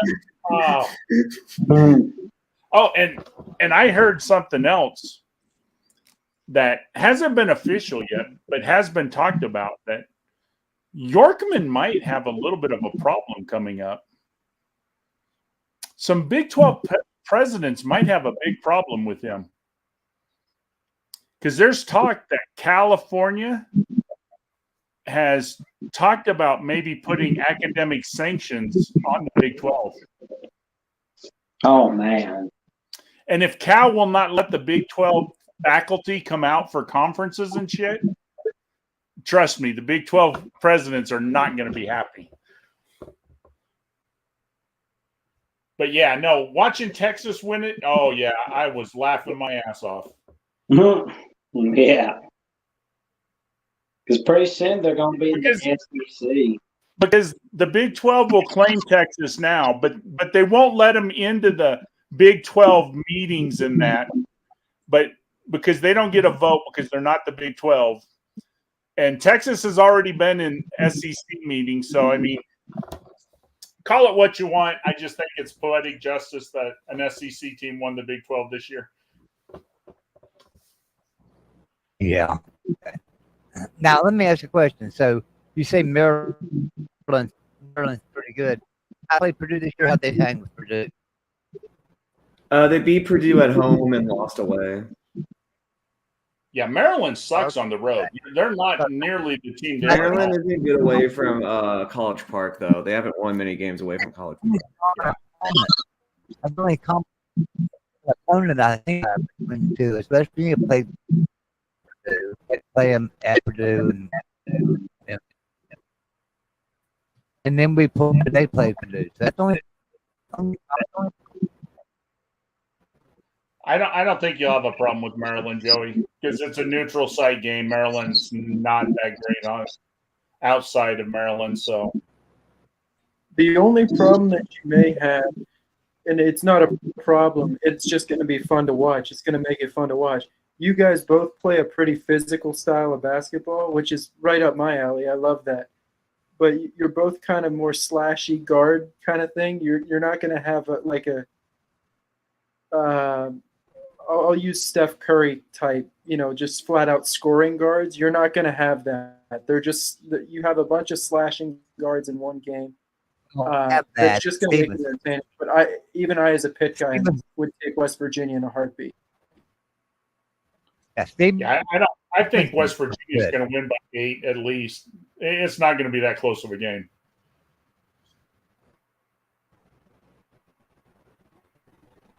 Well, see that, and I would say that's a problem for Bama. As much as Bama is this, number one overall seed, this big bad team, West Virginia plays the most physical brand of basketball, and I don't want to say this, but the SEC is about paper soft when it comes to basketball. So that type of defense bullying you around. We got good defense too, though. You obviously haven't watched our defense. We got one of the top. We're one of only 2 teams that have a top 5 offense and defense. Oh yeah, no, Alabama plays physical defense. I think what he's saying though is there's a reason Oscar Tshiebwe transferred out of West Virginia to Kentucky. There's a reason he's grabbing so many rebounds against some of these SEC teams. They want no part of boxing him out. The Big 12 would have at least attempted to box him out. And this isn't a shot at Alabama because, like I said, I think Alabama's the outlier. I think Bama and Mizzou actually give a crap about rebounding the basketball and playing physical. But against some of these teams in the conference, they are not physical enough to compete with a West Virginia. Pitt being one of them. And John, think about this. You want to be physical against Alabama when we do shoot the ball, you're going to lose. Because we shoot so many threes, and that's what happened to Texas A&M today. They all rushed to get the ball. But the problem is we're shooting threes, and the ball's not here. The ball's back out here. So the ball's bouncing over your head as you're crashing the board. It's a lot longer rebounds. Yeah, and so I'm on it right here. If West Virginia and Alabama with advance, we will be doing a stream on here with that game between me and that guy. Have a little friendly bet on it too. We can do that. That's one of the games I'm looking forward to the most. Honestly, the game I cannot wait. And part of it is I wish I would have known the brackets today because I would be flying home Wednesday. I really would instead of waiting a week. But that Texas A&M game on Saturday in Des Moines, Iowa, 20 minutes from my freaking dad's house, I would be at that game. That will be a killer game. It's also a great year. Like all 3 Iowa teams are in the tournament. Iowa State, and Drake. Well, I'm rooting for Iowa. As you may or may not know, I'm calling all my friends because who are they playing, Will? Oh, wait, they're playing Auburn, right? We're playing that Cow College down south of Alabama. Trust me. I will have my Iowa gear on for that game. Man, Iowa cannot win through the first weekend, but maybe they can make it through the first day. Now, the only problem with Iowa is you and I didn't make it. No. Look at that. Hold on, Joe. You're breaking up. Try it again. I said, if you look at that South bracket, West Virginia and Alabama is going to be the biggest game in the bracket. It'll be a good game. That'll be a fun game to watch. That'll be Saturday also. There's some. I just hope that if Alabama plays West Virginia, that Texas and Texas A&M ain't playing at the same freaking time, or I'm gonna be pissed. Yeah, they almost made this year's bracket a little too compelling at certain parts. So it's definitely going to be interesting because I've watched enough basketball from all across the country to honestly think the SEC is one of the most overhyped conferences when it comes to basketball. So. Wait a minute, Edward. How can the SEC be overhyped in basketball when we don't give a damn? Y'all have 8 teams and y'all put 8 teams out there, which is the most of any conference. So let's not act like we don't care about basketball. But 2, you put in Tennessee, who's literally a crapshoot on what you're going to get. You put in Kentucky, who's literally you don't know what you're going to get out of Kentucky. Auburn's overrated, probably shouldn't even be in the bracket if you're going to be completely honest and look at their resume. And then just the overall SEC conference isn't great. Bama's the best team there, and they play teams that are just nowhere close to them. It's the same thing with Houston. I think Houston's overrated as well. I don't think there's a 1 seed in this entire NCAA tournament that's going to do anything like people expect it was. If Bama gets upset by West Virginia, I think people are going to go crazy, but it wouldn't surprise me. Here's the thing, though, Edward. And Purdue is. You wasn't in here. You wasn't in here earlier, Edward, and this is the same thing. I'll tell you. Me and John actually talked about this earlier. Kentucky is kind of like Duke this year. The question is, why did Duke get a 5 seed when they should have been no higher than a 6? Probably a 7th would have been the best place to put them. Kentucky, for the same reason that Duke is a 5 seed, Kentucky is Kentucky, and they gave it because of the name. And I'm not saying it's right, Edward, but that's the only justification, the only thing that makes sense. Does the SEC need 8 teams in the tournament? Probably not. I can tell you, but I hate Tennessee and I hate Auburn, so don't invite them. I'm happy, But the thing is, Tennessee had won enough games to make it. Kentucky, they're going to get a brand name. I mean, that's the thing with Kentucky. They've done enough the last few weeks of the season. Does Mississippi State belong in? Probably not. Honestly, the only 2 teams that will go anywhere would be Texas A&M and Alabama. I mean, honestly, I don't see Tennessee doing a lot. I don't see Auburn doing a lot. I see Kentucky maybe winning the first round, but I don't see them doing a lot. The problem with Auburn, they play Iowa. What team from Iowa is going to show up? Is it the team that can run you out of the gym and score 110 points before you know what's going on? Or is it the team that struggles and can barely score 60? I mean, that's the problem with Iowa. Which team shows up? Because they got a team that could win it all if they're on and they're hitting and they're running. Or they got a team kind of like Alabama. I mean, Alabama can run anybody out of the gym if we're hitting our threes. But we could lose in the first round if we're not hitting our threes and the shots ain't falling. I mean. And that's how I pick my bracket. How I pick who wins is who can survive at their worst, not who can beat who at their best. You can't count on your best. When you're playing that many games in that short of span of time, especially the first 2 rounds, you can't count on having your best against their best. It's can your worst survive an effort from them? If the answer is no, and for Tennessee, that's why I think Tennessee could get bounced first round. Tennessee's worst is so much worse than most teams in the field. They can't score. Right. And they don't have depth. Tennessee does not have depth. If you get 1 or 2 of them in foul trouble, Tennessee is screwed. They don't have the 6th, 7th, 8th man to come in and play. But, see, you're also talking about, though, you were talking about Kentucky. The problem with Kentucky, too, what Kentucky team's going to show up? Is it a team that lost to South Carolina on their home court? Because Kentucky's not this high-flying team either. Kentucky doesn't score a lot of points either. They rely on Oscar Tshiebwe just dominating you in the paint because their guard play is some of the worst guard play out of the entire conference.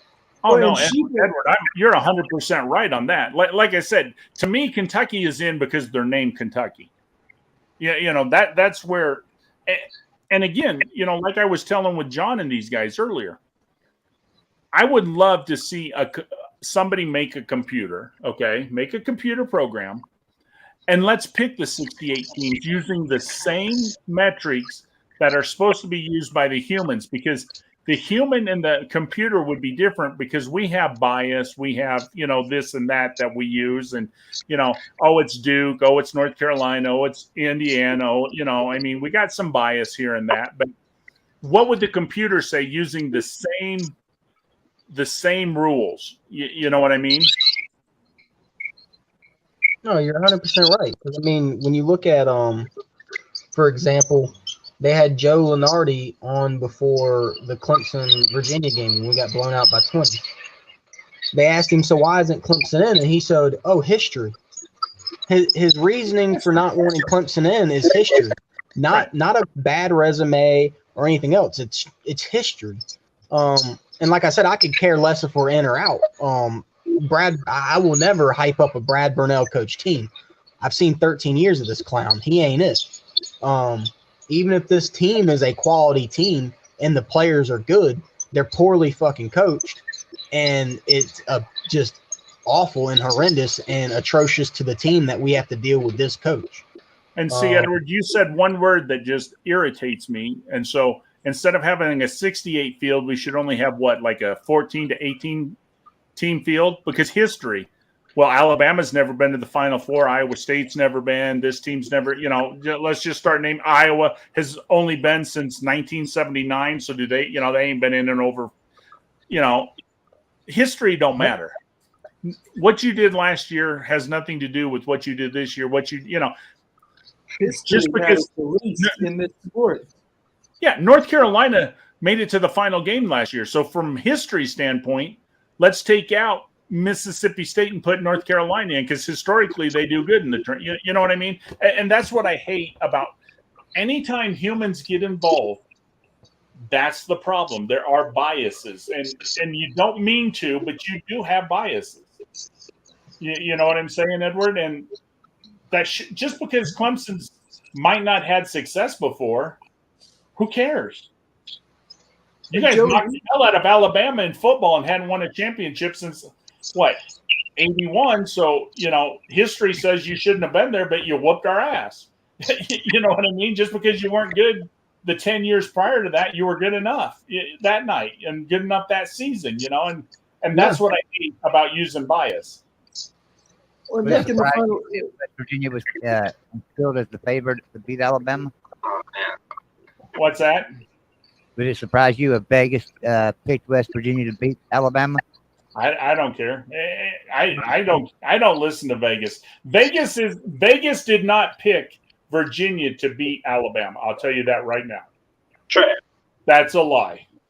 They didn't pick Oklahoma to beat Alabama either. That's as bad as they did. No, Vegas does not pick who's going to win. Vegas picks where the money's going to make them the most money and make them even. Vegas never picks the winner. They just pick where the money is. When Vegas puts a line out there, and that's the reason why the lines move, because money comes in here, money comes in there. They got to get it even. All Vegas wants is to make money off the VIG. They're not going to make money off the bets. They're making money off the VIG. And so, yeah, it don't bother me. If more people right now want to put money on West Virginia, that don't mean nothing. I mean, I've watched teams who were heavily favored get their ass kicked, and I've watched teams who were underdogs win. Vegas, I don't care about Vegas. Right. So right now, who's in your Final Four, Ty Guy? Honest to God, I could not tell you. I have not went through and looked at it all. I don't even have who's won. I can tell you a few of the first round games, but I haven't even printed out the bracket yet. I still got the bracket. I will probably fill the bracket out later tonight, and I'll be able to tell you tomorrow. But right now, I know who. I can tell you who all the people on ESPN have picked. I know the main four that they picked. The main four that they picked, they got Texas in it. They got Kansas in it. They got Marquette in it, and they got Alabama in it. That don't mean that that's who it is, you know. And I mean, maybe I'll go through the bracket. Maybe I agree with them, but I don't know that those are the teams. You know, there'll be at least, I figure there'll be at least 2 Big 12 teams in the Final Four. And there might even be. John, what about I will bet you right now there's not more than 2. I bet you right now I there's not. wouldn't bet on it. I'm just saying it wouldn't surprise me. Yeah, I'm now going to say this. I think Texas is the only Big 12 team built for a deep run, but Kansas can make it, and the reason everyone picks Kansas is one guy, and that's Bill Self. If Bill Self is coaching, he's the best coach on the floor. There's no questions to be asked. when does Kansas play? Do they play Thursday or Friday? Good question. Because if they play Thursday, I don't even know if he makes it for Friday. I don't know that he can make it on Thursday's game. Kansas just is playing had- he just Thursday had on Stins TBS, put 1 p.m. Okay, well, he Thursday. just had stints put in. They might not clear him to coach on Thursday. And that Howard, I'm not saying they're going to lose to Howard. That Howard team isn't all that bad for a 16 seed as far as it's concerned. They're going to have problems with Jalen Wilson, but I look at all the 16s. I think Kansas got the worst draw of the 16s. Oh, man. John, who's your Final Four? Like Tide Guy, haven't looked at the bracket too deep. I'm more looking at first round matchups right now and where I think the committee has made some errors in the benefit of the TV of CBS. But I would tell you this: I'll give you a team from each conference that I think could easily make it to the Final Four that may not be who you think. So I'm not going to say Alabama out of the SEC because that's an obvious pick. And vice Kansas with the Big 12 and along those lines. Out of the SEC, I guess I gotta go. I can't go Tennessee; they're too injured. I'll go Arkansas. I'll go Arkansas. I'll take a flyer and go Arkansas. ACC. I guess the only answer right now is Duke, but they're a 6 seed, so. Although I think the popular pick may be Miami, I'll go Duke. Big Ten. I just put $10 on Duke losing the first round. John. See, and that's the thing. That's the thing. It wouldn't shock me either way. Oral Roberts is very good. Right.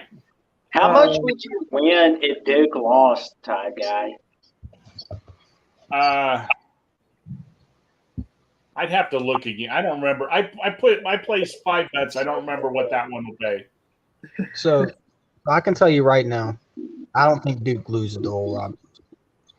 When you look at Duke's right now, how they're playing, when you got Cal Filipowski, a 7-footer playing the way he's been playing, Derek Lively, a 7'1", very athletic center playing defense like he's been playing, and then you got Roach playing the brand of offense that he's been playing, along with Elias Mitchell playing the style of defense and fast break offense that you want out of a freshman 6'7" wing, and then you got Whitehead coming off the bench.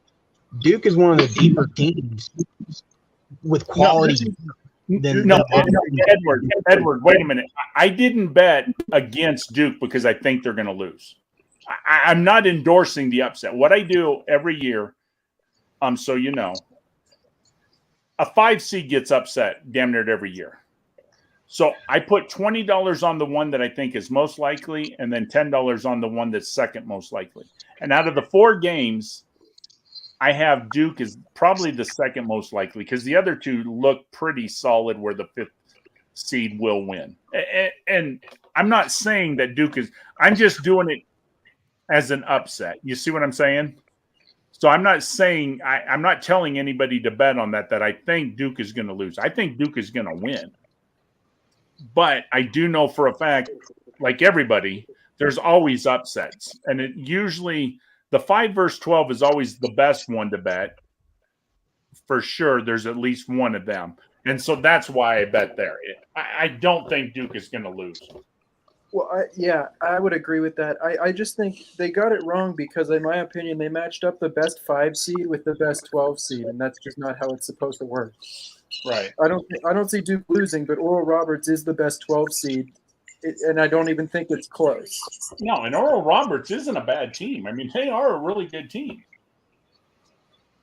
No, and see, I'm just stating it from a standpoint of I've watched a lot of basketball this year because it's just what I do. I watch sports, period. And from what Duke was at the beginning of the year to what they are now, they're a lot dangerous than what people want to give them credit for. And the job John Shire has done to develop that team from the beginning of the year to what they are now. I mean, Freddie Roach is scary scorer right now. I mean, and then you think about see, this is my problem with Oral Roberts winning.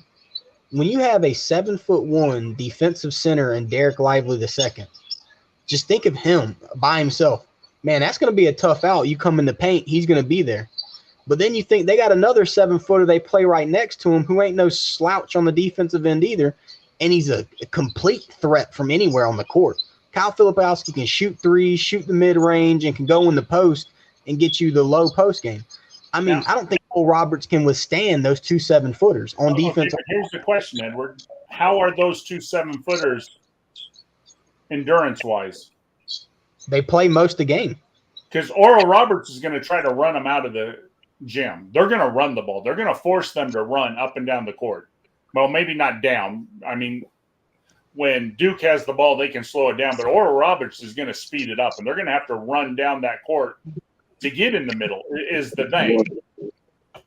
And see, I mean, Filipowski almost played like almost the whole game. Okay. I mean, he plays like 32 minutes a game, 33 minutes a game out of 48, and Derek Lively does the same. Out of 40. So, I mean, there's only 40 in college. So, that's if you're playing 38 out of 40, that's 4/5 of the game. They play a lot of minutes. And then you just look at it from the standpoint of like their bracket. I mean, they get out of that, they play the winner of Louisiana and Tennessee. Duke probably beats Tennessee without a problem. Right. And see, they're in the Purdue bracket. I think Purdue, what people don't realize is you make Purdue big man Zach Edey work at all. And that dude, I mean, he's the most overrated player in the country. The dude doesn't move his feet. He's not fast. They have to constantly take him out of the game because he's a defensive liability.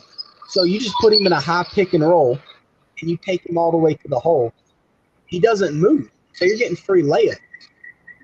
Purdue is by far the most vulnerable. They're the most vulnerable number one. And see, my other thing is like Houston.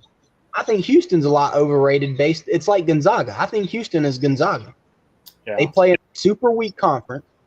Yep. And when they've ever played competition this year, they've lost. Yep. Yeah. So, and then you look at Kansas. Everyone's like, oh, Kansas is this powerhouse. Kansas has struggled all year. Even with Bill Self in there, Kansas has struggled. I mean, their offense. You know what I love about Kansas, Edward? This is I got this on Twitter. You'll get a kick out of this. Kansas fan. Well, we're jarring back and forth, the delusional 12 and the Pac-12, so they don't like me because of that. But I had a Kansas guy today tell me, well, Texas is not better than us because we won a game more than they did, and we won the regular season. The tournament don't really matter. And I'm like, hold on a minute. So you lost 2 out of 3 to Texas, but you're telling me you're better than them. Well, so head-to-head don't matter, right? Well, it really don't because, well, wait a minute now. Just last week, let me go back on your tweets and tell you that Alabama sucks because Oklahoma beat them. But wait a minute, you just now told me that one game doesn't matter. So does it matter or does it not matter? Does Alabama suck because we lost to Oklahoma, or does the game – you know what I mean? It's like, come on, you can't have your cake and eat it too. Either one loss matters or one loss don't. And see, like, and this is my problem with a lot of people talking about, oh man, this is these one seeds. So I've already said Purdue and Houston's vulnerable based on what I've told you, and you've agreed with me. Right. Kansas relies on Johnny Wilson to do just about everything for them on offense. And if he doesn't, Grady Dick's got to pick that up. And Grady Dick has proven all year you can't rely on him. He is the most inconsistent player on that team. So that's a big problem. When you're thinking about a team's a powerhouse, they have nobody they can go to be a proven guy. Because even in Kansas's big games, Johnny Wilson got held to like 12 points against TCU, I think it was. Right. I mean, they don't have the depth they did last year. And then my problem with Alabama is, one, the SEC is soft with the brand of basketball y'all play, and y'all shoot a ton of threes. You live by the three, you die by the three. So. Oh yeah, I mean we could have a bad night behind the three, and I said this earlier tonight that this year, when you look at the bracket this year, there is not a team or teams that you say this team is making it to the Final Four. I don't give a damn what anybody says. They're the best team. There's not a best team. There are 8 to 10 teams that I could tell you right now, if the ball bounces right, the rebound, blah, blah, blah, they will get to the Final Four. There's 8 to 10 teams that can make the run. There's not the team that I can tell you right now, oh, hell, they're guaranteed in the Final Four because they're that good. Or even really look at the brackets. There's not even a team that really has an easy path to the Final Four. This year, there's so many teams spread out that it's going to be hard to make the Final Four for a lot of teams. Yeah. I mean, Marquette's got a pretty easy way. I mean, Marquette plays Vermont. Their next game will probably either be Michigan in Southern Cal. Marquette probably beats one of those two. And then they play the winner of Kentucky and Kansas State. And then their toughest game would be Kansas State. And I think Marquette has enough to beat Kansas State. Kansas State I don't have Kansas. I wouldn't have Kansas or Kansas. I wouldn't have Kentucky or Kansas State winning more than one game. But whoever wins that game, they're gone the next round. It's not going to be. And then the winner, and then Marquette will go on to play, in my opinion, probably Duke. Or if the coaching staffs don't actually scout the teams, Purdue. But I think Purdue is the most vulnerable team in the bracket, so I would think Duke's coming out of the top side of that bracket and Marquette's coming out the bottom side of that bracket. And then it's Marquette versus Duke. I mean, let's be honest. Penn State is not that good of a team. And they had Penn State down by 17 and let Penn State come back and almost win that game today. No, they don't play. So the problem with I told this to Jackson's heard this deal, but the problem with Purdue is they have no guard play. Okay. They have a big guy who does not move at all. Like Zach Edey is 7'4", 320 pounds probably, and he can't move. Like the reason why Zach Edey is so good is because he stands in one spot because there's a no defensive 3-second call in college. He just stands in the paint, and teams don't take advantage of that. Right. So what you do, and Indiana did this, is you put Zach Edey in conflict. You put him in a high pick and roll. You make him defend from the 3-point line or the free throw line, and you drive him to the basket. And he's proven over and over again he can't defend. He can't turn around and actually defend. So. Well, and think about this, though, Edward. When was the last time a team made the Final Four or won it all even? If you don't have good guard play, centers don't matter now more. I mean, centers is not a big deal anymore. That good guard play will kill a good center every day. Yeah, and that's why the most dangerous team out in the entire bracket that no one wants to give any credit to is Miami. The University of Miami has unlimited guard play. They're like 9 deep at the guard position. They shoot the ball like ridiculously well from everybody. They shoot out, all of their guards shoot like 83% from the free throw line or better. The only problem with Miami is they have one center. Right. Like Norchad Omier is their only center, but I mean he's a freaking tank down low. He's massive.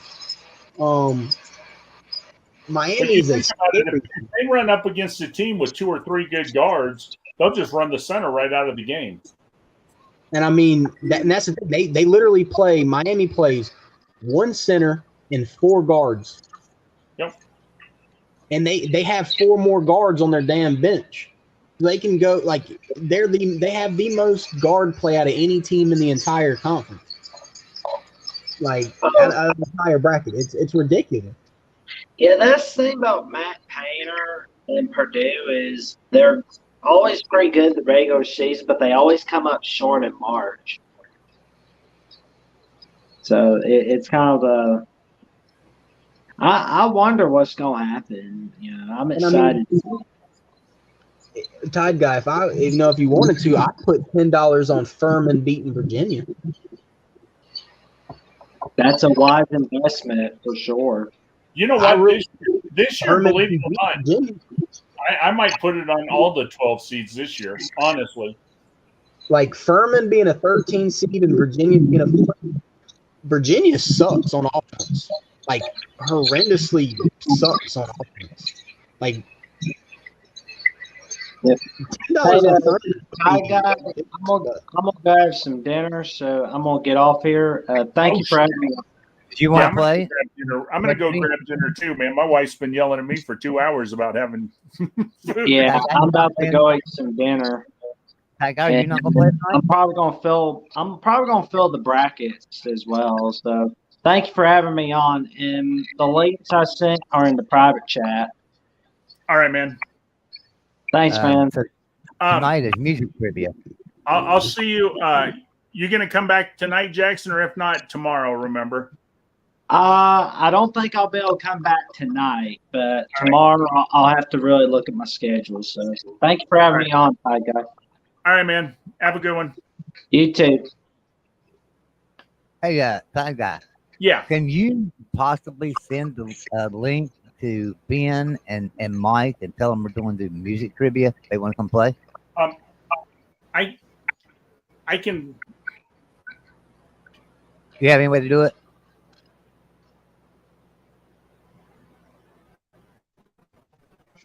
All right, I can send it to Ben. I can send it to Mike. Mike is at the bar. Mike will not be around tonight. Oh, I talked okay. to him today.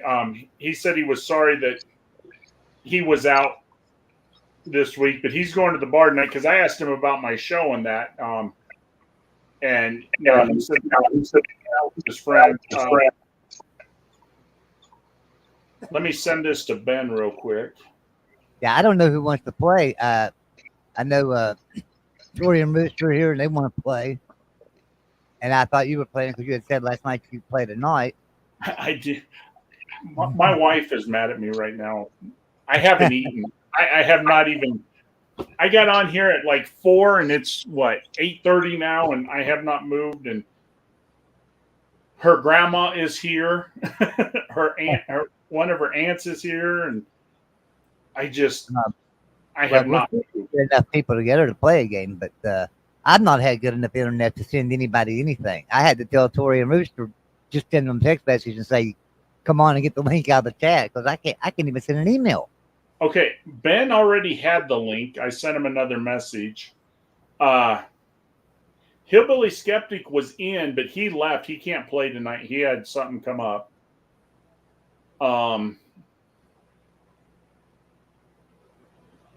Yeah, I talked to Mike. Mike told me, yeah, I'm gonna head to the bar with some guys, and I'm gonna be out tonight.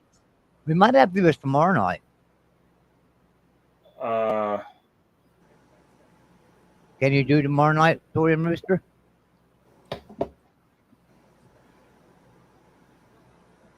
If we do it tomorrow night, I can get 5 people in here. Just boom. Yeah. Or if you can find a couple more people and you give me like 20, 30 minutes, let me just go at least eat and get halfway unyelled at. I'll come back. But I don't care to wait 20 minutes or so. What do y'all think? Tori, you want to wait around 20 minutes? I'll see if I can find a couple more, and Jeff will be back. Yeah, we can wait 20 minutes. I mean, All right, if you guys we'll don't, just I end just this have to stream. eat real quick. And I'm just going to end this stream and create a new stream. okay, And I've got my internet working, so I'll email it to you, Tori and Rooster. Okay. Okay, that'll work. all right, man.